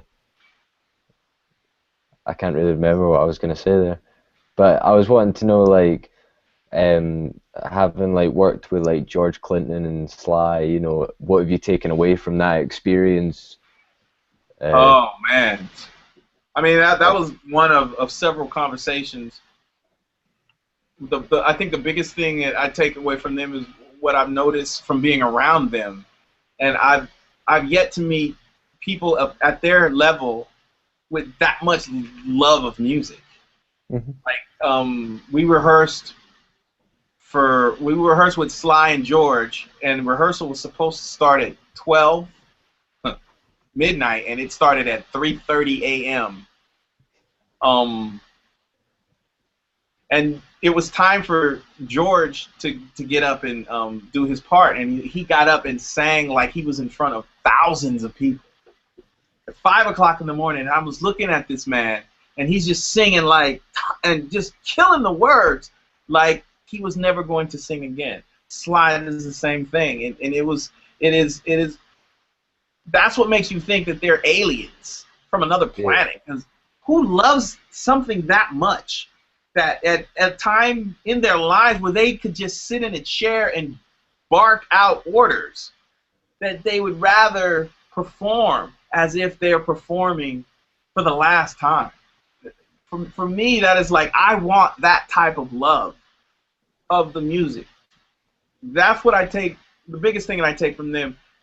And also the fact not to care too much about the notes, and to just kind of give it a perfect sloppiness, if you will. It sounds like a misnomer, but that's what I want to give the music that calls for that. A prime example is Ethiopian music. I know a guy who's he wasn't very good at the keyboards, but he could play some Ethiopian music. And he was like, no, you play like this. And it was just this sloppiness. And finally I had to say, dude, that's you. I can't do that. It's going to take me a while to go back and learn that. You know what I mean? It's just because you're really good at jazz or good at rock and you can play really fast doesn't mean that you can perform the emotion needed for a particular type of song. And that's what I've learned. Yeah, Cori, now I remember the question. Now, I did have a question, Matt. My question is, you mentioned earlier in the webcast that you were going to do a webcast yourself. I think you said based on theory, how to chart and things. Yeah. Like that. When is that? And I'd like to be a part of that because, you know, early on in my music career, I come from the South. I'm from Arkansas. I live in Florida now, but it's people in Arkansas. Yeah, it's people in what? You know what? I know you know Morris Hayes, right? Oh yeah, Morris. He's the keyboard player for Prince. He's from Arkansas. Is he really? I grew up with Morris. Used to play in the church. I grew up watching Morris play in church. That's a bad boy. Let me tell you something, man. Arkansas just don't have the history because they don't have the music, the industry infrastructure there. That's why you don't know anything about it. And they're doing some things about that now to fix that. And when I get to a certain place, I'm going to go back and give to my community to set some things right. You know, talent is crazy there. Is Morris' talent? You see how talented he is. Just imagine all the other talent that is there. I mean, it's next door to Memphis. Come on, you know. You never think about that. Al Green come from Arkansas. Wow. You know, a lot of actors. The guy that his name is that played Debo on he's from Arkansas. From Arkansas. I mean, the list just goes on. And a lot of people people are just not being made aware. So I want to do some things. That's why I want to use my gift of music, not just to you know, please my peers or anything, my musical peers and everything. I want to be able to use that as a gateway to be a great humanitarian to give back, man. But I would love to be a part of this your webcast that you have. Oh yeah, it's a I'm putting I think the direct link on there. It's a Patreon. It's a Patreon.com type of thing. It's I release a video probably either, if not every other week, every month. Okay. It is a tedious process to teach from, hey, I think I want to write a song. Okay, I need to start with this. All the way to, okay, now we're mixing. We're going to start with the kick drum. And teaching everything from, okay, this is a bass clef. This is a treble clef. This is a grand staff. This is the letter C. This is an eighth note, quarter note. All the way to this is compression, this is EQ, this is oh, now this is the chord structure. This is the 1 chord, 2 chord, 3 chord, flat 5, sharp 9. This is the chart for the drummer. Everything that I go through in the process of making music is there, and it's uber affordable. I think it's as little as, I say $5 per video, but you know, if you want to do $1, just if enough people can sign up to do it, then the graphics get better. I can hire a director. I could be more specific in teaching people hands-on on how to be a producer. It's called the New Producer's Manual. Okay. And it just goes through it step by step, man. And I've learned stuff that I've forgotten just by going through it.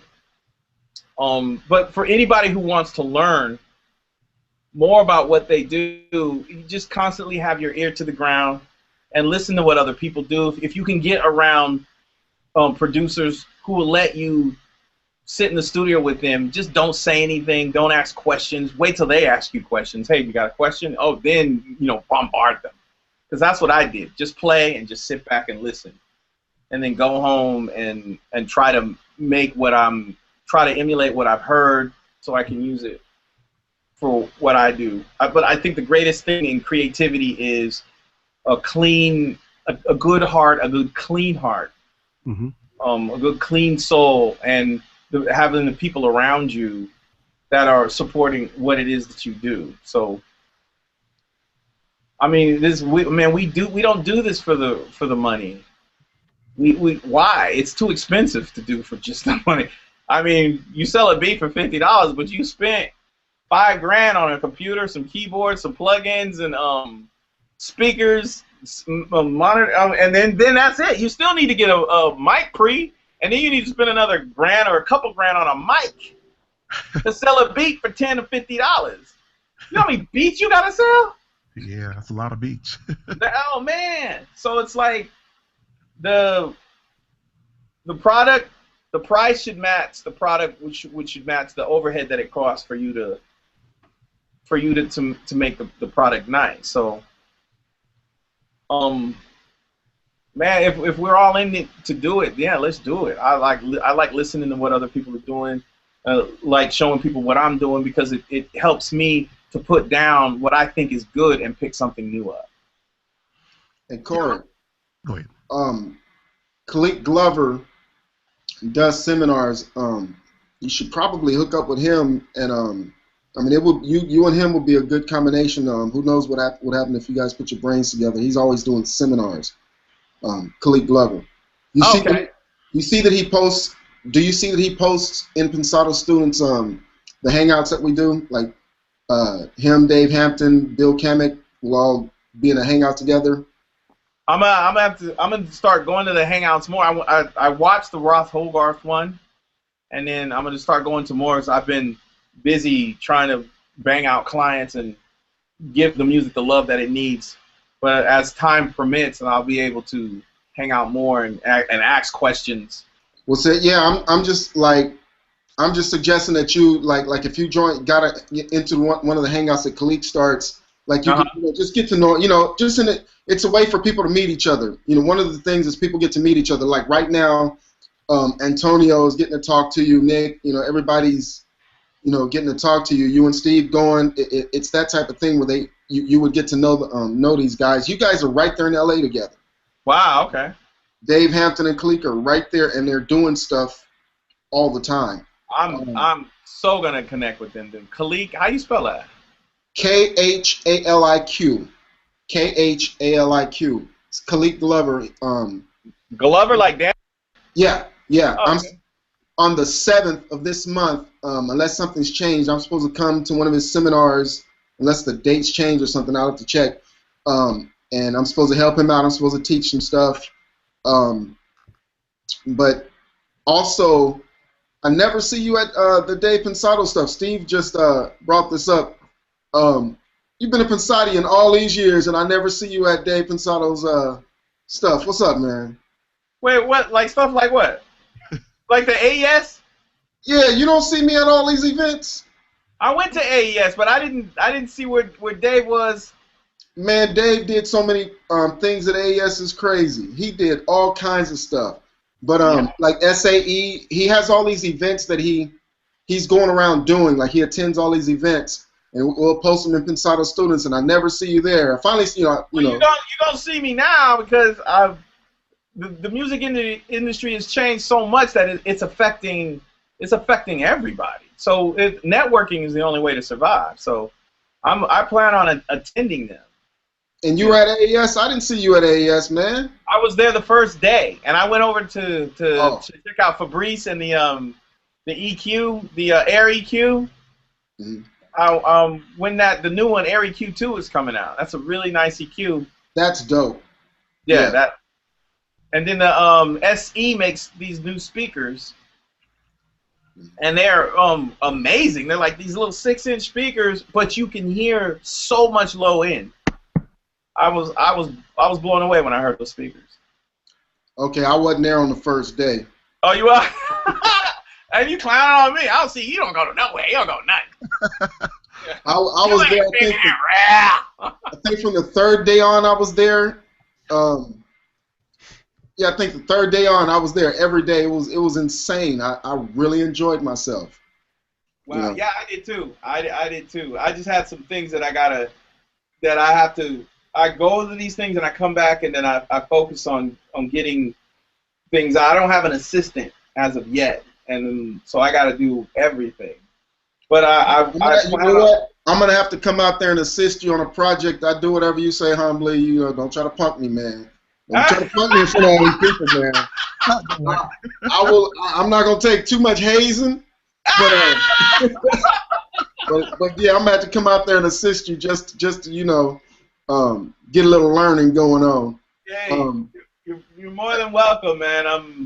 I love to, as you can see, I love to talk, and I like to, you know, this knowledge has to go somewhere. I don't want to take it to the next experience. So whenever you want. I remember when we talked before, you were talking about how to get the the vocalist. I'm all about vocals and production. This emotion stuff. Wait, you know what? Hold on. You said Beyonce. What's the name of that? Still in Love. Still in Love. Yeah. You ain't even spoke on that yet. Tell us about that. That was the song and what your experience.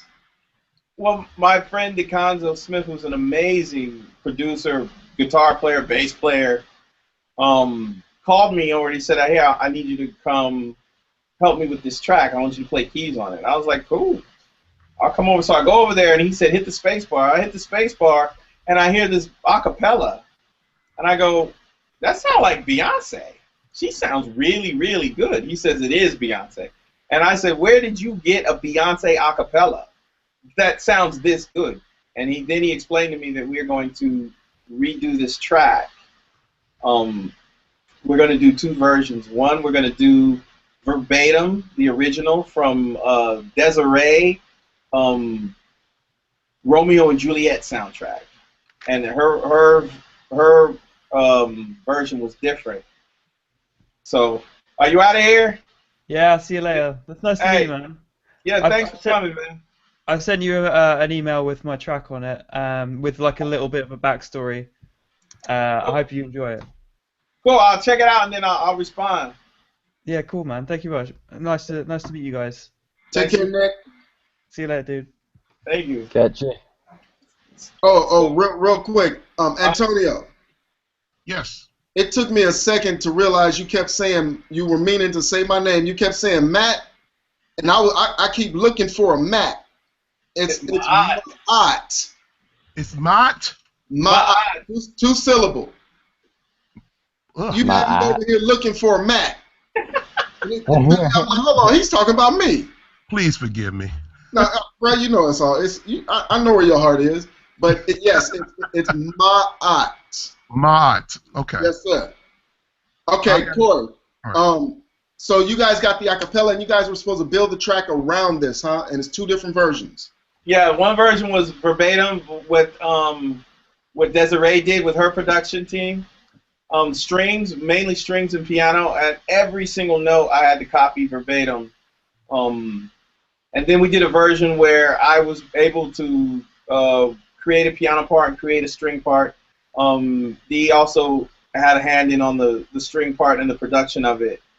And so we did the two versions, and we sent them in, and that they kept the version that we created and used that, and it's up on YouTube at 20 million views.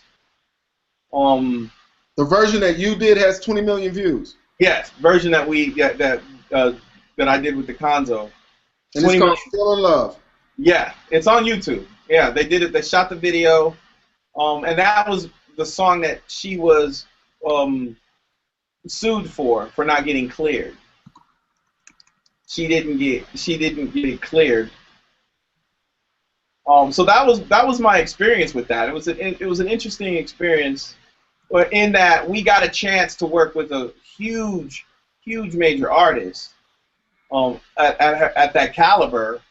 And it was, to me, it was like, wow, it's cool. I get to work with someone like that. And I appreciate Dee, because Dee basically said, okay, do the track verbatim, and basically just left me in the room to copy the track, and then, you know, the same thing to do the other thing. Then he came in, you know, he's a producer. So when there's a producer, they take the lead, they make their changes, and then, you know, you follow through with it. I enjoyed it. I liked it.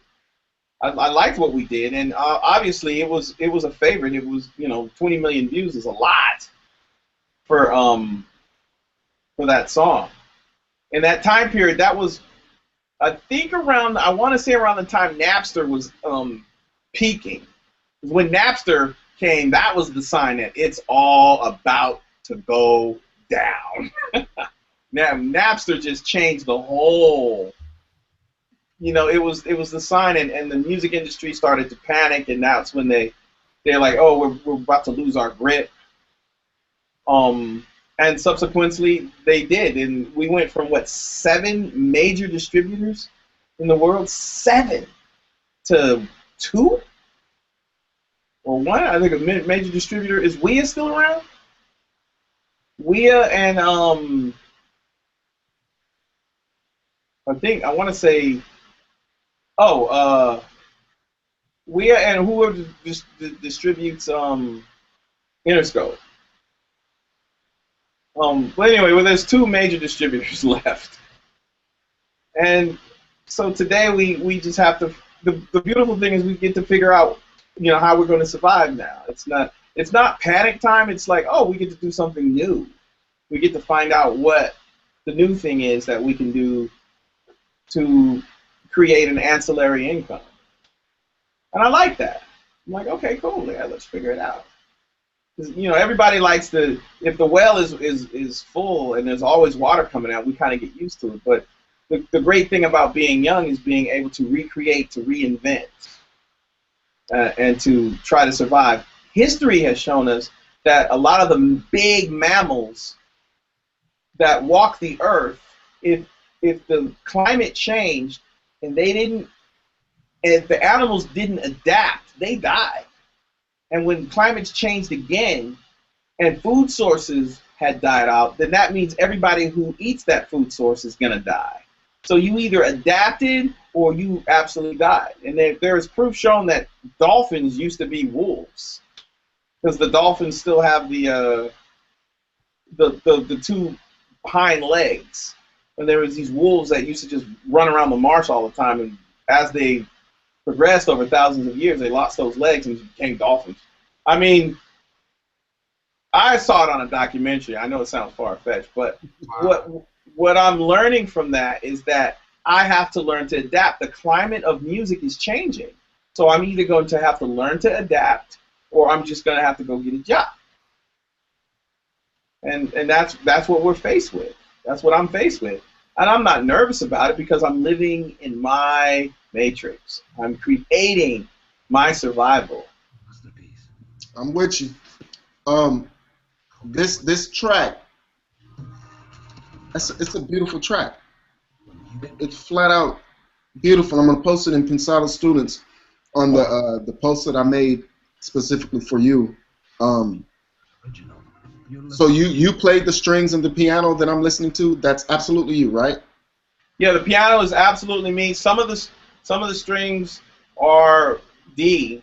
I know the fast runs that you'll hear when she starts to climax. Those are the runs that I played. You did her climax runs, right? Okay.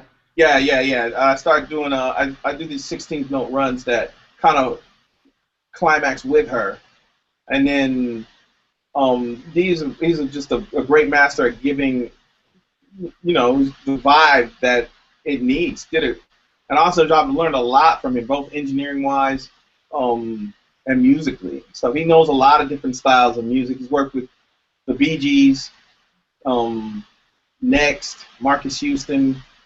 Did a lot of stuff. Just an amazing. What's his name? DeConzo Smith. Okay, now as I listen to this track, it's very pleasing to the ears. It's bright, and yet it's not hurting my ears. It's like real bright, clear, spacious. What did you learn? Because this is nice. What did you learn about whatever mixing on this? Space. I mean, all that is in the box. That's all in the box. He worked completely in the box in that, and he gave the strings just the right space in juxtaposition of what the keyboards are doing, and just made her vocal just explode with gave the song exactly what it needed, and the production followed suit. It was not a thing of what we needed to learn in order to implement it in the track. It was a thing of, we do this anyway, so this is what this track needs, and because of who it is, we had to search for an extra something, because we want to be set apart from everyone else who's sending her tracks and stuff like that. And, but from what I learned, I'm sorry, go ahead. What I learned from that session was how to take something that her acapella was her acapella. She sang that to another track. She sang that to something else, and then it was sent to us. So, and to recreate something and have it be pleasing to her after already singing to another track, I was like, this is almost not going to happen, because temp tracks are rarely replaced in films. It's like, oh, we really like the temp track, but we want something that sounds like it. You can never beat what's there. You can almost never beat it unless you do something that's completely different, or just do exactly what they did and kind of change it around. So there was a bit of a fear of, oh, but she's not going to like what we do no matter what we do. So when we did that, it was more like, well, let's just do it. Let's just be us. What's the worst that can be said? Oh, no, we're not going to use it. Okay, cool. So I learned to be free and to be open. Okay, you're out of the way of the vocal. How did you guys maintain that, where you're out of the way of the vocal as you played and mixed this? That he demixed it and padding. The only thing, there are no fly zones, and the no fly zones are hard right, hard left, and dead center. The only thing that's dead center is going to be your vocal. Everything else should be out of the way. 10, 20 degrees on the right or the left, all the way down to like 45 or 50. I think 64 is the max, hard right and hard left, but anywhere in there you can put things. And he just made the strings really big and wide. And the percussion and the drums that you hear, those are big too, but they're not in the no-fly zones. Everything was about her vocal. If her vocal sticks out, then the job well done. It's not about the production. It's about her vocal. And if she heard it and liked it, and they printed it and put it on the record, wow! I was floored. I was like, yeah. Were you surprised at the 20 million views? I was shocked. I was really shocked. But I was like, well, cool. It is confirmation that popular music can be made by me, and with the assistance of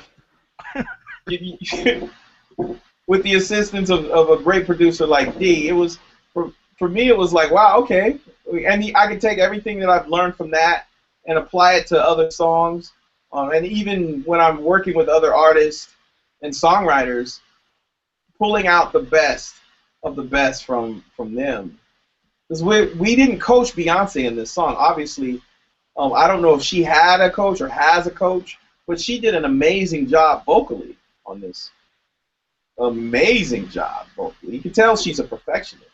As a producer, what did he bring out of you? He brought out the distinctiveness when he would say, "Oh, you're off just a little bit here, and you need to just make it With D, he let me have free reign, but then there were certain parts where he was just like, "Oh, let's just do this." You know, everybody has their way of doing things, and from D, I learned, okay, this if the bass and the drums aren't vibing, then you really don't have a track. And because he's a bass player, he knows the importance of that bass line and encompassing. I learned that, and how the drum should be, how hard the drum should be, you know, in other tracks. I learned that, and I learned a lot from George Clinton. He was supposed to redo Flashlight for Sly's record that he did.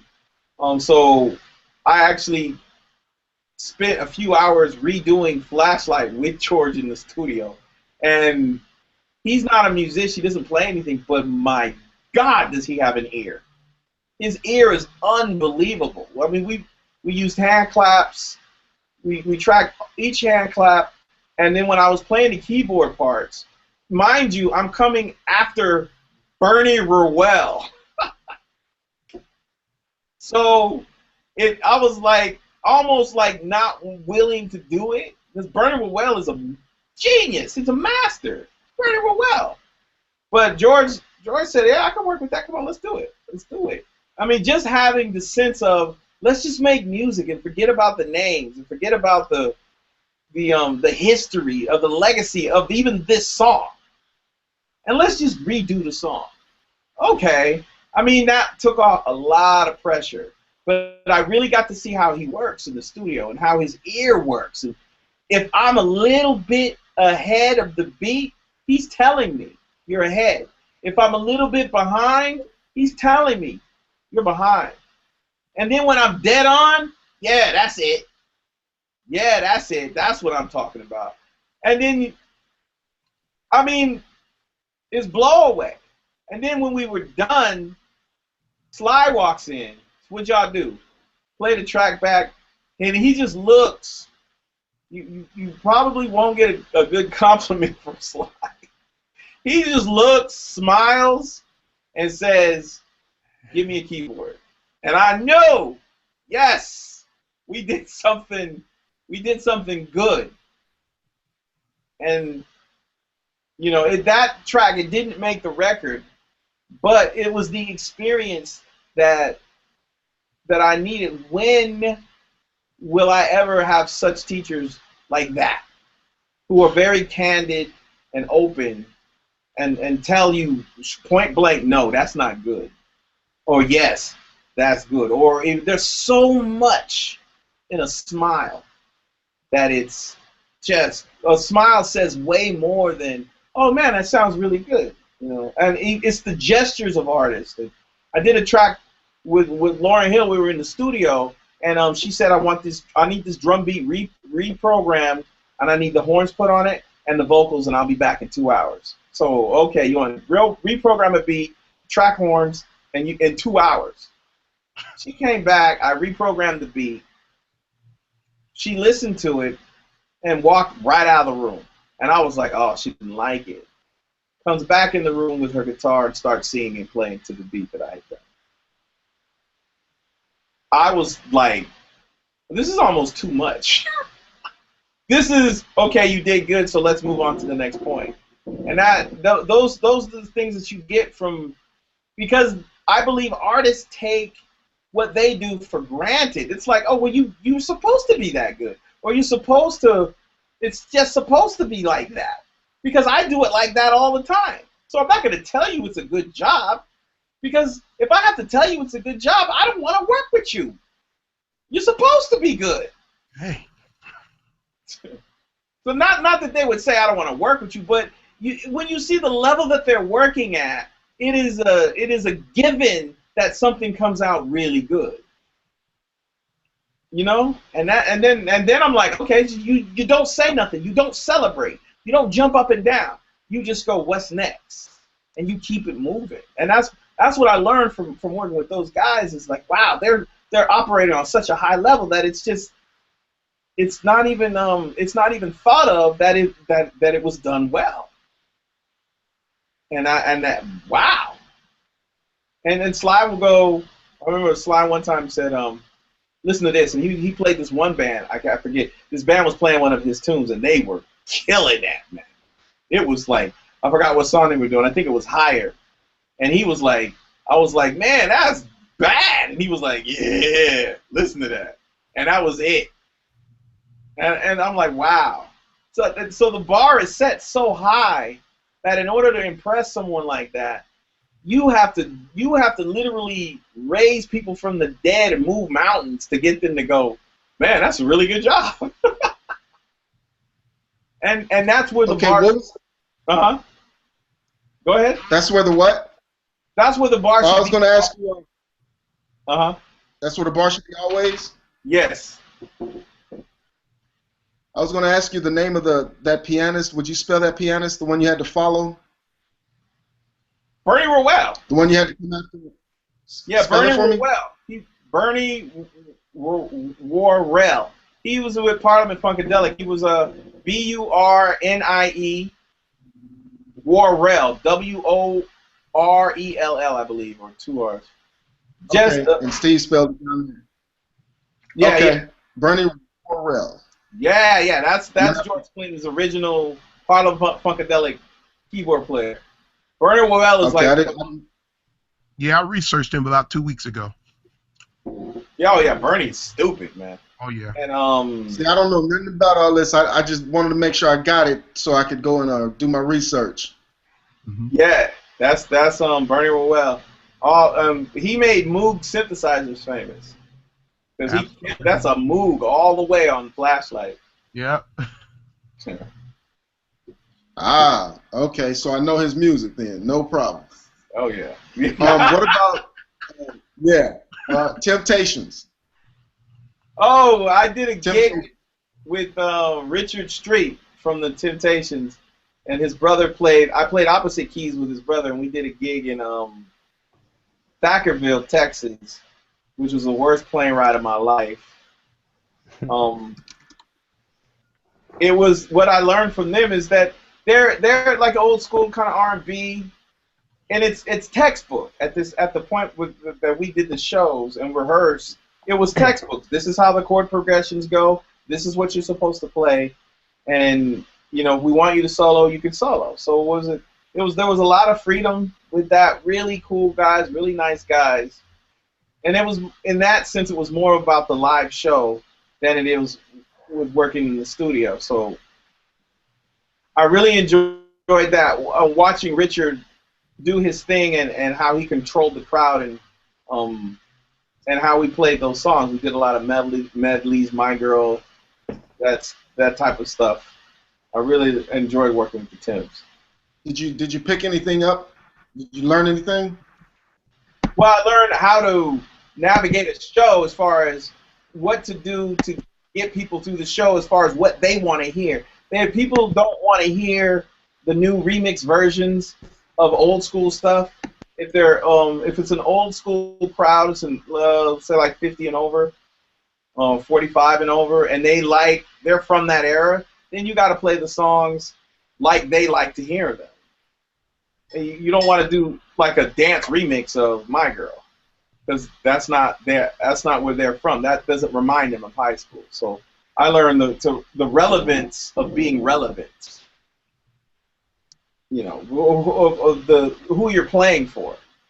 Now, if it was a younger crowd, like a high school crowd, and they like the Temptations, you could do a dance remix, and they'd suck it up because it's, you know, you're being relevant, but yet you're using the old school feel. A lot of producers today study the old school, and then they make it relevant to the new school, which is why you hear a lot of hits being remade, because it hit once. You take it, repackage it, and make it relevant. It will hit again.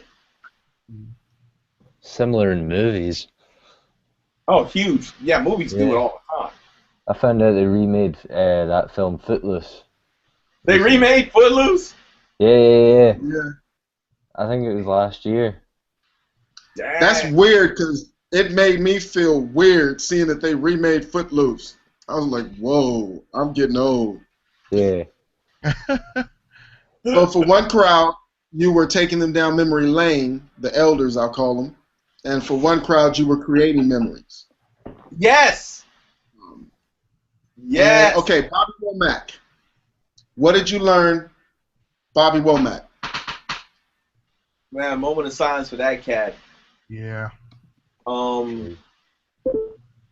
My experience with Bobby Womack was I was playing opposite of the blind keyboard player Ellis Hall.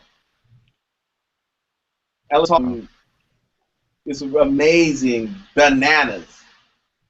He couldn't do a gig at the Shrine, so a drummer, Ellis's drummer, had called me and asked me if I could do the gig, and I said yeah. So I did the gig. It was me playing. We had 2 rehearsals. Both rehearsals were for me. I got the set list, the CD, made my own charts, and went to the rehearsal with my charts. Bobby came over with the really nice guy. Bobby had cursed Sly Stone. He had called Sly called Bobby and said, that's my cousin and he can play. Or Bobby called Sly, one of the two. Anyway, they had a conversation about me, and I subsequently got the gig. Sly basically said he better be able to play or I'll kick his ass. So we did the rehearsals. I went to one rehearsal and I started to pick up the stuff, and he was impressed. And then we did another rehearsal with the full band, and then that's when he came over and he said, "You got a lot of charts there." And I was like, "Yeah, we go." I mean, you're looking at 2 rehearsals, 15 songs that you got to remember. I said, "Yeah, I need them." And he said, "Well, if you could play this next song without them charts, I'll give you $5,000. And I said, "You might as well keep your money." Because I can't play these songs without the chart. I need these charts right now. But subsequently, I began to wean myself off of the charts. Because no one in the band read charts. You know, except the horn players did sometimes, because the parts, Bobby would change parts all the time. And Ellis didn't read at all, because Ellis can't see. You know, but the bass player, Rusty Allen, who had been with Sly Stone for years, he swapped stories with him. He was in the band. He's been with Bobby for 15 plus years. The drummer had been with Bobby Womack over 30 years. So they knew all of these tunes. So basically, well, Bobby, you know, he saved himself 5 G's, or I saved him 5 G's. And what I learned from Bobby Womack is he is an old school cat.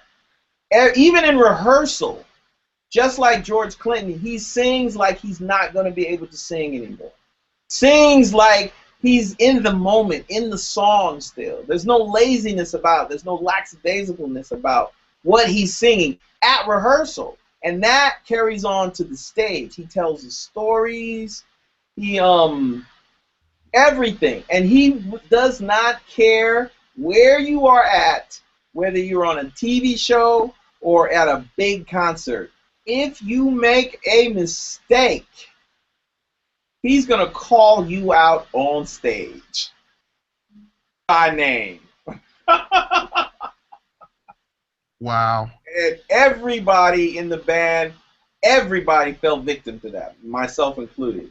And that's just the way it was. That's just how Bobby operates. You better know those songs. and you know, you better know the groove. You better know how. You just better know it. That's just how it works. Bobby Womack used to play guitar for Sam Cooke, and he used to also play for Ray Charles. Bobby Womack's an amazing guitar player. And I learned showmanship, and that was another time for me to see how much someone loved music, how much someone just, I'm singing this like it's my last, and the people responded to it. Yeah. So that's what I learned from Bobby Womack, and me and Ellis and Bobby Bobby had called Ellis and I to his hotel room to rehearse before a show. And that rehearsal turned into a 3.5-hour conversation about the life of Bobby Womack and his career, everybody he met. And it was one of the most enlightening conversations I have ever heard. Everything from Marvin Gaye and Sam Cooke and Sam Cooke's wife and the rumors that swirled around that, and just everything that I didn't even know existed, you know, with his life. And even his demise was kind of a surprise, but I know he was working a lot. You know, Bobby Womack, man, I will never forget that cat. You know, just a very genuine cat. Okay. Pussycat Dolls. Oh man, Grammy nomination. That's what I will never forget about that. I was called. There's a producer by the name of Robert Palmer, not the Simply Irresistible Robert Palmer, but Robert Palmer's a guitar player, really good guitar player, just amazing cat. Called me over and said, hey, can you come over and help us with this song? We just need you to embellish chords. We don't need you to write. And I said, sure. I go over there, and they had the song called Stick With You. And they made it very clear that you are just embellishing chords. You are not getting writers or any publishing for this. You know, we're going to pay you a session fee.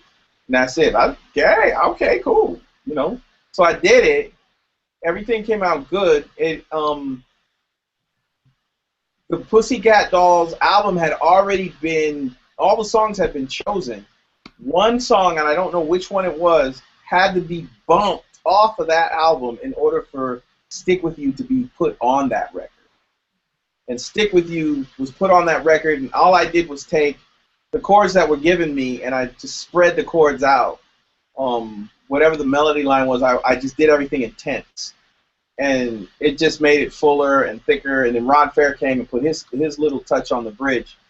And then it made the record, went number one on iTunes. I think it peaked at number 3 or 2 on Billboard and sold around 8 million worldwide. And I was shocked. And then when the Grammy nomination came, I was floored because I wasn't a member of the Academy then, or maybe no, I don't think I was. And I was like, well, we could possibly win this. But the nomination was huge. I was able to get the plaque, and I was able to get the Grammy certificates, which allows me to put the logo on my website because I'm RIAA certified, a Grammy nomination. So from that session, what I learned was pop music. If you listen to that song, the way he placed the drums, and at that time in pop music, they were using a lot of live drum tom fills to go in with the electronic drum fill. So you'd have these kind of R8 sounding toms with a lot of reverb that would fill into the different transitions of the song.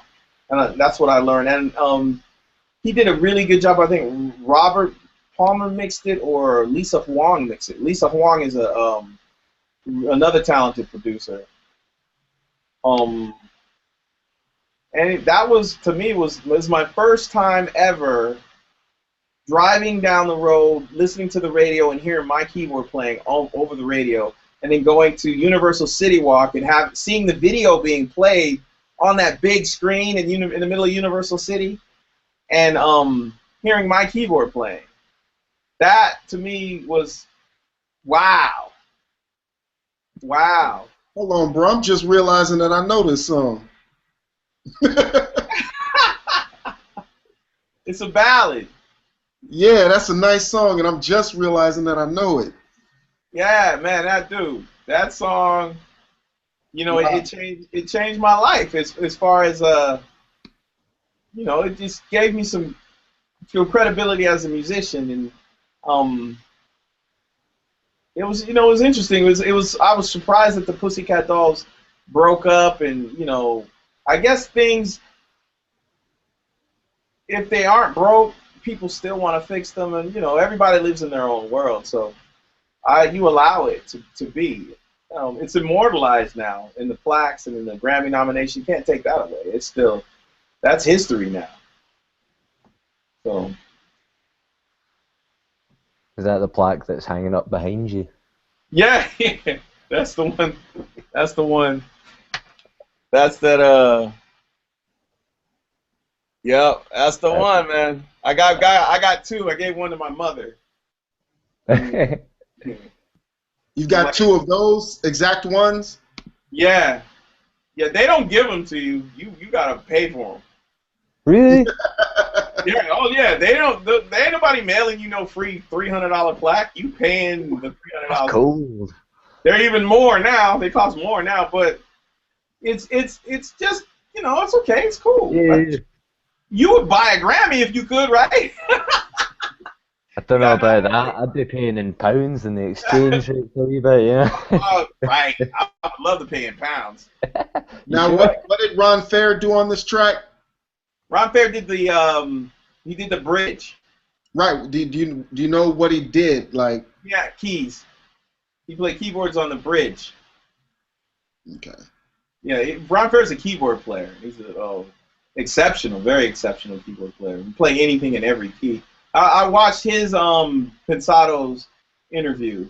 Yeah, I like when he talks about vocals, the vocalists. You know, since that's where my brain's been. His two episodes are two of my favorite episodes because he's talking about vocals, you know, vocal production, things that, you know, with the singers. Man, and that is because your vocal production, that is the ornament on your car. That is what's going to sell your car. That's what's going to sell the song. And so the vocals, that production is mad important. And the content is important too, but the vocal, that's what people remember. People don't care about how the piano was played or the guitar or how the drums were programmed. They care about, oh, I don't like that song. She sounds whiny. Or I don't like that song because you know, I just don't like the way she sings. You know, and, oh, I love Nicki Minaj. I love Beyonce. You know, because they for some reason can relate to what they're singing about, and they like their tone of voice. It's very pleasing, and that's why they go to their shows. Vocals they're paramount. Which I like working more with vocals than I do instrumentals, because if a vocalist can do something, man, that's man. And the distance between a good vocalist and an okay vocalist is a big distance.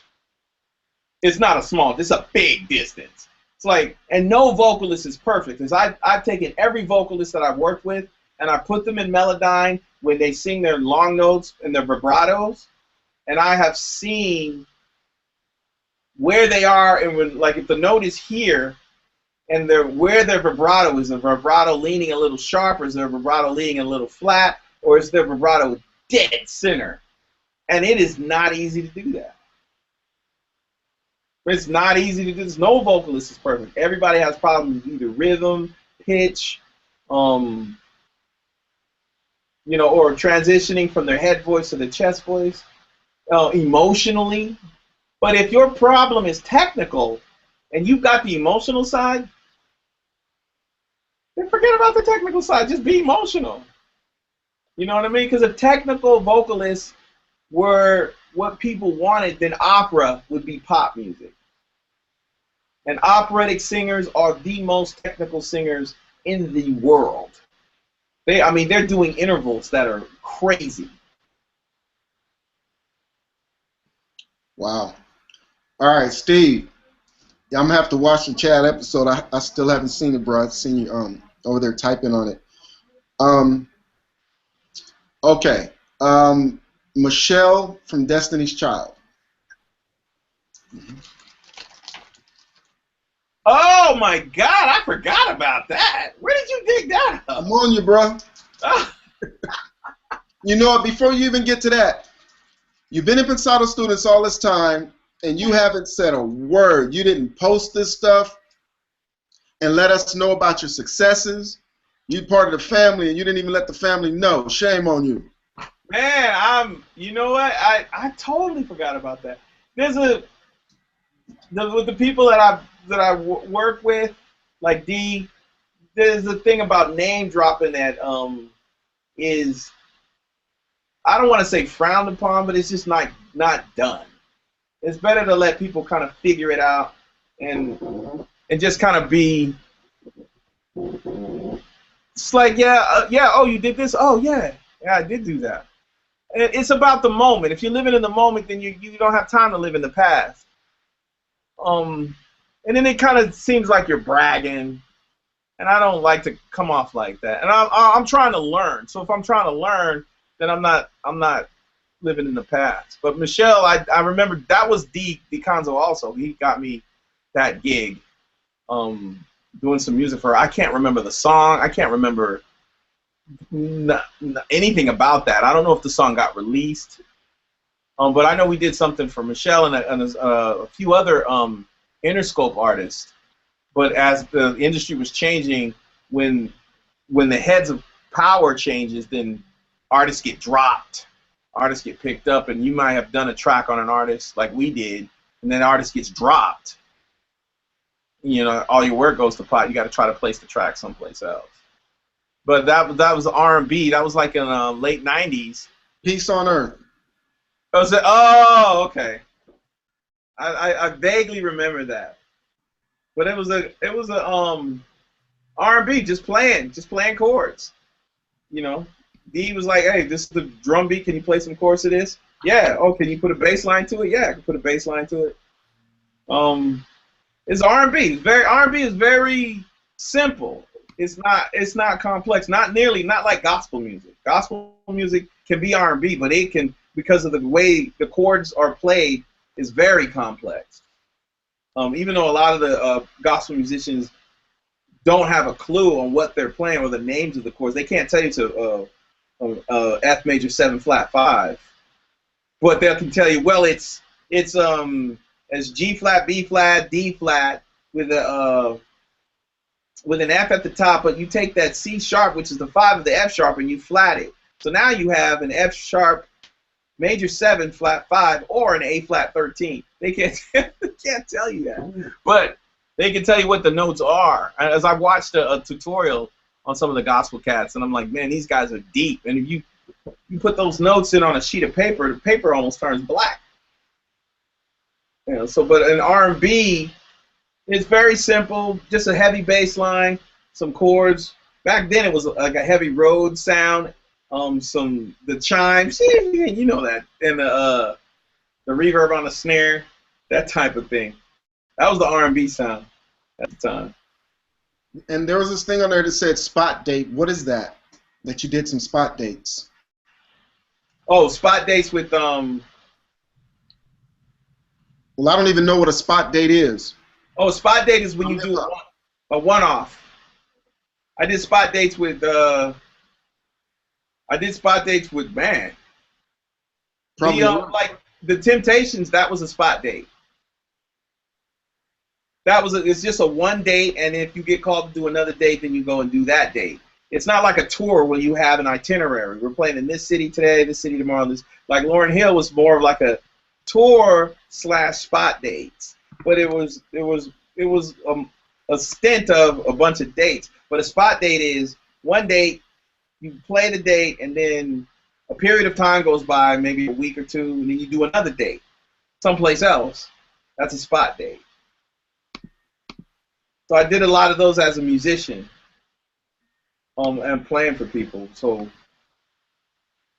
And Antonio has to leave. Well, he has to run to the store or something. But Antonio, if you're still there, do you have a question that you want to ask before you run and do that? Well, I was gonna hold off, but since you asked kindly, I do. You was talking about, the gospel cats got a lot of chords and crazy chords and everything. I come from that era, and that's where I learned my music. That's where my inspiration come from. And the way you play, it sounds like you come from that same environment, but you kind of managed to. Am I right about that? Yeah, I grew up in the church, but I grew up more of a jazz. I was totally into jazz, but I was really enthralled. And there was this organ player named Harold who went to Shiloh Church of God in Christ in Vallejo, California. Harold, whoa! I mean, these chords and it looked like he was barely moving, and he was on a B3. All 10 fingers and his feet were playing, and his right foot was on the volume pedal, and it was just amazing. And Harold used to say, "Man, show me some of them runs, and I'll show you some of these chords." You know what I mean? So that's what I learned. But Harold didn't read, and I don't know if you know who Rance Vaughn is. Name rings a bell. Damn! No, I know.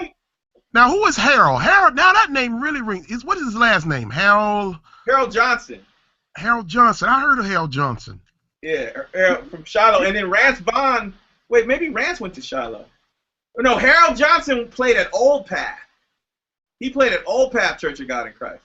And then Rance Vaughn played at Shiloh. Now, Rance, this keyboard player was so good, Prince solicited him to come play with him.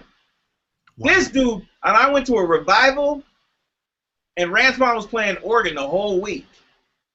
And I never heard the same. I think I heard one lick that he repeated the whole week. Wow. And I was like, man, I heard that lick 2 days ago. And then never heard it again ever. And I was like, whoa, this is where I want to be. Where you're in the zone. Right. And in his case, he would say he would be in the spirit, where things would just come and you just let them out as they come. That's right. That's right. You know what I mean? It's not about what you practice; it's about what's inside of you now. And that's what I was saying. The environment I come from, that's what I'm all about. Although I do other type, R&B, other music, a little jazz here and there, smooth jazz. But because of that, it kind of took over from me learning the theoretical side of music. Like you were saying, a lot of gospel guys don't know about, how to chart the things out. Now they're doing it, but I'm from kind of like the not old school. When I come up, those older cats were like your Bobby Womacks. That's the in. Those guys was just spontaneous. They was right there in the moment, and that's how I missed out on all those charts and everything. However, I would love to get that and kind of how can I come in now and learn that, but at a faster pace where I can kind of pick it up and keep it moving, That's the what's gonna kill you is the faster pace part. Because to learn the theory. In my tutorial, the first video that I'm gonna post talks about every style of music that we do is based on a grid. The click track the clicks are basically setting up a grid.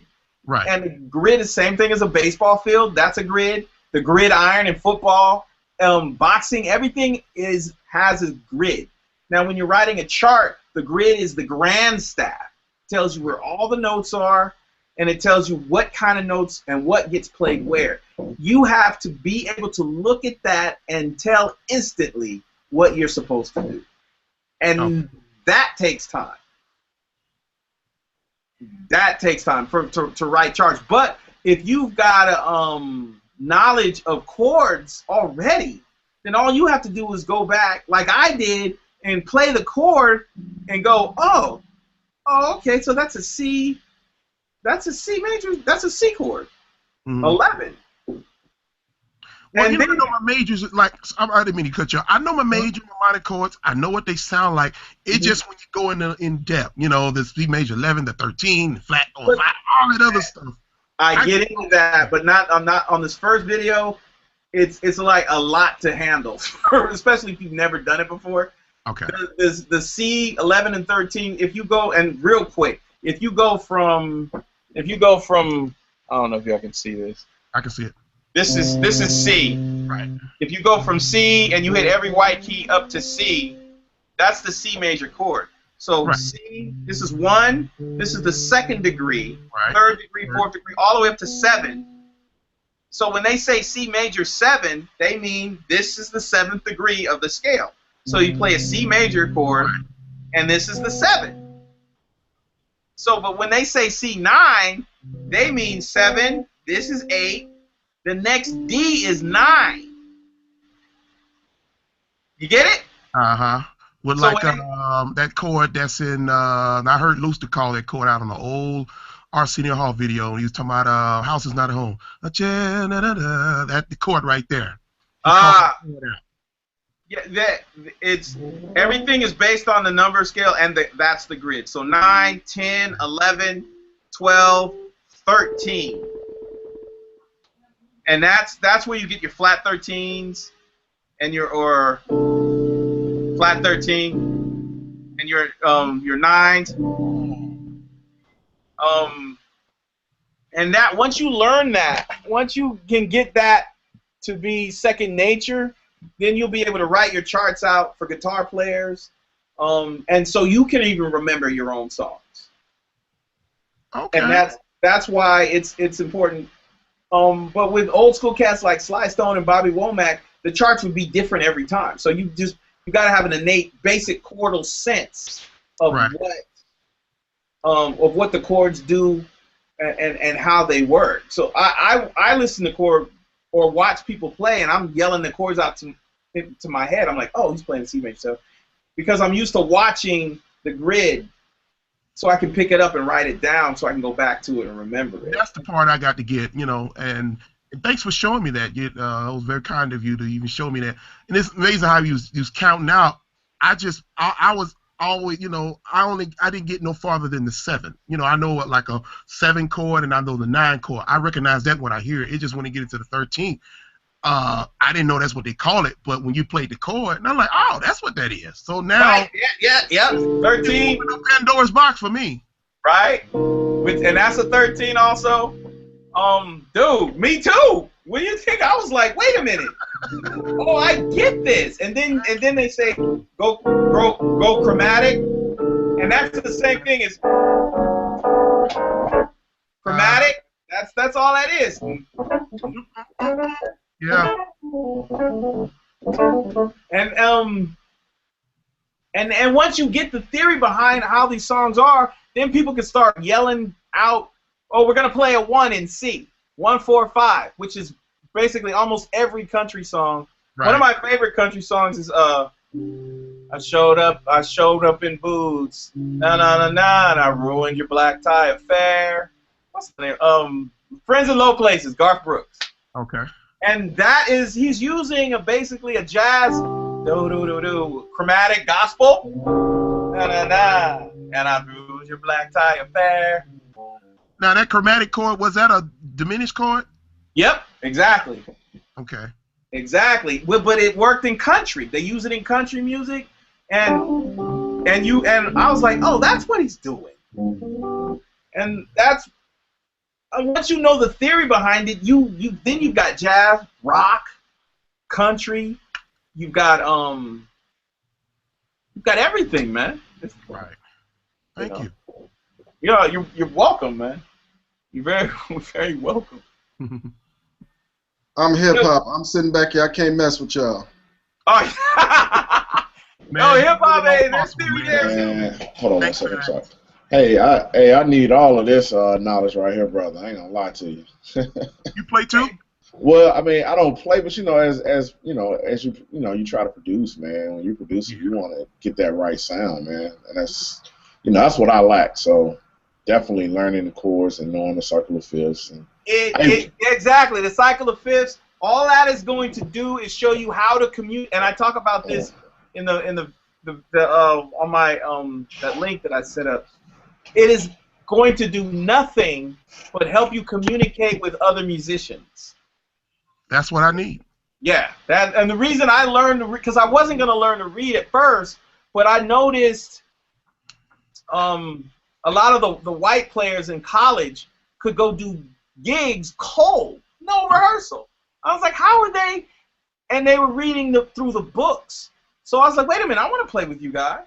But you don't know how to read. You got to learn how to read. So I learned how to read. And I was like, oh, shoot, now I can play the white boys. Yeah. And that's the difference. So I can go do a gig cold. Whereas the brothers who didn't know how to read, but may also have been better players, it was no good how good you were because you needed a good 2 hours or an hour or even a half an hour to learn a whole song. And then you had to memorize it. Verse, chorus, bridge, hits. But if it's on paper, you read it down like a book. Absolutely. Last question. How long do you think it would take a person like me to read? How long did it take you to read? Do you know how to read? You know how to read books? Oh my God! I'm talking about read music. No, that's what I'm talking about. It's the same aptitude. I swear it sounds like y'all talking about slave days and they didn't teach us how to read. But go ahead. Teach us how to read. They hid the I don't book. think it would. What? I said it sounds like y'all are talking about slave days and we don't know how to read. That's what it's like. Mouse You don't know how to read? Oh, that's hilarious. No, but actually, back in New Orleans, you had the Africans that came from Africa who played the drums, and they mixed with the Africans who came from Europe who knew how to read music. Wow. And that's how you get jazz, because they were like, oh, I mean, I don't know of it, but you had the sophisticated blacks mixing with the blacks who were fresh off the boat, and they started making music together. And then the blacks who could read were like, well, this is how this is music. This is how you memorize everything. And so that's, but in the as time progressed, blacks were not allowed to read. You got in trouble if you knew how to, not music, but reading in general. Right. And then with music, with Duke Ellington, and in that time period, he taught everybody each note. But you couldn't have music up there because you couldn't let them know that you were that smart. So that's the smart person playing stupid, but being smart. You had to learn how to. I mean, and it's a survival tactic. But it shouldn't take you long to learn how to read the basics. If you take a class in a semester, you should be learning how to read. Because I'm going through the production phase. I spend a little time on each subject, very little time on, like I show you what the grid is, and I show you what a quarter note is and an eighth note, and I don't go deeper than that because it gets deep. Then I show you what a quarter rest is and an eighth rest. For every note, there's an opposite rest that it goes with that note. So, but just get into it. It gets frustrating. It gets frustrating, and lastly, it gets frustrating. But once you have it, as soon as you look at it, it's there. It's there. So, like, I was learning Scott Joplin from just reading the paper, and then from there, then my fingers are like, oh, there's more. You can do way more than what they wrote. Because most of the stuff written on paper is watered down anyway. So to keep it simple, unless you're playing some Rachmaninoff.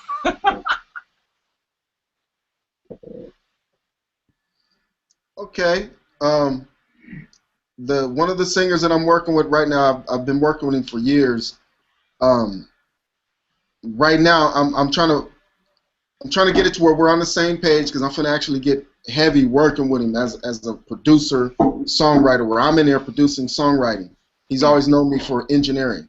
And would you, matter of fact, come here, sing something for him because I want you to listen to him and help him get the emotional connection to his lyrics real quick, and just whatever you say, so me and him could be on the same page. We'll both listen to you, whatever you say real quick, however you respond to him. You're allowed to cuss him out. Don't worry about it. Do you think? How you doing, man? Oh, dude! I know you. He put a knife up to your neck. I sure did. Oh man. Okay. Get it right or get cut. Yeah. Man, I was like, okay, he must really know him well, because you Yeah. don't even play with a knife like that. Well, I'm like, he was sitting there like smiling like.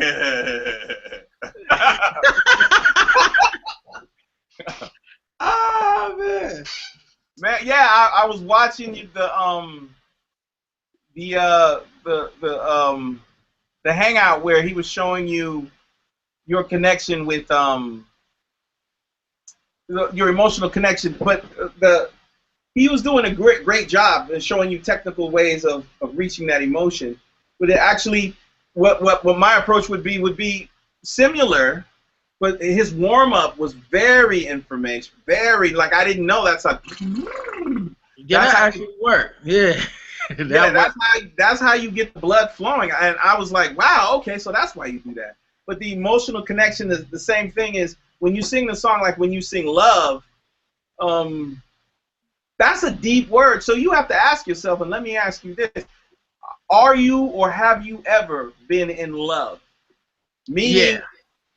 Okay, meaning that there's a girl in your life, assuming that you're straight, there's a female, and you will do anything for her. You can't stop thinking about her. You want to know her every need. She's always on your mind. If somebody crosses her, then you got her back. That type of love. Right. You've been there. Right, yeah, I have. Okay. I'm actually pretty much there now. Okay. Okay, so that type of thinking goes into the lyric. So when you sing love, you don't see the note. You see her face. Yeah. And when you see her face, then you start singing. And other inflections besides the ones that you were taught or the ones that you practice, because I can hear you got a really good handle on your runs. Really good handle on your note choices, but there are other things that should be coming out. You know, like when you hit somebody, it's not enough to see spit come flying out their mouth. You want to see some blood or teeth. Right. That, you know what I mean? To know you really did a good job. Right. When you hit that first note, I need to hear, or I want to hear other things that show me, damn, who is this girl? Rather than hearing the notes themselves come out, and I'm going, oh, okay, he sang that well, but for some reason I'm not convinced. Right. You know what I mean? Right. And that comes from being vulnerable. Right. So like, put yourself in that position, like if you can imagine her there, and then just sing the first line of it. All right.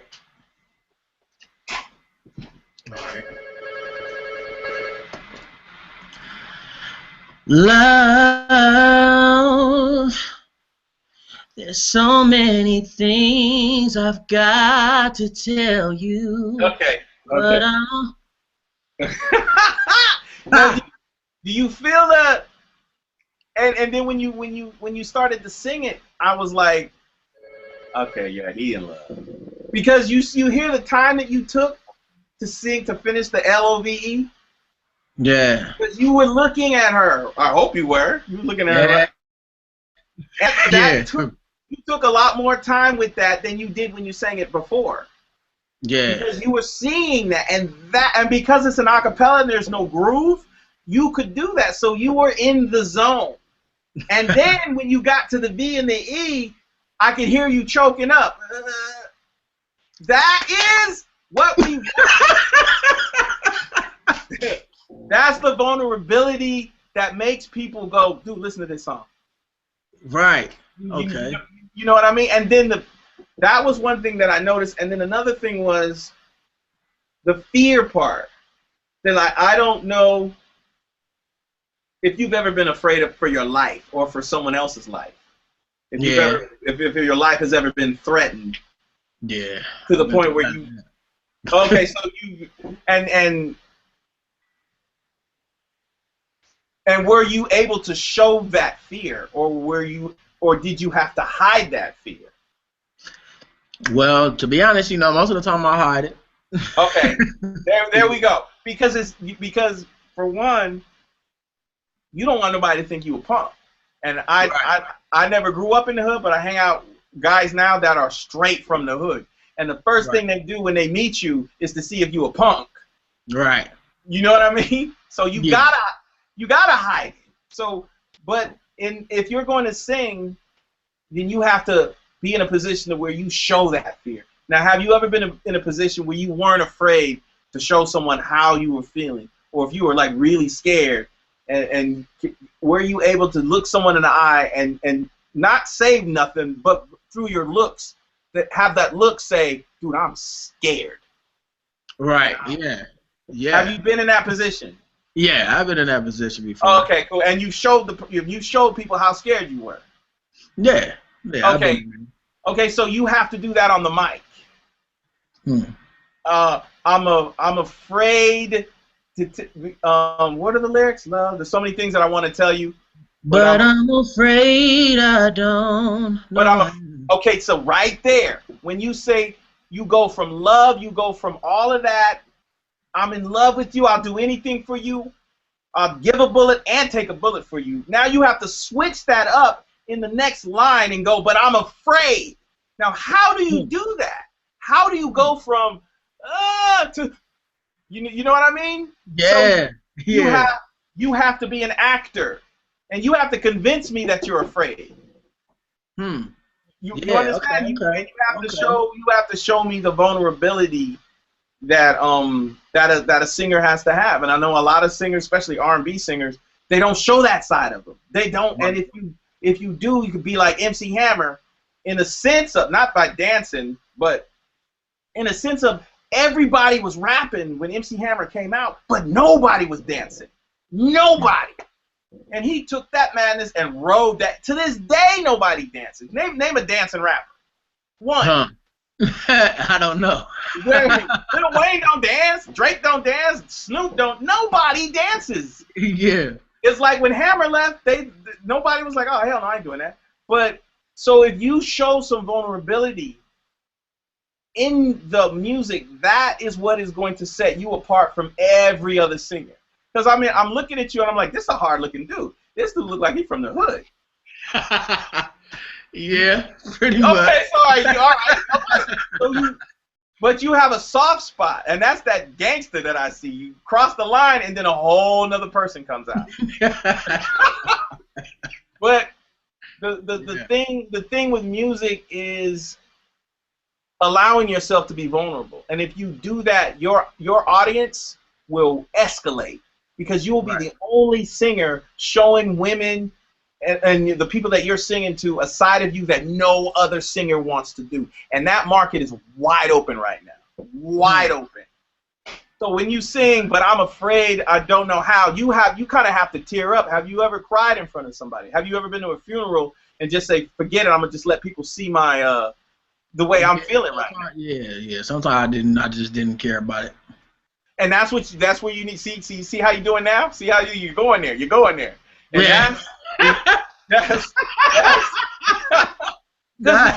he seen it all. He seen it. Yeah. No, that is what people want to see. That side of you. Because you look like somebody I wouldn't want to mess with or cross. If you show me a vulnerable side of you and that side exists, I'm going to buy everything that you ever put out. Because you're the only one showing me that gangsters cry. Right. You know what I mean? Yeah, that's tight. That's tight. So you got an angle. You got your two ties.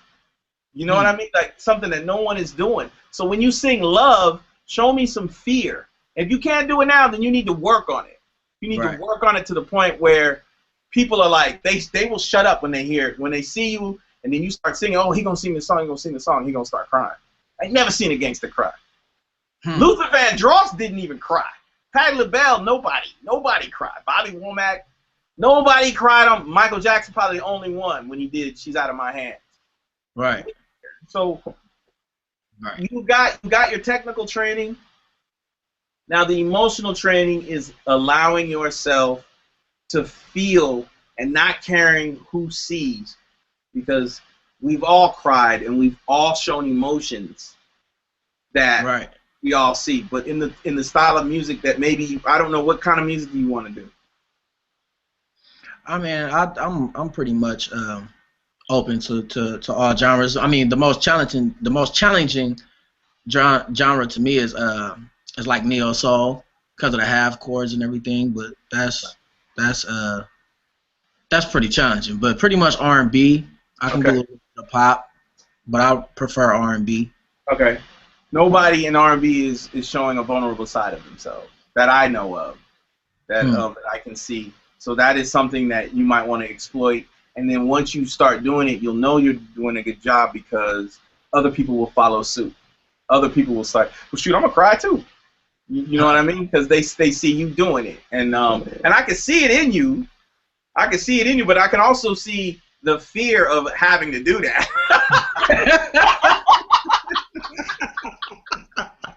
Because I would be scared. So I'm like, wait a minute, these people gonna see me crying. Yeah. But believe me, I know, man. I know. But it is something to, in order to be noticed in this industry, you got to do something that sets yourself apart. You got to do something where people can't see. So sing the full line of starting from love. There's so many things I want to tell you, but I'm afraid I don't know how, because you might think of me differently. So the fear part is, but I'm afraid it starts there. Mm-hmm. I don't know how, because you might think of me differently. That whole line needs to be filled with fear. I don't even. You understand what I'm saying? Yeah, yeah. Line, I need to see fear. The first part of that line, I need to see love, and I got your back. That's what I need to you my woman, I'll do anything. I need to see that I need to hear that from the first line, and then you flip the script and go into the fear part and watch the difference when you play it back. Listen and watch what you do. Okay. All right.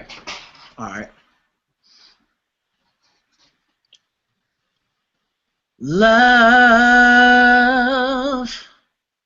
there's so many things I've got to tell you, but I'm afraid I don't know how. 'Cause there's a possibility that you'll look at me different with love. Oh, man. You hear that, my aunt? I hear it. Did you feel that, yo? I felt it better, and I want him to master it, so I'm gonna be hard on him. I need to go get my knife and make him master his craft. But you got to take it up a few notches, get even better, and get better and better. Yeah, exactly. Because you got to be used to showing that side of yourself. I can tell you're not used to that, but you got to be able to, and maybe you got to change your social structure. You got to start hanging out with other people who do that. You know what I mean? Other people who show that side of themselves. Because people who constantly are hiding are not. I can't name any names because these are gangsters. But I know some people who persona is just like you don't even want to mess with them. And then some stuff goes down, and you hear rumors of them, the same people that are really hard breaking down, like what? Really? Him? Yeah, dude. No tears, the whole nine, snot coming out the nose, everything. Wow. And and I'm like, whoa. And you don't even want to mention it, which is why I ain't mentioning no names. But because of what your idea of that is. So in order to become comfortable with that, you have to surround yourself with people who don't mind showing you that vulnerable side. So, and if you want to become better at singing, you got to hang out with singers who do that, or take an acting class. There's a lot of actors at the drop of a dime they can make themselves cry, and you have to, if you can master that, and then you can navigate your emotions, and then when you write and you're singing your songs, you got them girls, you got everything that everybody's singing about, and people are gonna stop and listen to you. Because when I heard you, I was like, oh, he is there. I was getting goosebumps. I was like, oh, whoa. You know what I mean? And that is what you want, dude. So the emotional connection means everything in your life, you got to straighten it out. If there's something in your life or something or someone that you've been ill-fated with or done something to, or even somebody that's done something to you, squash it. Because if somebody has hurt you, that is stress on you, because you're constantly thinking about returning that energy. Right. You know what I mean? And if you forgive them, you're releasing yourself from that energy. And if you know what I mean? And if you go to them and you say, I've done this to you, but I'm squashing it, and I'm sorry about it, and if there's anything I can do to make it right, let me do that. And they're going to say, why are you coming to me? You say, because I'm trying to be a better singer. And they're not going to understand it. But no one will understand it. You understand it. You live in your world. Right. So, and once you get all of your karma straight, and then you come and you sing with a clean plate, and you ain't worried about anything. Watch how your vocals change. Watch how everything just escalates. And even though none of this has to do with music, it does, because art imitates life. Okay. I ain't never heard that one. That's tight. I ain't never heard that one. That's tight. All right. Yeah. Well, okay, now I'm gonna be bringing him down there to meet you, right? Oh, cool. Yeah, I like to meet him.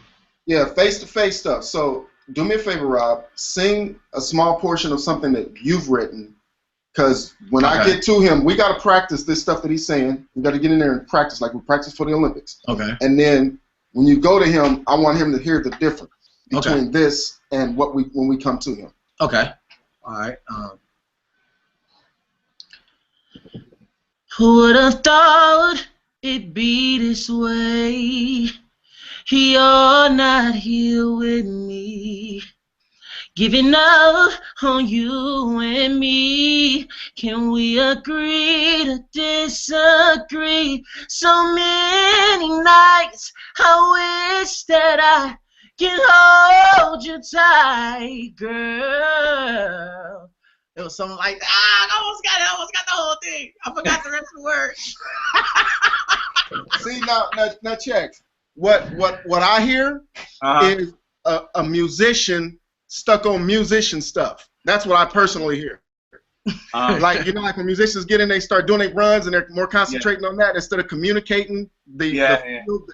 That's what I hear. And I want to work with him on to where I don't go, ooh, that was a great run. I'm stuck in the emotion that he made me feel. Right. That's what I want to work with him on. So when we come down there, we're gonna see how much progress I've made or we've made. Right. You know, so. He knows what he's doing. It's but he was still implementing what he just learned about the emotions. There's a mixture of the two. And then when you went into the runs, I was like, okay, he's done that a lot of times. Again, it's you've learned to hide your true emotions around your singing, and the only reason it is exposed is because cats like my aunt know truth and can hear truth, and they hear that humanized. Exactly. And that's what you gotta understand. That's what you gotta make yourself more vulnerable. And if you basically you know the lyrics for that song, you basically, what I would have you do is I was like, well, tell me about that song. But no, say the lyrics like you're talking to her, but don't sing them, say them. and maybe look at a wall or something, because I want to feel like you talking to me. You scared he gonna break you down talking to you or something? He gonna start getting to you. Hey. No. Okay. If you are telling the girl, because you wrote the song and you're singing to the girl. Yeah. So you would tell the girl, you would say, what are the lyrics? It says, who would have thought it'd be this way? Okay, now just that line. Now how would you say that to a girl? Like, okay, you're sitting down, you're on the bench, it's at night, and she sits down next to you and she's like, well, what do you want to talk about? And then you start out with, who would have thought it'd be this way? Well, now would you say it like that? Yeah. I would.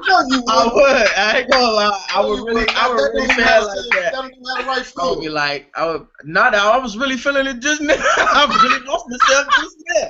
Because I was really thinking about the track. I was thinking about the situation. Maybe that's why y'all having trouble, because you give mismatched signals, because you hiding so well we can't even tell. I mean, when I feel a certain, like, when I start feeling like basically like, damn, like, I can't believe this is like this. It's like, there you go. See, now you just did it. Tell him, didn't he just do it? Yes. Yeah, because it's really like that. Like, when I wrote it, I was like, it was really off a real situation. Like, I just didn't write it. You know what I'm saying? It was really real. And it's called Can We Fall in Love Again? That's the name of the song. Now you see how you're talking right now? When you play this back, listen to how you're saying what you're there. You're in that situation. Now your job is to sing that emotion, that right there. When you're saying, no, it's a real situation. No, it's a real, you hear me? It's a real situation. I can see it in your eyes. But when you're singing, all of that goes away. You got to bring all of that back. And that's going to take time, because you've desensitized yourself from feeling, you've separated your vocals from your true emotion. Right. When you're talking, your true emotion is there. When somebody starts talking to you about the situation, you can't even hide it. Right. You know what I mean? And in order to hide it around the homies, you got to loke up. Yeah, basically. All right. Yeah. So now on the microphone, you have to sing to her what you're trying to say, and you have to bring back all of that emotion, because you've learned to hide behind your runs and your licks, and you got them like crazy. And you got to get rid of them. You got to sing a song, no licks, just emotion. And if a lick kind of falls out haphazardly, then so be it. That's what it was supposed to be there. But so from now on, you no longer plan your melodies. You have a core melody, and then you work around that melody. That's just the core melody. It's where I'm gonna go, and however way I'm feeling, that's how I'm gonna sing it. Okay. Yeah. Okay. Definitely will use that. Advice. I appreciate that, man. No problem, man. You sound great. You got a great future. Thank you, man. You got a great future, man. Follow it. Do it. Definitely, especially messing with this cat. Yeah. Bro, not, man. That's the bro, man. He been looking out for me a lot, so he been making sure and training with me and showing me, like, basically the dynamics and everything else as far as vocal training. Right. But yeah, I actually agree with it, though. I agree with it. Like, it's just been a lot of things I've been going through, and and I had to, kind of learn how to compress myself from expressing, all the stuff I've been going through. So that probably got some stuff, you know what I'm saying, with my music. Dude, I already know. I know. He doesn't need to compress. He needs to express. Yeah. Just yesterday, was it yesterday or this? I think it was yesterday. He was telling me a story about part of his life, right? And I said, bro, that's your song, and it was personal. So when I know when you go to write these lyrics, it's some real personal stuff. I know when you go to write these lyrics, we can bring it home, right? And when you go ahead. No, when I saw your EP, when you said dedicated to my brother, I said, okay, Cori and LB. It's same thing. You know what I'm talking about? Yeah. Well, believe me, I do. Yeah. Believe me, I do. The you can get there. It's just being used to showing people that side of you. Like I said, you might want to change your social structure, or bring in a friend who's, you know what I mean, and go watch some movies that really tug at your heart, and allow yourself to be vulnerable, so you can express yourself on the mic, and then be truthful on the mic, and you can still, you can still hang out with whoever you like to hang out with, but if they aren't being real with themselves, then you might not want them in your social structure, because birds of a feather flock together, and water seeks its own level. In order for you to raise up your vibration, and you will soon, once you start raising your vibration, you start allowing yourself to be vulnerable, all those around you are going to notice it anyway. And then they're going to become uncomfortable. Because if you're hiding your feelings and your vulnerability, you don't think they are too? Hell yeah! Every single one. Every single one. Oh, I can't let the homie see this. I can't let him see me like this. That's not a true homie. That's a movie star. You only see them in the good light. Right. You know what I mean? And that's, take an acting class where you have to show a side of you in front of people you don't even know. Right. And then you will excel in your singing, and you're gonna be uncomfortable, but where comfort ends, growth begins. Once you become uncomfortable, that's when you start to grow, and then your vibration raises, and then your social structure is going to change automatically, because people ain't vibrating like you are. And the first thing that they do when they notice that is they reject you. Oh, you this. Oh, you that. You know what I mean? You ain't like us no more. But you can't think about that. You got to keep raising your vibration, because you're trying to become a good singer. You know, all the singers that you like, it's been done. It's been done. And you can go and do what they did, and you will wind up doing what they did. But you can go higher. And that's what you need to do. Christ said it himself. He said, I came that you might have life, and life more abundantly. And then he also said, I have done these things, but you will be able to do greater things. How do you beat walking on water and raising the dead? Man. How do you beat really? How things, there's no beating that. Right. But you can't. So you just gotta pound the pavement, bruh. You can do it. Thank you, man. I appreciate the support, man. I appreciate the help too, man. Were you surprised Cori watched that video? Yeah, I was surprised. I was surprised he remembered. I'm telling him I'm going to introduce him to you, and you done already checked him out. Man, I watched that video yesterday, and because he was talking, the guy was talking about things that I try to tell singers all the time.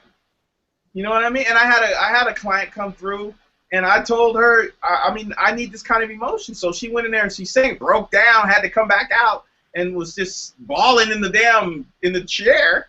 And I was like, that's what we need. That's what we need. And she had to compose herself and go back in there and give me that line.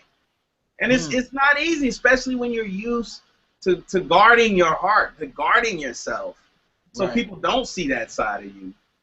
Right. It's not easy. So, but the good thing about it is no one is doing that, man. No, you got it on lock, and I can see it in you. Because when you're talking, you can't hide behind licks because you ain't singing. He has to believe he's good enough.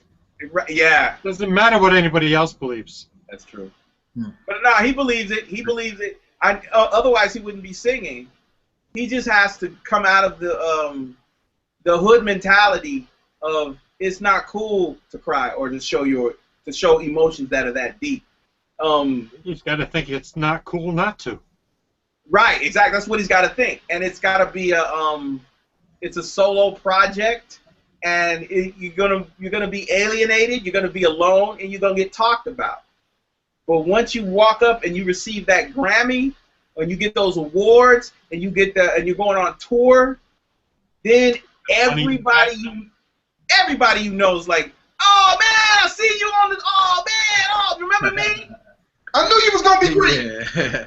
Oh man, I know. And everybody gonna try to take credit for you, dude. Everybody is. Man, definitely gonna keep it up. I'm gonna work on that. I'm gonna work on that real hard. We gonna work on that. Yes, we are.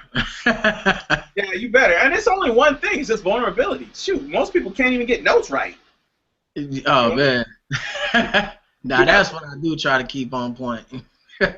Is them notes. I try to make sure that actually stays pretty much in tune and on pitch. But that took some time too. You got any questions for him, Rob? Really, I was paying attention to what you was doing too. I was watching. It was like a circle keyboard or whatnot. It was like a big circle. I was watching that. Oh, that, yeah, the NAM show. Yeah, and I was paying attention on how you was playing, man. That was crazy. I'll try to play a little bit. I don't know how to play like, of course, not like you, but I play a little bit. But I was trying to see like, cause I'm on harmonies and everything, and my vocal wise and everything. As I record, I try to use the keyboard for my chords, like to figure out the chords, like the harmonies. So is that like the right route I should go about it, or no? No, that's the perfect route. Okay. Most harmonies are created in thirds. Thirds are basically wherever note you are, you skip the very next key. So if you start on a black key, you hit the very next key over, whether it's a black key or white key. It's gonna be a white key because two black keys aren't never next to each other. They're always apart. Right. So you skip the next note and then hit that one, and then you skip the next two notes, and then you hit. Wait, I'm trying to do triad. Okay, I'm on an E flat, or this is a better way to do it. Thirds. If you count 5 notes, that's a major third. So if you start, no matter where, and you go 1, 2, 3, 4, 5, that's a third. And right. Some of your harmonies are going to be based on that third, or you can move that third down, and that's a minor third. So if you're doing it with the keyboard, man, you're doing it right. And I go through harmonies. Not on the video that I'm about to post, but on the next one, because it gets deep. Harmonies get deep because basically vocal harmonies are basically keyboard chords, right? Stripped down. That's kind of how I was thinking about it. That's exactly what it is. So if you've got a grip on that, then it's all a matter of how you record them and how you stack them. Right. Right. So yeah, man. Yeah, because I kind of think of my vocals as I finally got the understanding about it, but it was like using vocals as an instrument. So what I do is if I listen to a track or not, I would use my main vocal, like my lead vocal. I would think of it as a lead. So like I would like lead and pretend like I'm playing it with the wand or whatnot. And then my harmonies, I pretend like there'll be like I pretend like I think of them as strings, like my sustains. So I think of them as strings. Like the harmonies that's just stabby, I think of those as like a grand piano, like I'm just stabbing it real fast. I just think of my vocals as different instruments, and that's how I usually make my the tracks that I usually do. And then Mata come in and help me out with it too, and it actually come out way better. It's crazy. That's exactly how Miles Davis said when you're soloing. That was Miles, or maybe it was one of my teachers. If you're a saxophone player, don't play a saxophone solo. Try to play a guitar solo. Right. if you're a keyboard player, don't play a keyboard solo. Try to be a trumpet, and that's you're doing exactly instinctively what they teach in jazz. Is like, hey, you're a vocalist, but now we need you to be a horn. Right. And that's what makes hits, man. You're doing instinctively what they're teaching in books. Right. Very important. So if you went and took a theory class, you would actually find a lot of the stuff that you're being taught you already know.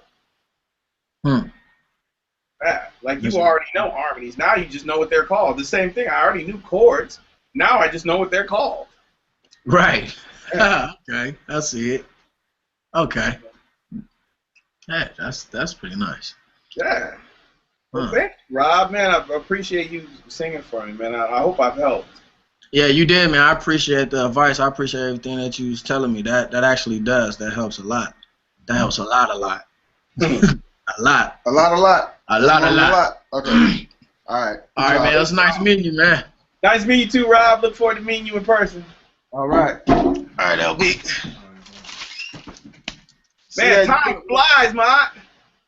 When a person knows they stuff, I just throw them in the fire and it goes. And I trusted that you knew your stuff. I wasn't even worried about you. Yeah, you see what time it is? We done ate up your whole day, bro. 4:30. Whoa. Yeah, we've eaten up your whole day. Man, and Angela on purpose missed the singing. Oh, she can play it back. I'm gonna grab me something to eat, and then I'm gonna go listen to these SoundClouds and respond to the wonderful people who came out. I'm really humbled and grateful that that so many people came out. I thought we were just gonna have a nice, cool conversation, with more people. Sometimes it's like sometimes we fill this up and it's cool. Well, actually, you might have just 5 people just sitting there, not doing anything. But sometimes it's cool. You fill them out. Sometimes I would want them to be just 2 people, me and the featured guest. It's really about the content, so that people can play this back and get something out of it. And this was good. Like, this is straight good. Cool, man. The only thing I left out was you familiar with Roger Smith? You can see it. I have no idea if you can see it. You familiar with him? His name's Roger Smith. He did this. He did a CD called "Consider This." Oh. No. Roger Smith. No clue, huh? Nah, not right now. But "Consider This" sounds familiar. Well, "Consider This" was his CD. Bruh. Oh, it's a smooth jazz artist. Yeah. I bought his CD. I bought his CD. "Consider This," and on the first. I heard him at the guy who was endorsing SE played him for me. The brother's dope, and yeah. I put the CD in. The first track was just slaying, and I just couldn't get enough of it. And I said, man, I gotta add some lyrics to this. It's an instrumental. I said, I gotta add some lyrics. And I went to add lyrics, and I couldn't because the music was just too live, too dope. And so that was like one of the things that made me like want to struggle to get to where I could do better with lyrics. So now I actually can. It's pretty cool. Now I actually can. But there's a song on here where he did a cover of Michael Jackson's. I think it's "Remember the Time." I don't remember what song actually, but it's one of Michael Jackson's songs, right? And as I was listening to it, it made me realize that even though it was the music, what you were saying earlier, the singer actually brought something to the track. The words and the singer actually brought a whole different dimension to the track. And I just kept picturing Michael Jackson being on this track, Michael Jackson not, Michael Jackson's version. And it was just a whole learning experience. I'm glad he covered that song. But then that first song on this track, on my way here this morning when I was preparing for you, I played his CD, and Ella Fitzgerald, I think it's called C major something. It's Ella Fitzgerald going back and forth. It's on YouTube. Ella Fitzgerald going back and forth with some musicians. She would do a run, they would imitate, and they'd go back and forth, and they try to do some real complicated stuff. They would do something, and then she would do it, and you get to see how skillful she is as a vocalist. Well, I would listen to him play a riff, some run, whatever he did, and then I tried to do it with my vocal, and I realized that if I were songwriting, there's stuff these musicians on this track were doing that I would never have done if I had not imitated what they were doing. There's dynamic stuff that they were doing in volume, and the inflections, there's all types of stuff that I did not have on my coloring palette. Well, I still don't. I gotta, learn this, go back and practice this. But see, what I was going to do was ask you, why is it good to get people's songs and sing them? Because I'm totally against. I hate these guys coming in and constantly they do covers. I didn't want to deal with covers at all. I wanted to write original songs, but these guys keep doing covers, and I'm seeing why. After doing this, I'm seeing why I would do covers. That was one of my questions I was going to ask you, is what's so good about doing cover songs? But as a matter of fact, go ahead and answer that. What say you? What's good about doing cover songs for singers to sing the cover songs? What it is what you get to get inside the head. There are songs that I don't like or didn't like until I played them. When I start playing the chords and hearing the melodies, I'm like, oh, it's a different angle that you view it at. As a singer, when you're singing someone else's song, you get into their emotion, you get into their space and why they're singing it. If you're imitating them to the point where you just like everything that they do, and then when you write your own music, you apply those colors to what you're doing. If you're writing a sad song, you listen to all the sad songs that you've heard before. It's the same thing as when right before you start a mix, the client sends you what? Reference mixes. I want my mix to sound like this. Those reference mixes are basically cover tunes. I want my song to sound like this. So covers are good in that aspect because they're just really good to know how somebody approaches something, and then you take that song and you make it your own. Like D'Angelo will cover Sly Stone, but he ain't gonna do it exactly like Sly. He's gonna make it him. When will.i.am does a cover of a song, he makes it very modern. And so I think it's good that everybody learns covers. When I'm learning a cover, usually another song will come. I'm like, oh man, if I start learning this song, I know another song's gonna come, so let me get ready for that. So that's what's good about it. I know, but anytime, any place, I have to get over my nerves. Anyhow, I hate singing in front of small groups. I was giving her a hard time about not being here when I had Rob singing. Just I'm always messing with my sis. Why'd you sing, Lewis? Come on, Miss Lewis. Give us a little bit what you got there. Sure, I'll sing something. Oh, I'm just getting over this cold, so I'm gonna sing something. It's not gonna be my real voice, but it'll be my raspy voice. Brad helps me with that though.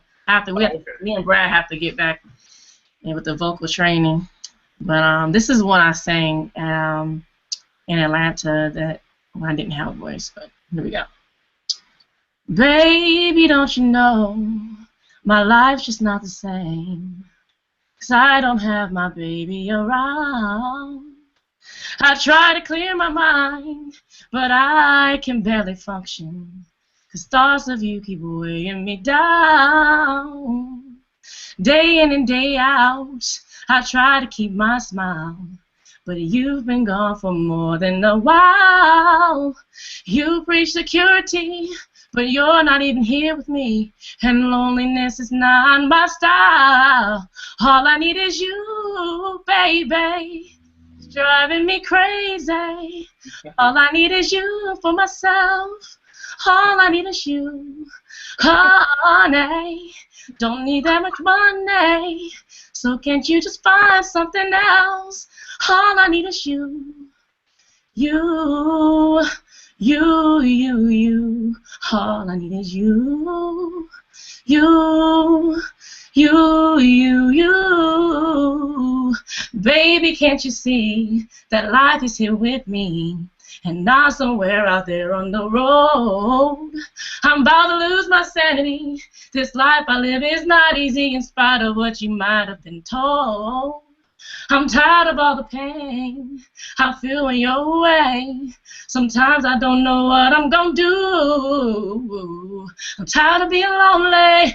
Boy, you're my one and only. So don't you know I'm counting on you? All I need is you, baby. It's driving me crazy. All I need is you for myself.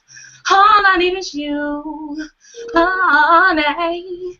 Don't need that much money. So can't you just find something else? All I need is you. You. All I need is you. You. It's actually an acoustic piece. I actually have a guitar part to go with it, but yeah, there you go. That's a little something I wrote. You can hear the grit in my throat. I can hear all that snot and spit. Yeah, all that grit from this 6-week cold I've been fighting. But hey, I got but I felt the emotion, and I can see you in the zone, but I can also tell it's uncomfortable a little bit. I hate singing in front of small groups of people, especially when I can see individual faces. But I'm good in front of big audiences, so one of the things I'm going to be doing is taking acting classes and just getting over that and just singing more and more in front of smaller crowds, because that's my biggest issue, is like 15 or less kind of thing, like, you know, where I can see people. But on the stage and stuff like that, it's not so bad. I'm more in my element when I have a mic, you know, and a stage. Your songs makes a lot of sense, and your delivery is convincing, and but then, you know, there's still a tinge of a hidden emotion, and what's missing is the I mean, it's the first time I've heard you sing, but there's always a little something that everybody has, that everybody does, that nobody does. Right. That nobody has. Like, that's just you, and that's. But those are like little minor things, and the passion is just all there. If it weren't there, I'd have stopped you in the middle of it. Appreciate it. But it was great. You I can't wait to hear some more stuff. There's a lot of talented people who come and listen to this and hang out at these hangouts, and these are the hungry people. I was listening to the other ones because I'm like, what is out there? What can I listen to? Because all of my heroes are, not Herbie's still alive. Herbie, Chick, George Duke is gone, rest in journey in peace. Art Tatum is gone, best in the world. You know, I just love being around good, talented people and people who write. Like, you have a great sense of a chorus, I was like, please let this chorus be good. Please let this chorus be catchy. And then she said, all I need is you. All I need is you. I was like, yes. Because you told the story, and I'm on the story with you. I'm like, oh, cool. I'd like to meet this guy. And then you went into the hook, and the hook was just like the dive, like, woo. And now I'm in. And now I'm like, oh, let me hear the second verse, because now you got me. And you told the whole story within the minute, or maybe it was a little maybe over, but that's textbook songwriting, and that's good. Thank you. Yeah, I can't wait to get my voice. Hey, sis. Yeah. Who were you? Who'd you write? Who was that? Who are you writing about? My husband. Are you allowed to tell who you were writing about? I can. Yeah, I was writing about my husband. Yeah, he was actually when I wrote that. When I wrote that, he was in Iraq. In 2008, and the emotion of that was just, you know, I was like, hey, look, I think around that time he had a choice to re-up, and it was like, this is the song I wrote. That was my first song that I ever wrote on the guitar. I taught myself how to play the guitar in 2008, and it just came, it just flowed, and I can't really. Like, when I wrote that, I can't really explain it, but I wrote it in just one fell swoop. Some songs write themselves, huh? It did. Like, the chord structure of that song, like, with the guitar, it all pieces together. So yeah. Cool. Were y'all married when you wrote it? Yeah. Mm-hmm. Yeah. So your husband was overseas and about to possibly re-up, and you wanted him to know whatever. All I need is you, huh? Yeah, basically. Yep. That was it.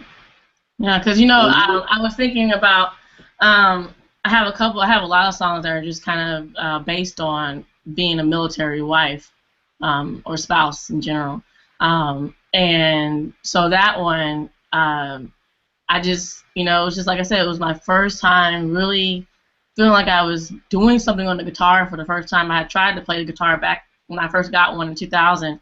And it was just I couldn't get past that callus week of this callus on my hand. I couldn't get past the pain, and it was like I ended up getting an electric guitar, which is of course a lot easier to play without the calluses and stuff. So I got a cheapo electric guitar, and I started playing around with it, and that's what came out of it. And then shortly after that, I went to the same shop that I bought that one, and went to buy acoustic electric, and the guy there, when I was playing around with it, I was like, "You want to hear a song I just came up with?"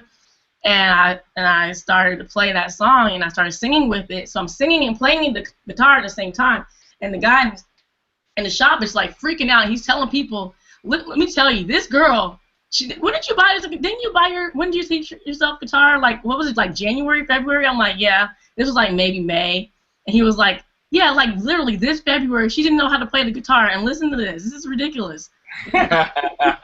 So I haven't cut that one like as an acoustic. I did it as a pop song for school because we had like my very first Pro Tools assignment, first time ever doing anything in Pro Tools on my own. They made us write a song, and it had to have piano. It had to have some type of chord structure, of course. And it had to have drums, and it had to have bass. It didn't have to have piano, but it did have to have drums and bass. So it kind of turned it into a pop song. So I kind of changed the genre to pop for that particular recording. But I do want to re-record it as the acoustic piece that I originally wrote it as. So that's one of the ones that I plan on putting on whatever I have come out. That one's definitely gonna get released. But and then the one I'm working on right now, the one that I'm working on with this guy, sadly, he lost the music, and he lost the track, so he's gonna have to rebuild the whole music, the whole production. But so when you're working with cats, and make sure you get a copy of even the instrumentals, so there's backup. Well, see, what happened was he sent this to me almost a year ago, and he sent me the session files, but he wasn't very he's not very tech savvy, I guess, and so when he sent me the files, it didn't send the audio. It only sent the MIDI, and it was a Logic file. So I do have the drums, but I don't have. He created everything out of his workstation, and so when I got here, he lives here in Jacksonville. When I got here, I hadn't let anyone hear these lyrics of this song until after I got back from Atlanta on the 19th of October October. That was the first time I actually let anyone hear the lyrics to this song, and I haven't finished it. But it was one of those things where I started it, and then I had other things come up, and I didn't finish it. Well, coming back from that retreat, I let my mom hear it by accident. It actually just started playing on iTunes after I was showing her something else, and it just started playing. It wasn't even supposed to play. It wasn't even in alphabetical order. Started playing. I was like, oh, that's a song that such and such and I are working on. And she was like, my sister who was here, she comes running in the room. She's like, what's that song? You didn't let me hear that. And I was like, oh, it's because that's something me and him are working on. She's like, I want to hear it. I was like, okay, well, y'all want to hear the lyrics I have to it? And they're like, yeah. So my mom and sister are there, and I'm like, okay, now, I'm not going to tell you the concept for this song, because if it's too metaphorical, you let me know so I can go and make some adjustments, because it's a little bit of a metaphor here. I'm not going to tell you anymore. Let me just sing it. So I played it, and I sang it for them, and my sister says, is it cold in here, or am I getting goosebumps? And my mom was like, no, I'm getting goosebumps too. And I'm like, really? And they're like, yes, you need to finish that. I was like, okay, I'm going to call him tomorrow. So I called the guy. I went and got him. He came over, and I sang it for him. I sang the first stanza. At the time, I only had the first stanza. He says, oh, no. Go back again. Do that again. Let me hear that again. And I sang it again. And he's like, oh, you can put a big old green check mark next to that one because that's hot. And I'm like, really? He's like, yeah, that's hot. I was like, seriously? I didn't know. I'm like, hey, I thought when I wrote it, I was like, I kind of was feeling it, but then I was like, I'm not sure. And I think one of the worst things that we have as songwriters and musicians in general is our own self-doubt. And it's a two-edged sword because I think it's self-doubt, but at the same time, you don't see people walking around saying, hey, I'm humble. It's like, some people call self-doubt humble, and I guess that's what it is. It's a form of humbleness, but I mean, it can at times it can cripple you, and so that's what I'm trying to get over, that hump of that self-doubt. But like I said, the Gordon Chambers comment was one of the things that made me feel less vulnerable when I went to share the next that unfinished piece with the producer. So I'm still working on finishing that up, and that's the same song that I was saying that recently just came to me. The second stanza came to me in the shower like that. It was like, wow, this is it. So. Wow. My sister calling me now. So, but yeah, I'm gonna be doing a lot of co-writing with my sister. My sister is an artist, and I'm gonna be working with her, and I'm gonna be working with my own my own craft. Which she is calling me now. Not a good time, Johanna. I'm gonna be working on some finishing up that song and possibly shopping the one that not the one I just sang, but the one I'm talking about. Shopping that one if it's not for myself, but the way I wrote that, it was due to a circumstance I was going through in my I had something that happened to me in my marriage that I was able to pull from that energy and relate to the concept of the song. So I would like to want to. I'm sorry. Are you with ASCAP or BMI or BMI. Oh, BMI. cool. Mm-hmm. So I would love to get you all's opinion on it when when I get it to that point of either I can't finish it anymore, like I can't, this is all I have for this song, this is all I got, or I'm able to finally finish it. But yeah, I really got very motivated by it. It's just amazing how you can deposit something so positive into somebody and say something that can really push them forward, and you can at the same time that people who can say something negative to hold to either bring you back to a place where you were either feeling bad about yourself, whatever. It is amazing how one word or one or two words from somebody, the right person, can propel you to that next level. So it makes you really want to be careful about what you say to people, and I really try to be careful when I'm critiquing people, because and when people send me music, I get people send me music all the time, and it's like, okay, do you want my honest opinion, or do you just want me to listen? Because I'm one of those people who, if I'm not asked, I'm really careful, because art is so special and it's so private and it's so intimate to the person who's creating it, and so I'm very careful about what I say to people when it comes to their art. Because I am a creator and I understand. Well, when Erykah Badu said, "I'm an artist and I am sensitive about my shit." Exactly, exactly. And so I try to be careful, because I've had some ill things said to me either from fellow creators or from people who have no idea what they're talking about or just listening. You gotta consider the source. Same thing. Yeah. Same thing, and I've heard everything from you're no good and you're never gonna make it, to wow, you play like you ain't got no sense. And you always have to consider the source of a critique and where the critique is coming from. And some of the best critiques I've gotten have been negative ones, and that's what I look for, because a positive critique is I can't do nothing with that. Right.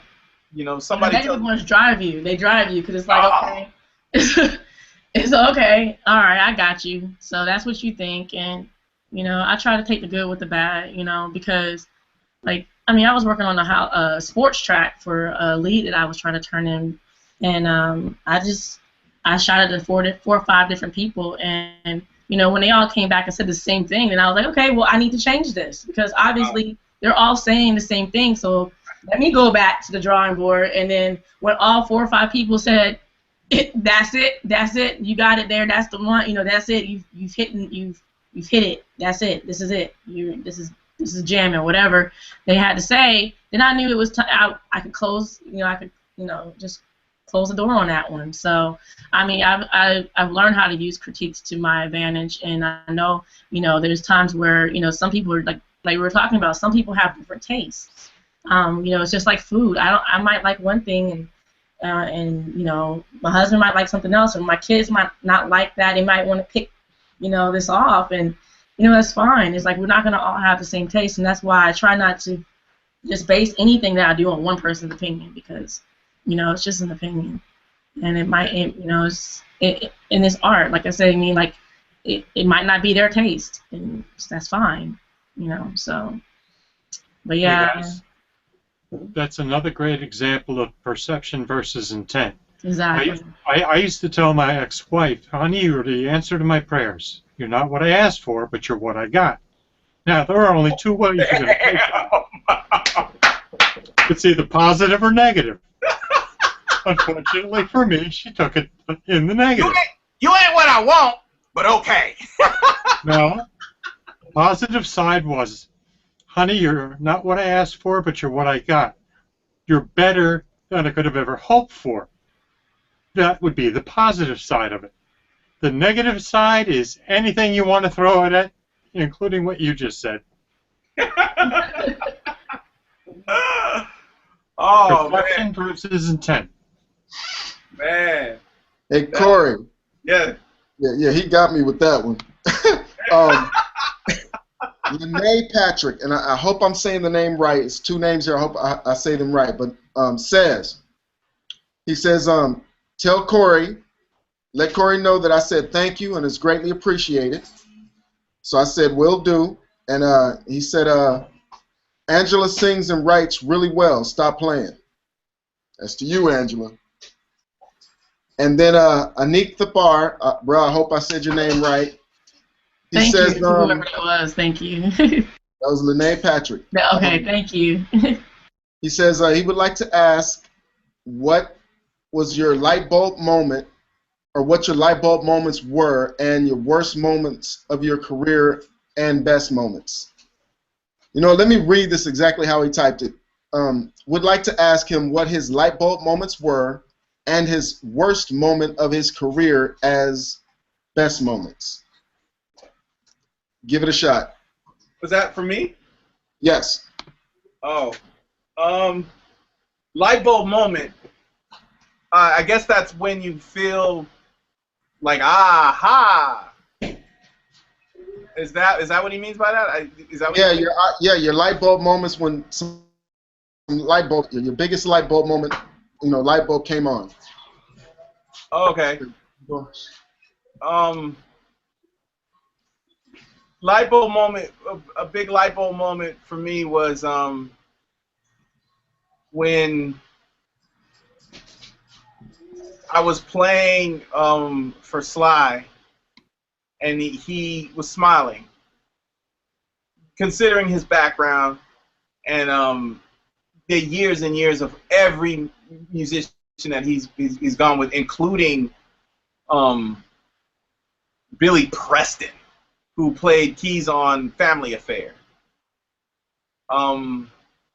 It was an honor and very nerve-wracking to follow musicians like that he's played with and that he knows of, and for him to call me and say, can you put a band together for me? I was humbled and I was grateful, and it was like one of the light bulb moments. Now the worst moment of my career, do people talk about that?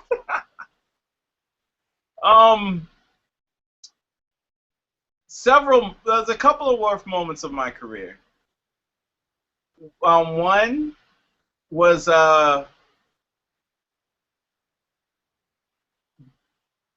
being called out on national TV in Japan, playing with Bobby Womack, I made a mistake in one of the songs.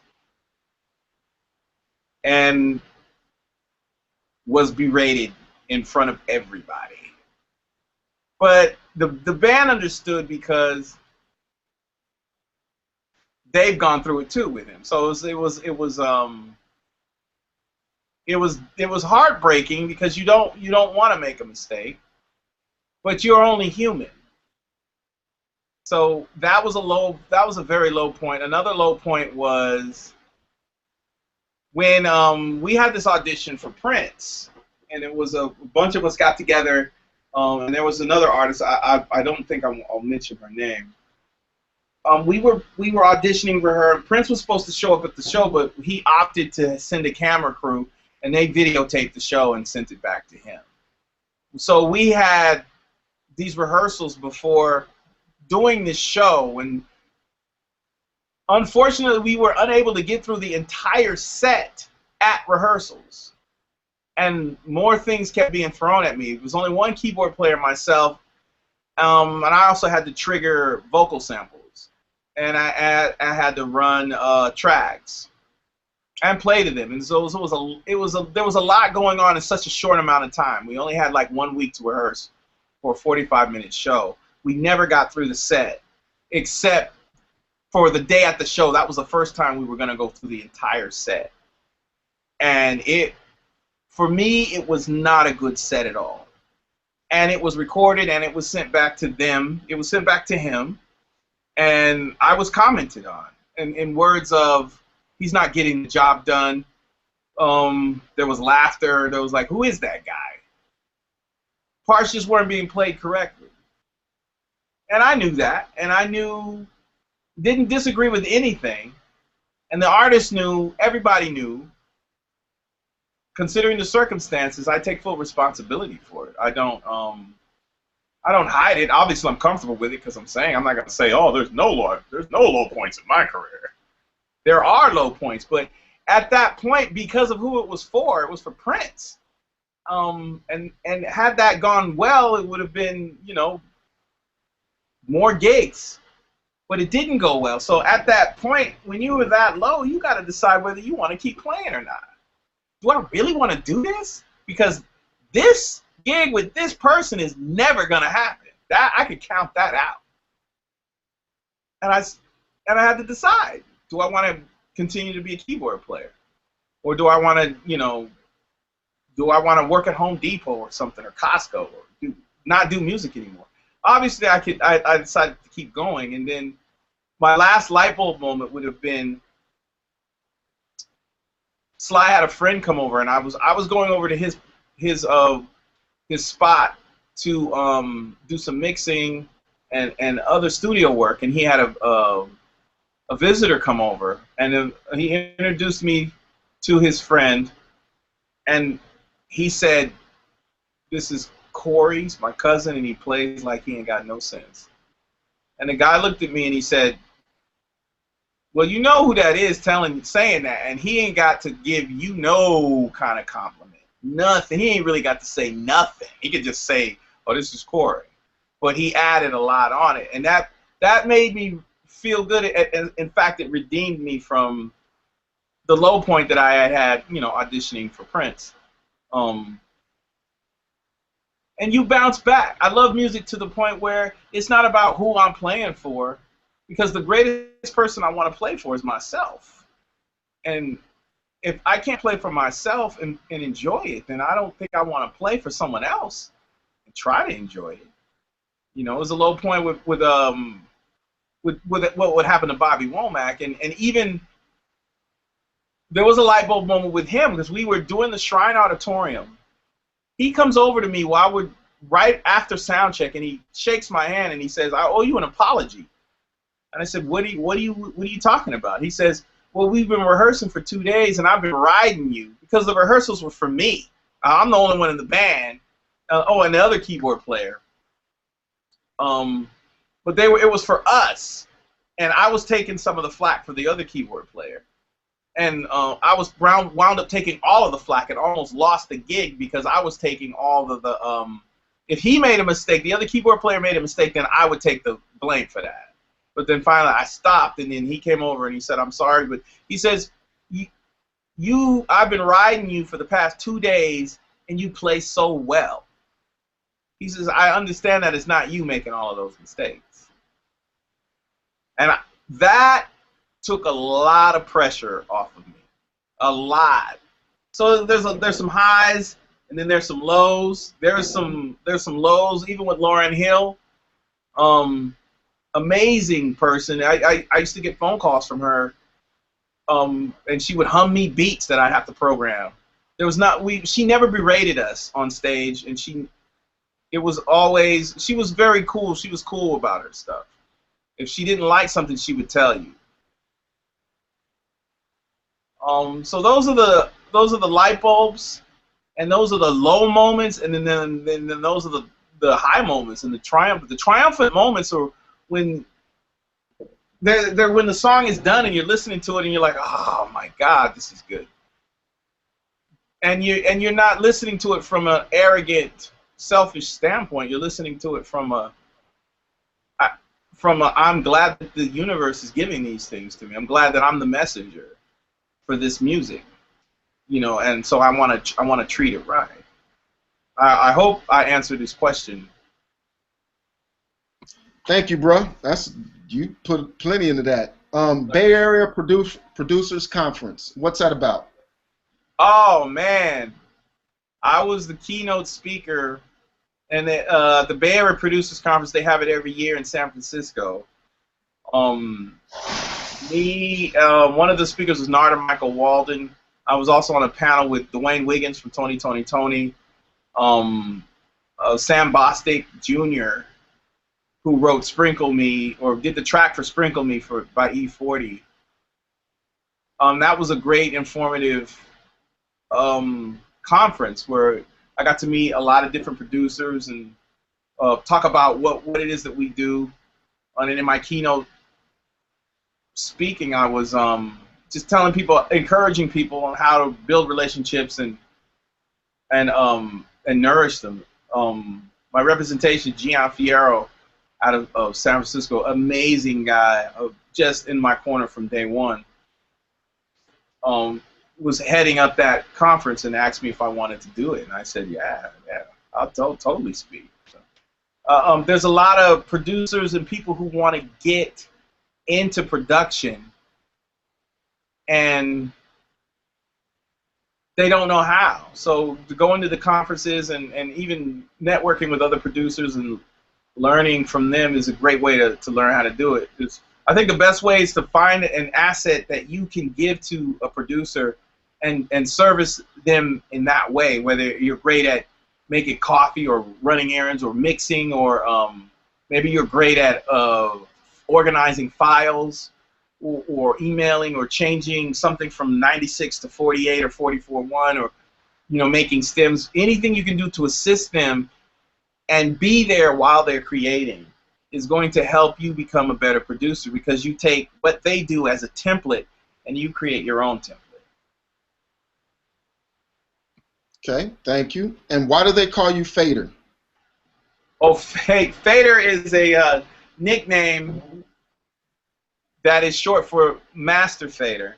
And the Master Fader is basically, we are all faders, and faders on a mixing board control the volume of that track. It controls the volume, and also in that fader, above that fader are the the aux sends and the EQs and even the compression sends. We are all faders, and each fader is a representation of everything that we go through in life: relationships, friendships, work, entertainment. Everything is in these faders. The only fader that really counts are the faders to the very far right, the two red faders usually, and they're called the master fader. No matter what these faders say they're going to do, these faders are the dominant ruler. If they say, no, we're all going to turn up, this fader can say, hell no. Y'all all going to turn down.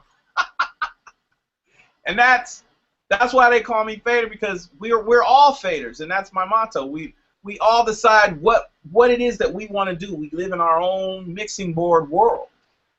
That's why they call me fader.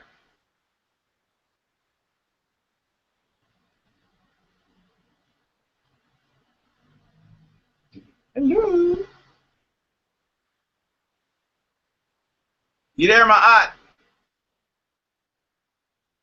Bro, I'm over here talking my butt off. Yeah, we can't hear you. Oh, you can hear me? Oh, yeah, I hear you. I was muted. I muted myself, and I was over here talking my butt off, thinking, and I'm looking at y'all like, how come y'all ain't answering? Okay, do any of y'all have a question for him before I ask this next question? No, I'm good right now. Steve? Good here as well. Oh, cool. Antonio? The name of Antonio's gave to me Big Daddy Kane lyrics. Okay, you stated something about artists, good musicians not having websites, and something about them, but musicians still get work. A lot of the musicians still get work. Why do they actually need websites if y'all's network is a word of mouth type thing?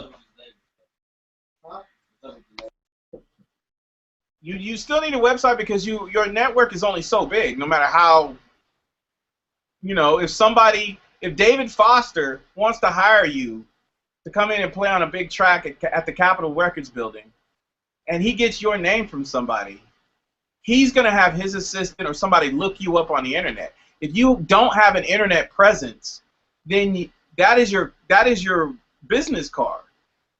If you're not on Facebook and you don't have your own website that has samples of you playing, then he might call someone else who might be a lesser player that does have an internet presence.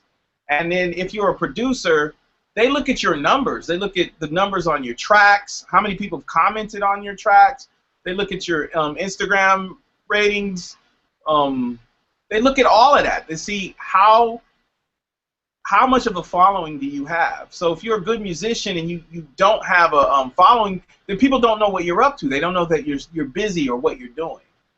So it's important to have an internet, especially if you're an artist. You have to build your social media in order to connect with your fans.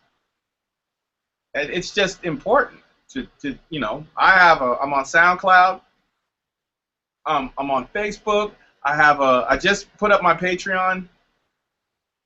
I'm on Instagram, Reverb Nation, and some other some of them I forgot I was on there until I get notifications.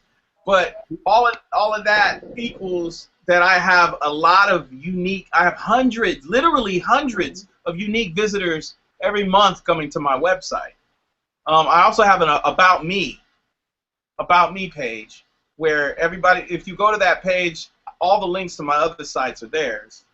It's just so if somebody wants to look me up, they can. And I've gotten clients from people who's like, I don't know who you are, but I've seen you all over the internet and on YouTube, and I want to do a track with you. And so I think it's important to have a. See, I was just about to ask you if you had actually gotten any work from your sites, because everybody that I end up talking to say they get it through friendships that they already have. Yeah, you do get. I mean, I've gotten the gigs that I've gotten weren't from websites, but someone that saw me playing at a gig and asked me to audition for Lauryn Hill. So another person, just from word of mouth, saw me playing and asked me if I wanted to play with Bobby Womack, who in turn called Sly and who is this guy? And then I've gotten a client who said, I've seen you on a website. And I like the way you play. I want you to come in and do this gig. And then a lot of people who know you, who want to refer you, say, yeah, well, I know this keyboard player, but if you don't have, if they say, oh, well what's his website? Let me go check him out. And if you don't have, well, he doesn't have a website. Well, okay. Well, didn't you say your other friend does? Let me check him out. So now they can say, oh, he's right here. And everything is on your phone now. Everything is on your phone. So people can look you up right on the phone. I do that, and it's like when I'm talking to girls, and it's like, oh, this is my number, and I was like, and I'll send a text, and if I don't hear her phone beep, and I'm like, you gave me the wrong number, or you know, or website or Facebook, or it's kind of hard for the people who aren't interested in you to kind of get away anymore. Well, let me add you to Facebook. Oh, just go to my, you know right away if they're interested or not. But so yeah, I have gotten work and continue to get work from people who go to the website and who are looking for certain things. I got full songs for sale on my website, and I've got whenever I answer ads, I send them to the website or I send them to my SoundCloud, depending on what they're looking for in the ad. So it's great to have an internet presence. Okay. How is film scoring different than writing a regular song? Film scoring is, wow, it is, hold on, let me do this. Ooh, light. A little bit of more light. Well, writing a regular song has a basic structure, and the basic structure is 2 verses, 1 chorus, 1 bridge. You got 4 parts. And you're going to have an intro, and then depending on that song, you're going to have, depending on how you want to transition from the first chorus into the second bridge. It's a structure. Film scoring is you're taking a tone, you're looking at a scene, and you're deciphering the tone of that scene, and you're adding more tone to that scene through your melodic choices, your melodic or harmonic choices. And unlike a regular song, which might have a consistent tempo throughout, your tempo in film scoring is going to fluctuate. It is going to change because you want something to. When people act, they don't act like robots. It's not like a cut. It's not like music where it's the same tempo and you go through. It's an organic flowing thing, and so your strings have to organically flow. So you might have something that's 1 bar of 3/4 that goes into another bar of 5/16. Then that jumps into like a 4/4, and then it fades out. So film scoring, and it just helps to have more of a theoretical knowledge, so you can map it out to a fraction of a second. So your ins and your outs are precise. And film scoring takes a lot more theory. There's a lot less people who are really good at it. It is very hard for someone who doesn't know theory to score a film, because if the director and then they want to use a full orchestra and you know nothing about orchestration, you got to go pay somebody to orchestrate for it. But if you know orchestration, there's ways to be cost effective. So if it's a low budget film, then you've got a lot of spaces covered. So theory really helps that. When what I found weird, and I got it eventually, but what I found weird was I would listen to a movie soundtrack and the music did nothing for me alone. And then I'd go watch the movie and it was pulling on my emotions because the rest of the story was the visual and what was going on with the movie. Now imagine putting that into a pop song. Those elements that are pulling on you and getting people to feel and see, where the lead vocal is the actor and the supporting actors is all the production. That's paramount. That's what that's what I like, because I'm working. I did a short with Ezekiel Martinez, and he's one of the first writers of Pirates of the Caribbean, the first one. And I scored a film for him, a short film. And if you don't notice the music, then you're doing a really good job. And a lot of people I played it for say, check this out. And they're like, okay, well, what is it that you want me to see? The music. Oh, play it again. I didn't notice the music. Then I know I did my job. Because the music is not the focal point. The music is a supporting role. In a pop song, the music is everything. It is the focal point. And you're trying to get the vocalist to shine as much as they can. In a film, you're trying to get the actors you're trying to suck out as much emotion out of that scene or situation as you possibly can. Okay, thank you. What is a music director? What does it mean to be a music director? Man, it means a jack of all trades. A musical director is one who hires, fires, interviews, and knows everybody's part in the band, knows the show, probably puts together the show, and is the go-to person and the blame if the show doesn't go off well. That is a musical director, and I'm currently doing that with an artist. And do that with my own project. It's a pretty stressful position, but it's also a rewarding position. When things go well, you get the blame. When things don't go well, you get the blame. So you have to be on your P's and Q's, but then you have to be ready. You have to be ready for anything and everything. There can't be anything someone can throw at you that you say, oh, I'm not ready for that yet. There's just no room for that, especially when you get up to the hierarchy for the hierarchy of artists like Lauryn Hill. I did a little bit of music directing for that, but I had to bow out because I was also drum programming, and my days were getting long. I was like, her musical. When I was doing a musical director was an amazing bass player named Miles Mosley. Miles, he had everything. He had everything under wraps. It was cool. So when things were good, it was cool. When things were bad, it was the blame went as such. When things were bad, they were bad, huh? Okay. Oh man. Yeah. The song Michelle Obama. Michelle Obama is you know what, I'm not really interested in married women, especially married women who are married to men with power. But she is just the most sophisticated, very elegant, well-spoken, well-educated, well-traveled woman that I've ever took notice of. And the song is not about an intimate request, but more or less I appreciate you and your accomplishments, and the type of woman that you are is should be a catalyst to all women. To be educated, to be well spoken, and to be successful. I think that Michelle Obama is and she's hot.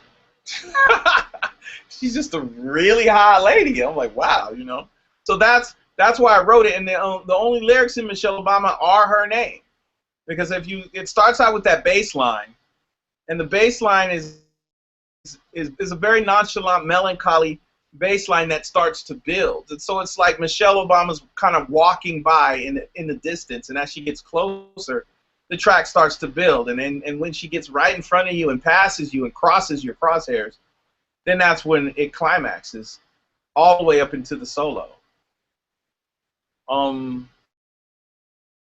But that's what that song is about, and it is about, in relationships to the Other Highs EP, it is about other directions that you use to reach your goals and your dreams.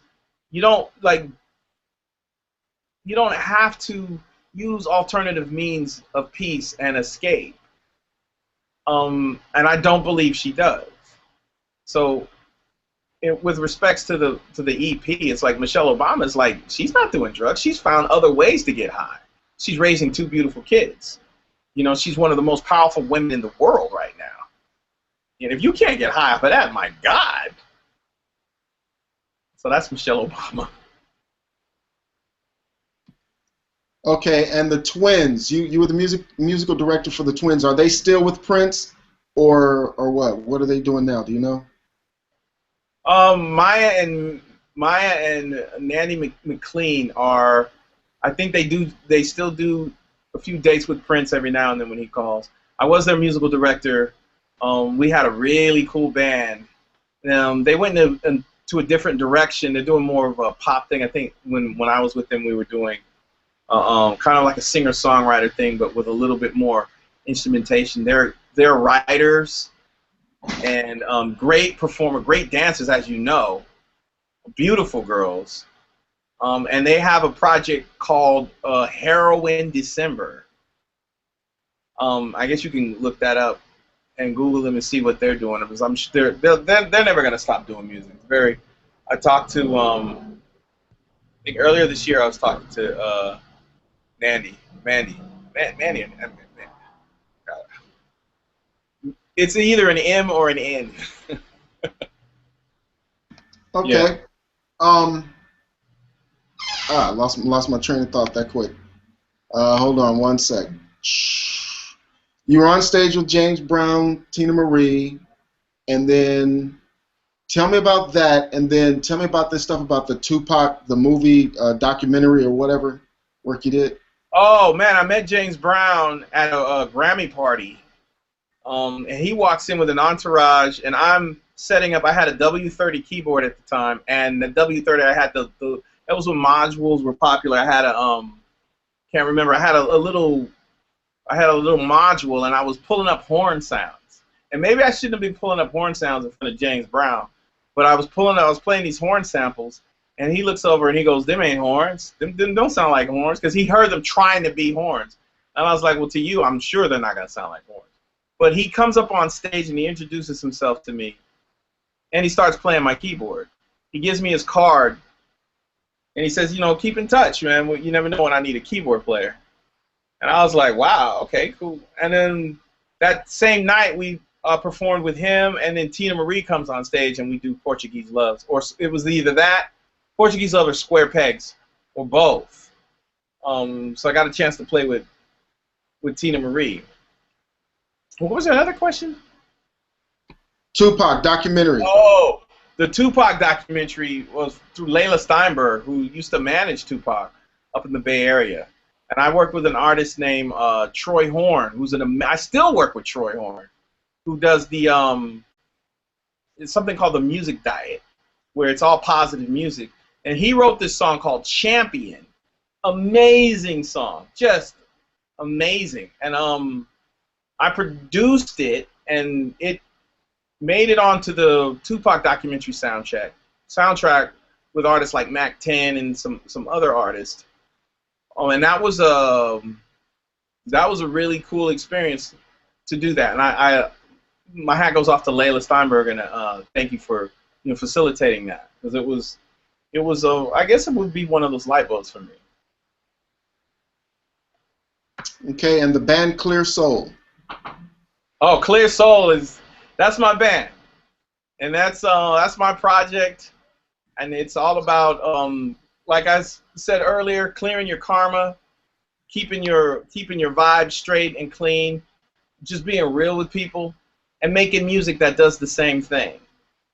And that's what Clear Soul is all about. And I'm implementing really good singers, really good musicians, sort of like a Steely Dan type of thing, where I get really great musicians to record, and we just do really good music. And that it's all positive and inspiring, not preachy, but inspiring. Okay, now this one comes from Lene Patrick again. Says, "What is your gear in live situations besides the motif? What soft synths? What gear you got out there?" Oh, I use Logic, and within Logic I've got Complete 9, so I've got Massive, I've got Absinthe. This is for live? Yeah, I use a controller, run through my laptop, and my laptop goes into the TAC 2. The TAC 2 is it's right here. This is my TAC 2. It's by Zoom. Again, this is a really cool unit in that it is a Thunderbolt product. I go Thunderbolt from the back of here into my computer, and there's like no latency. And I love this unit for that. I can control the volume. So that's my live situation. Motif at the bottom and my controller at the top. My laptop at the top, and then I have 2 other keyboards that I can employ if I need to. If I really need to, really branch out and get to sounds a lot quicker without having to switch patches. So that's my live situation, and it's very effective. I'm not a fan of weighted keys, even though I'm a keyboard player. I should be, but I like synths. If a keyboard is weighted, it's going to be a piano or a Rhodes. Then I can understand. But strings aren't weighted, flutes aren't weighted, a Moog isn't weighted, clarinet's not weighted, trumpet's not. None of that stuff is weighted. The only thing that's weighted is a piano and a Rhodes. So that's my gear on live situation.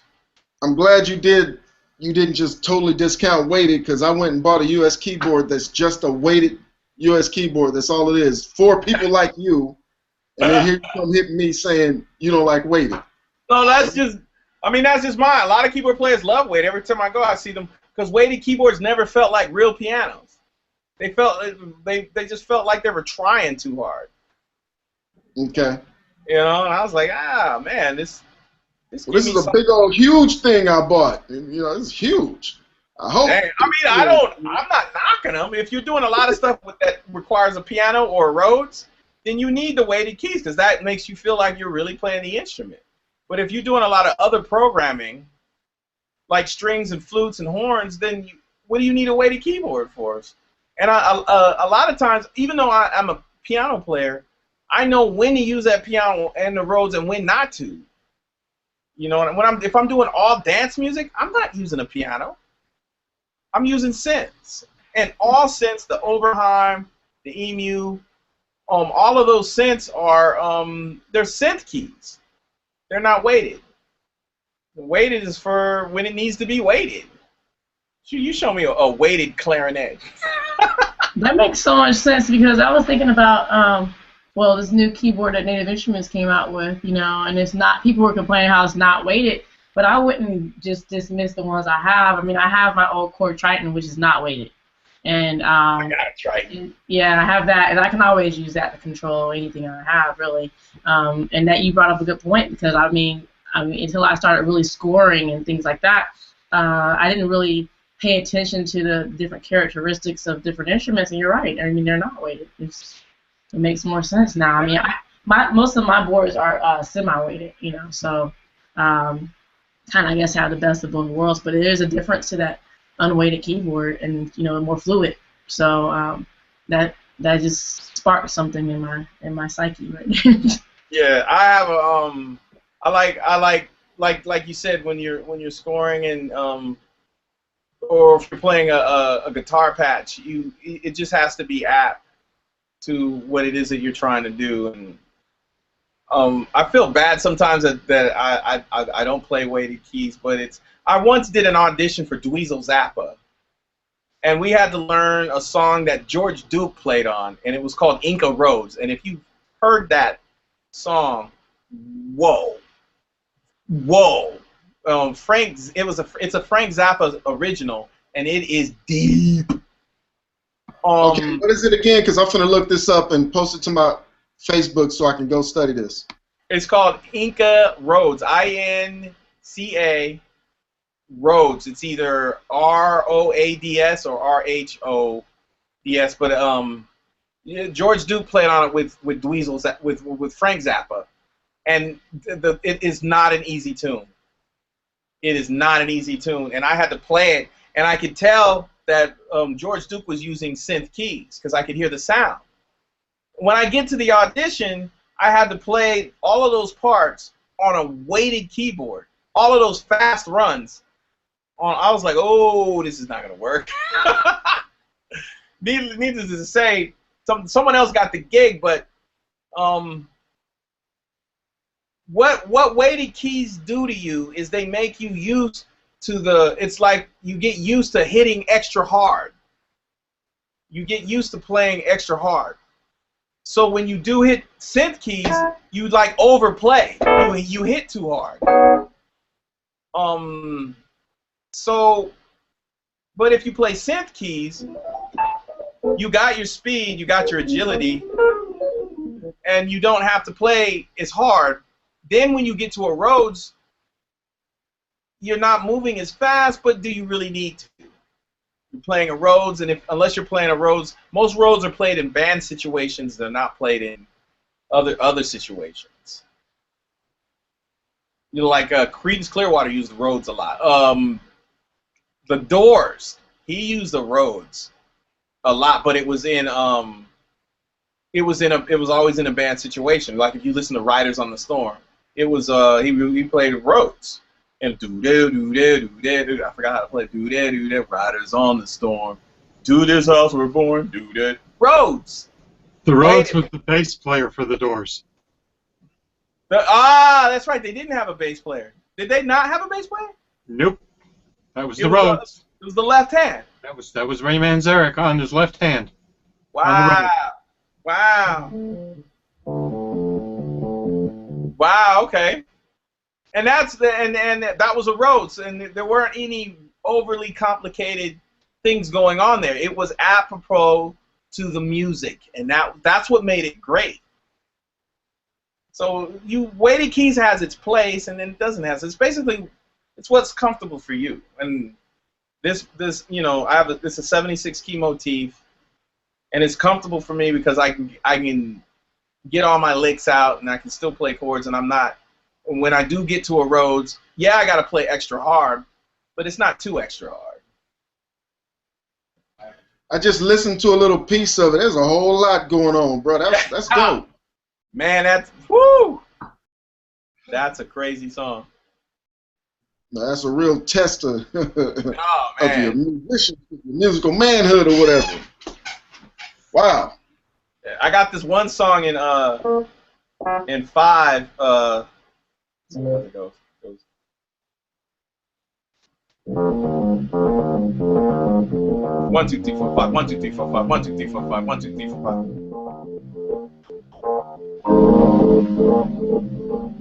Is that 5/8 or 5/4?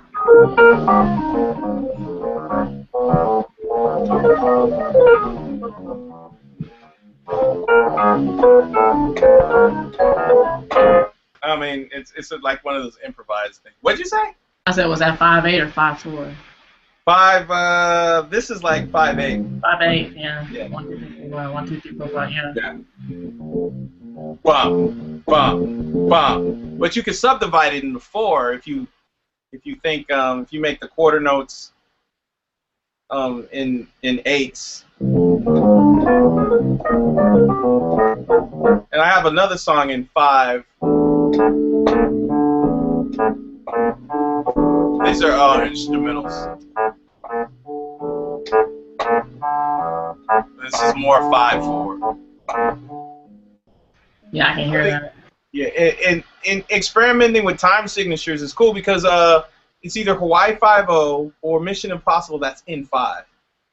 The one that goes dun dun dun dun dun. Mission Impossible. Yeah, Mission Impossible is 5. Dun dun dun dun. 1, 2, 3, 4, 5. 1, 2, 3, 4, 5. 1. Yeah. 2. And that is, and people don't even know it because it feels like 4. So I've experimented with that, and in film you've got free reign. You can do 5/4. I did a gig with Virgil Donati, who's a crazy drummer, and Anthony Crawford on bass, and we did a song in 11/16, and it was, oh my God, it was crazy. And all the hits were not on. They would play these hits, and I would have to play on the downbeat in between the hits. It was nuts. And yeah, that's tough music to play, and you really got to reevaluate your life after you play a couple gigs like that, because I don't know if I want to do that.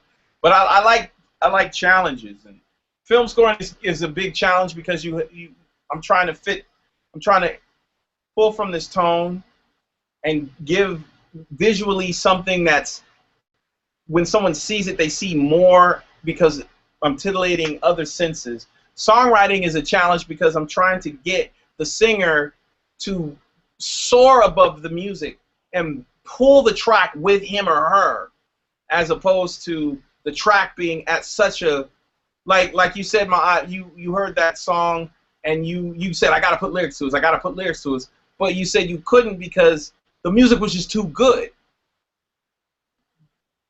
The goal of a singer is to pull tracks like that and take them with you, like what Shaka Khan does when she plays with Rufus, or when she plays with her band, period.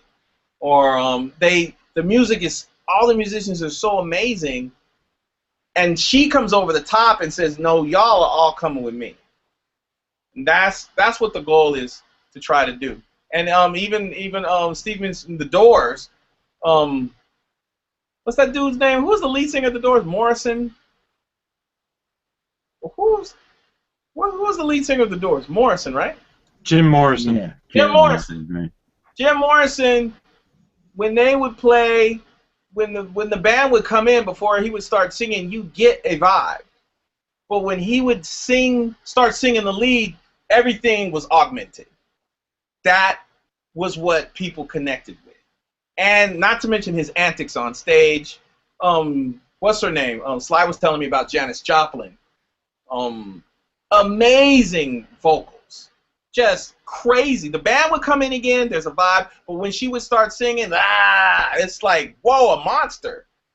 And that's the goal for every singer, is to take a track and make that and tame the track. Get your vocalist to tame it. Make it yours. And that's the goal of any singer. And that's the challenge. The track, when I do a track, the track is usually done the same day. It's the vocals that take time. So just getting someone that's a pro to come in and go, oh, this is what I want. And I work with people who I'm too slow. And they're like, give me another track. Give me another track. I love that, you know. If I can find a different challenge in everything that I do, I'm happy. I don't want everything to be easy. I want to learn something with every song that I write and every track that I produce or mix. I want to learn something new about signal flow and learn something new about how to use different things. Bruh, I've never understood what was awesome about Janis Joplin. Clue me in. You don't what? I listen to Janis Joplin. I don't get it. Okay. What should I be looking for? Her passion. Okay, I see that. Yeah, I see that. In that time period, name one white girl who was blowing like that. One. Nobody. Karen Carpenter was a songwriting beast, but she wasn't singing like Janis Joplin. Janis Joplin was a blues singer. She was getting all her stuff from the black blues singers, but she was doing it. She made it her own. That's what. So was it because she was white? That's what separated her. Yeah, that was part of it. But there was no. Look at her contemporaries. Karen Carpenter. Who else was around that time? That was a female singer. Because when I listen to her, I have all these. Joni Mitchell. Joni Mitchell, but Joni Mitchell wasn't blowing like Janis Joplin. No. See, I didn't separate her as an artist as white or anything. Like, she was just an artist, so I bunched them all together, and I just heard an artist, and I'm like, I know people that will blow you out the water. But okay, I get it. It's about and her. She was an anomaly in that there were no Caucasian female singers that had those kind of pipes. When you listen to her sing, it was like, damn, girl, that's coming out of you. And she was a little thing. I mean, she was little in stature. She was kind of a bit overweight, but she could blow. So she'd come out and shock everybody. I get it. I got you. Right. And so it's sort of like what Iggy Azalea is doing today. There are no white girls rapping like her, and there probably are some now that are going to come out of the woodworks. But I'm sorry to tell you, bro, but there's some white girls out there that can really rap well. It's just they're not presented by the industry. But there's some white girls out there that really kick butt. We just that can out rap Iggy Azalea. Oh yeah. Oh, okay. Oh yeah. I mean, you got to give Iggy her props. I've liked Iggy for years. We'd sit here in the studio and wonder who's gonna, it's like, look at all these rappers, who's gonna make it? And so when she finally made it, I was like, hey, she made it. But there's like Snow. There's artists out there, like even with the male artists, like Tech N9ne. I look up and Tech N9ne's not nominated. I'm looking at who is nominated, and I'm like, that's the best rapper? You really think so? It's a joke to me. A lot of this stuff is a joke to me, and to us hip hop, hip hop folk. But anyway, no, Iggy Azalea, props to her. But yeah, there's other white girls out there. I wish more people would be represented, because she has peers in her race and her gender who actually kick butt. There's quite a few women out there actually, and I hate that it's so limited what people get presented with, because there's actually quite a bit out there. But yeah, she's kicking butt, but nah, she's not the only one. Yeah. I mean, I would have to agree, and I know some rappers that are working on their stuff right now, and I know some rappers way before she hit the market. But yeah, I think she's a great rapper. But when you look at Lil' Kim and you look at the other people where she probably got her style from, it's still kind of like a cookie cutter situation. But I would never knock the way somebody makes their living or their money. But when it comes to art, you have to look at art and commerce do not know each other, because what is really artistic is not really what's making money, and what's making money is not really artistic. It is the package, it is the environment that they create around that thing that they're trying to sell you. And I've learned that, okay, so you're not going to be the best at what you do, and somebody's just going to be packaged a little better than you are. But the way the industry's going, the playing field is leveling out, and now if you got your social media and your marketing together, you can make a difference. I got on the internet and started checking out female rappers. There's little Asian, there's one or two little Asian females that were dope. There's all kinds of stuff. The guys here even were showing me some Armenian dudes rapping. I'm like, Armenian? I'm used to Japanese, dudes rapping right now. I see the Korean market. They're putting a lot of money into it. Like a lot of the producers that you think are not making money right now are making money in Korea or Japan and stuff. But yeah, there's a lot more going on than what we're getting to actually see. But yeah, there's a bunch. If the industry wanted, there's plenty of females out there for them to present. And as far as like some of the male rappers that I like who are not represented right now, Tech Nine and now shame on me for forgetting this brother's name. And I was just telling Khalik, I think I was telling Khalik and them about him. He was signed with Eazy-E's label, then went under Eazy-E's wife and did a song against her. Anybody know who I'm talking about? Sis? Say it again. You said somebody was signed with Eazy-E and what now? And Eazy's wife ended up taking over the label, and this rapper, he's now not with her anymore. He did a song against her. Do you know who I'm talking about? The rapper? I just can't remember his name.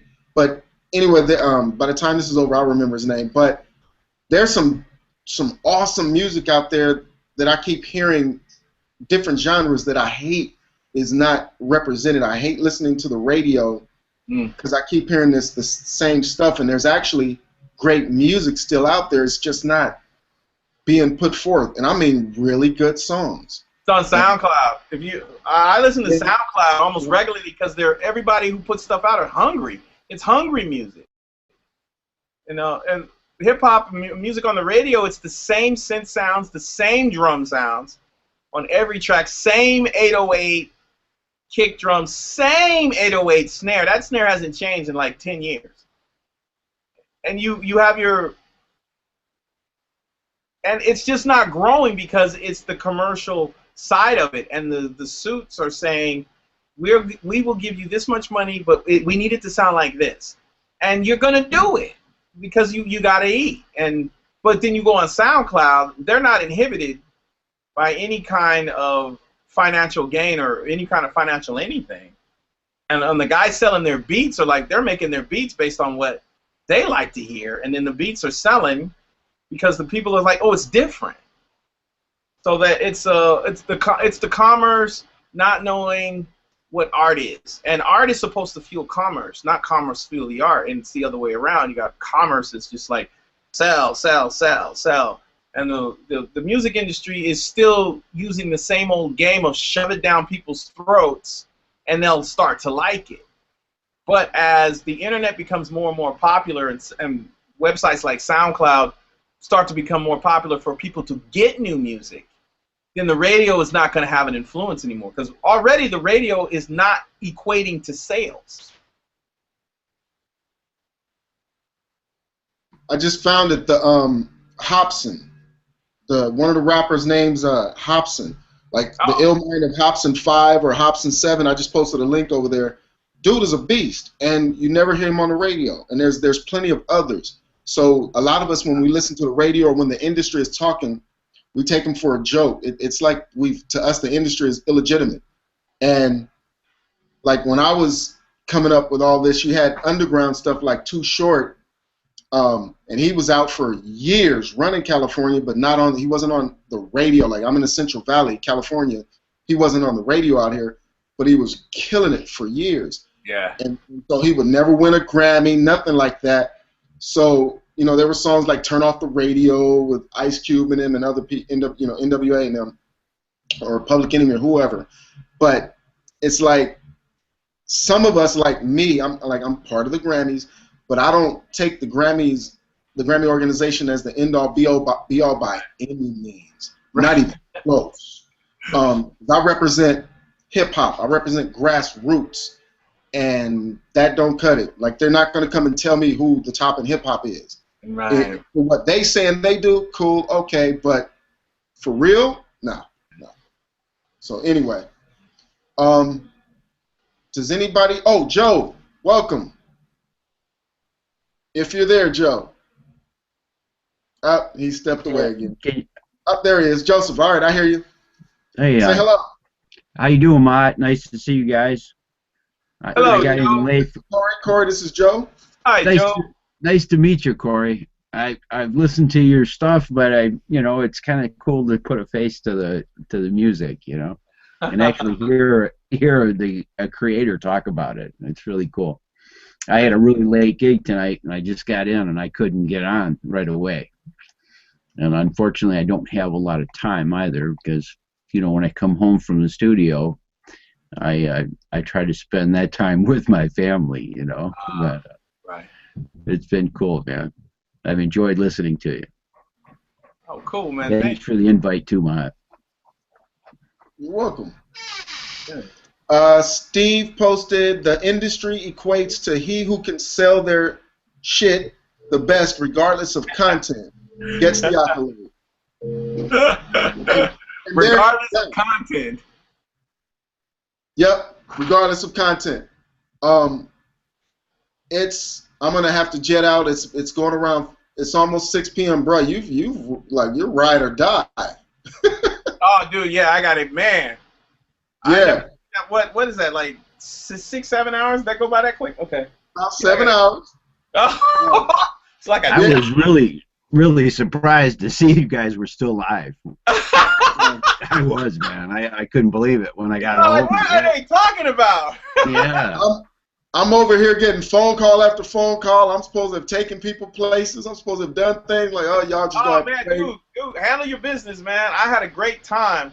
I want to thank everybody for coming. I'm going to grab some food, and then I'm going to listen to what people have done.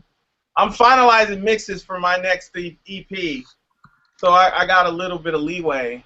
But I really want to get into, really interested in what Angela, that song like piqued me. I was like, if she could write that, I know there's way more in the tank. Bro, I felt that. Bro, I really felt, I could hear her. It's like she was begging. Yeah. It's like she was begging. And see, I was in the Navy. And here's a Navy wife. I got this, see, the reference inside me with me get out to sea. Army. Yeah, look, Army. But I was in the Navy. Me being in the Navy, I would go out to sea for 6 months.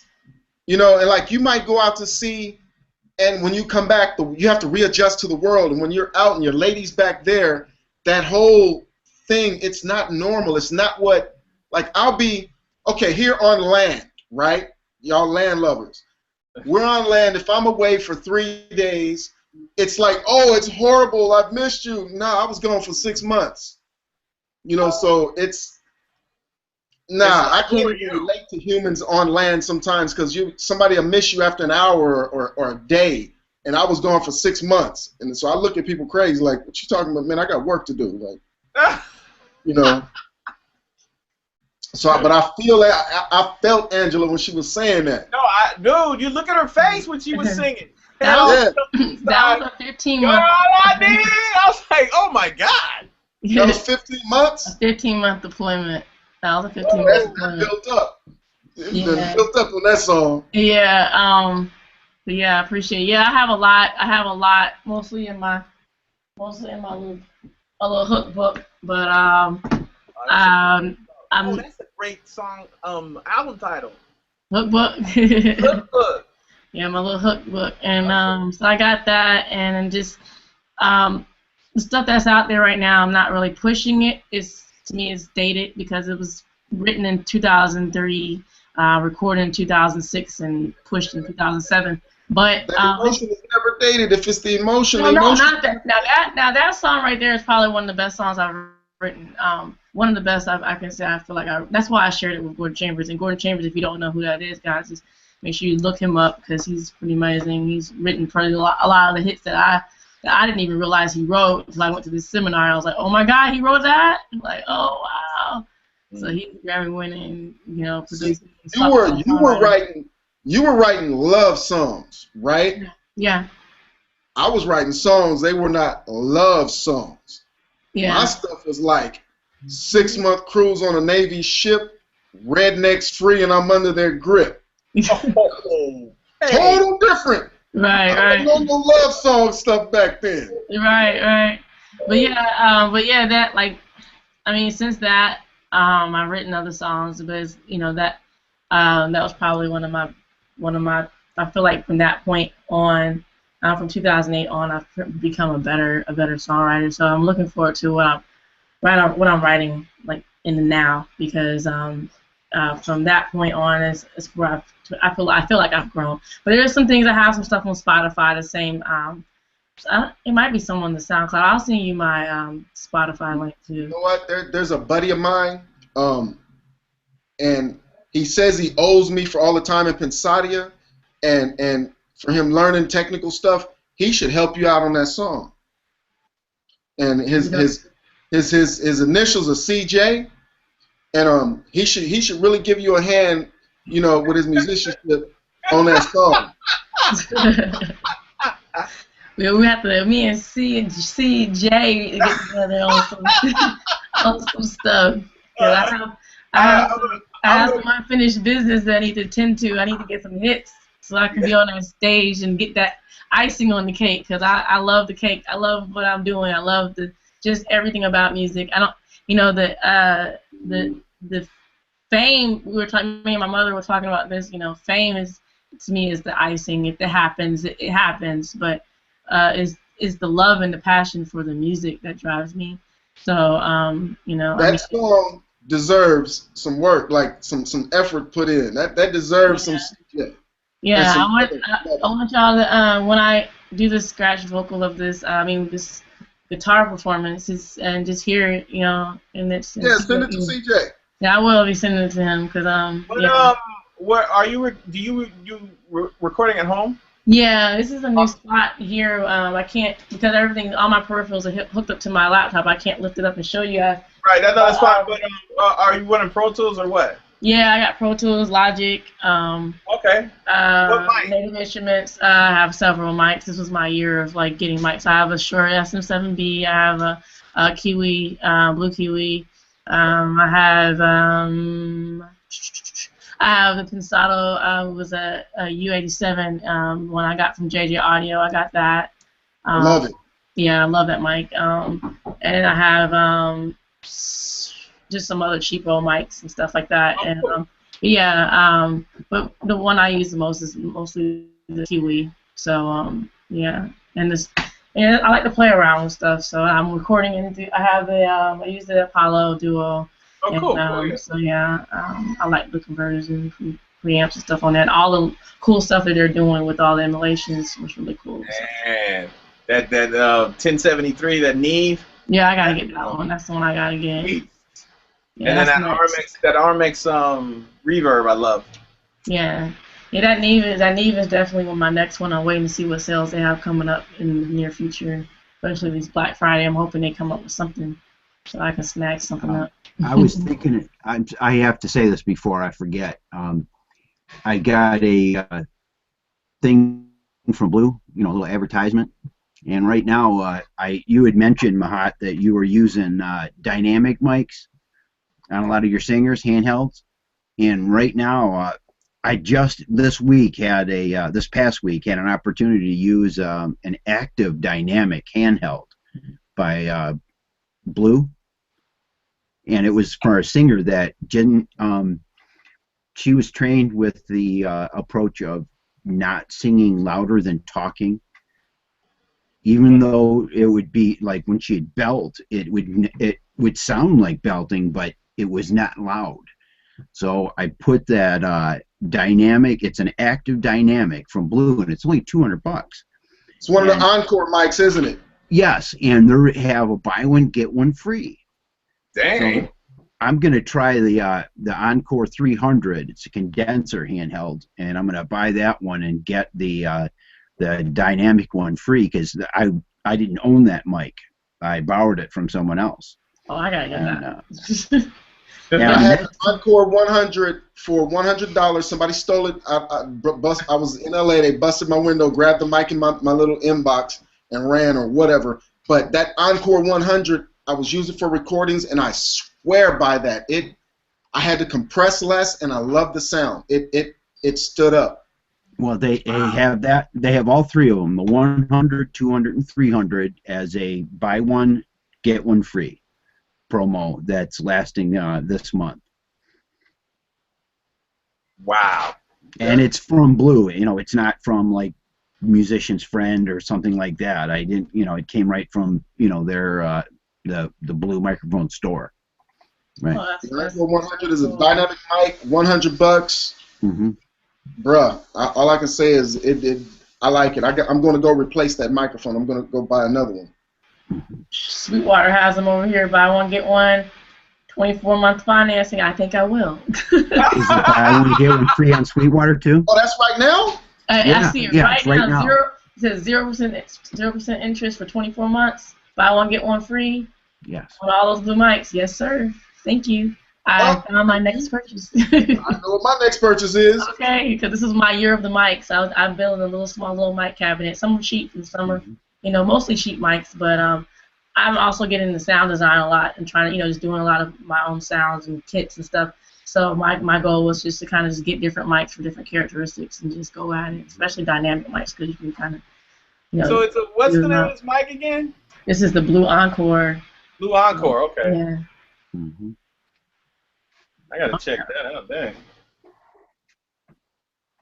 Like I said, the one that I had was the 100, and it's just a dynamic microphone, handheld. I would even have the singers go around, like they'd be singing in the studio in the control room, moving around, singing into it, and you couldn't, I'd just roll off the low end, you couldn't tell, and I even had them singing like with the mic like this, so that they weren't blowing air. They were blowing air across the capsule. And it was great. Or I'd have them sing from just so far away, bruh. I give props to Blue. Whatever. I give props to Blue for what they do. Whatever. Have you tried those mics on like a drum kit or something, or just vocals? Vocals, bro. I don't mic drums. If I was gonna mic anything drum wise, it would be me playing on a desk, doing the ham bone, micing myself like that. Oh, okay. Yeah. Yeah, we don't do live drums here like that. Oh yeah, one question to you, Ma. What was your process of de-essing? You were telling me about de-essing vocals. You said it was a tedious process, but it's a process that works smoothly. Oh, if you in the old Pro Tools before we had Clip gain. The clip gain. Clip gain. We had clip gain. I would go in and manually DS, and it would be I would just switch it to volume, switch it from waveform to volume, the track from waveform to volume, and manually I'd go in to every S and turn them down. And oh wow, that is tedious. Every S. And so I would walk into your session, and instead of you doing it, I would do it. I just walk in and start doing it. It's added value to your track. But see, when you start compressing, it brings the S's out more. Yeah. And so but you can throw a de-esser on there, but it colors the overall sound and whatever, or you can automate the de-esser. But I would do that, but then I noticed that was after all the plugins on the track. So sometimes, like if I had an EQ37 band on, say I have an EQ on the first slot in Pro Tools, and it was the EQ37 band, which has an input gain. I might go and automate that input gain. This is something I would do toward the end of the mix. I might automate the S's on that input using that input gain on the EQ37 band. Use it as a volume thing and reduce the S's 7 to, it'd be like from 4 to 12 dB, somewhere in there. Each S I'd go through and do it by ear. But that would be if I did it on the first slot and it's the input to that EQ or whatever plugin, that then feeds into the de-esser and the limiters, the compression down the line on that track, which means it hits those plugins less, and so they don't turn hard, because your S's and T's and stuff start turning hard when you limit, and they can turn hard. So I would make them hit the plugins less so that they wouldn't hit as hard, become as hard, and then I would also de-ess afterward manually. And then I might throw on some a de-esser for some slight de-essing. But I would end up de-essing with de-essers, like if you watched it, you'd be like, what the hell is he doing? But it would be I'd be de-essing 2K, 2.5K, 3.5K, 4. Like a whole bunch of different stuff by ear and just softening the vocal. And what I did on this last mix, I had a reverb on there, and I reverbed the S's for softening. Oh, wow. Yeah, I went in and I did the manual de-essing for volume, and then I had a reverb on there, and I manually reverbed the S's to soften them. So the S would come on, and the reverb would actually, how reverb can, when you insert a reverb and you increase the mix, it'll start pushing the sound back. Yeah, yeah. That's what I did with the S's. I pushed them back. Great idea. And it would be like I'd use maybe a short room or whatever, and but the basic idea was to push the S back instead of de-essing. I would just push it back. Nice. That is a great idea. I'm always running around trying stuff, and I was like, damn, this is working awful damn good. So I gotta try some of that. Wow. When I come visit you, you'll see the crazy stuff I'm doing, and I'll just do it, and you'll be like, oh, and then you got it. I mean, if you want to do the tedious work. But I always try to find ways to add value. So, like, I would teach singers stuff that we wouldn't necessarily want to do, or rappers, and so then they could come in and add value to their session. You might not mind them being there because they actually went in and de-essed all your vocals manually. It's like, dude, you can stay. I would, make it to where people would want these people in, the room. Mm-hmm. Wow. Can I ask you a question, Mahat? Yes. Did you set the reverb to the level you wanted and then use, like, automate your mute? No. Like automate the send, like mute, have it on mute, and then put. I never knew how much. Yes and no. I never knew how much I was going to want the reverb to be. Each S was catered to. Gotcha. In Pro Tools, you can actually show lanes of automation. Yeah, so I use Pro Tools also. Yeah, I can see the mix. I can set it to where I can see the mix, the volume. You actually have a volume on, say, Deverb. Yeah. But you can see lanes for everything you're automating to where you see everything at once, so you can adjust a bunch of things. But basically, what I did was, I don't remember. You know what? I may have had that reverb on there. Period. Say set at 14% wet, right? Let's just say I had it at 14% wet. That was what it was normally at for that vocal, let's just say. I didn't necessarily have to bypass. I just, when I got to an S, increased the wetness to where it just sunk the S down in volume and pushed it back to where it was just softer. But I could bypass it. I could do the bypass thing, but it was a matter of actually I used the wetness to push the S back. The more I made it wet, the more the S was not in your face, jumping out, punching. Got it. That's cool. What it was. That's really cool. And also for softening, I use a very long release compression. Like, say I set it to 1.5 to 1 and use a very long release. As I stack those compressors, it just softens the audio. Those things aren't jumping at me because of the long release, and I might just take some of the tips off, and it just softens. But then the other stuff ends up. I'd have to do it. We'd have to just do it. Like, I can send you mixes where I'm not using this type of compression, and then mixes where I am, and you'll listen and you'll hear the difference. Be like, hey, okay, I get it. I actually have a mix. There's a lot of cussing on it because it's iMac ENT, and it's a lot of foul language. But one mix is where stuff is jumping at your ears. You hear all these frequencies poking at you, and then another mix is the same song. It's more like it's calm, and it's like you're going like this. You hear all the sounds in their space, and it's just calm. Whereas the first one, without the slow release, low ratio compression, stuff is just jumping. Wow. Nah, once I show it to you, it's like lights come on. It's like, I get it, and we move on. And I got that idea because from somebody saying that when tape compresses, once it saturates, it stays until you stop saturating. It's just a continuous thing. And I was like, well, maybe that's why these transients aren't jumping at me. And I did it. I set the ratio to say 1.3 to 1, and I just took the threshold all the way down to the floor, and it was a gob of compression. But when I turned the volume up, it didn't sound like there was a bunch of compression. And this was on the master fader. And the attack was as fast as it could be. The release was as slow as it could be, which, say, on the C1 compressor by Waves is like 4 seconds.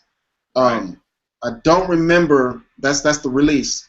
I don't remember on the Compdyne 3 what it is for in Pro Tools, but it's just the slowest release possible, which I needed it to be long, and then the fastest attack. And if you have say you set the ratio at 1.2 to 1, which you say, oh, that's nothing, right? Take that threshold all the way down to the floor. You'll see a whole bunch of gain reduction, but it won't sound like it.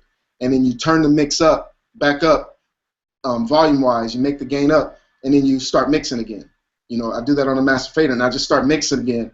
And I go back to the individual tracks and the sub-mixes. I start mixing again, and when I'm done, it's like, whoa, it's different. It just, you hear stuff you just have to try it. But if you saw my mix, you might see 3 compressors done like that, stacked in a row.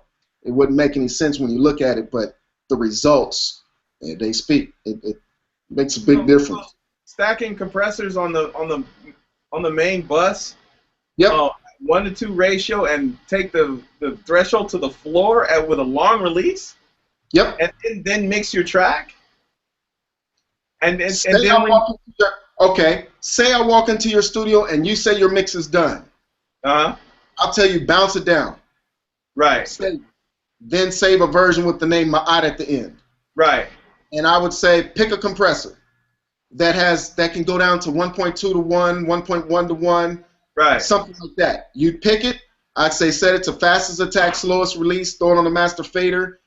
Take the threshold as low as it'll go. Say you saw 12 dB of gain reduction. I would say, okay, make up the gain so that when you bypass, you hear the same volume and listen. Then I'd say, okay, ignore that. Just turn the level up back to where the peak level was back the same. And then I'd say, okay, now duplicate that plug-in so that another one's on there. Now duplicate it again so that another one's on there. I'd say, don't even worry about it. Just do it. Then I would say, okay, let's turn this on, listen to it over the speakers, go to your individual tracks, and start mixing.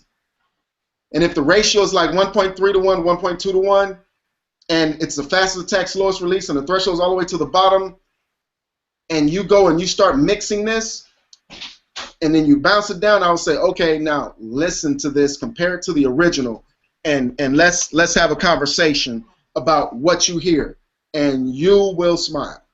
If that well, different compressors will do different things. Like I'll do the API 5600. Is it 5500?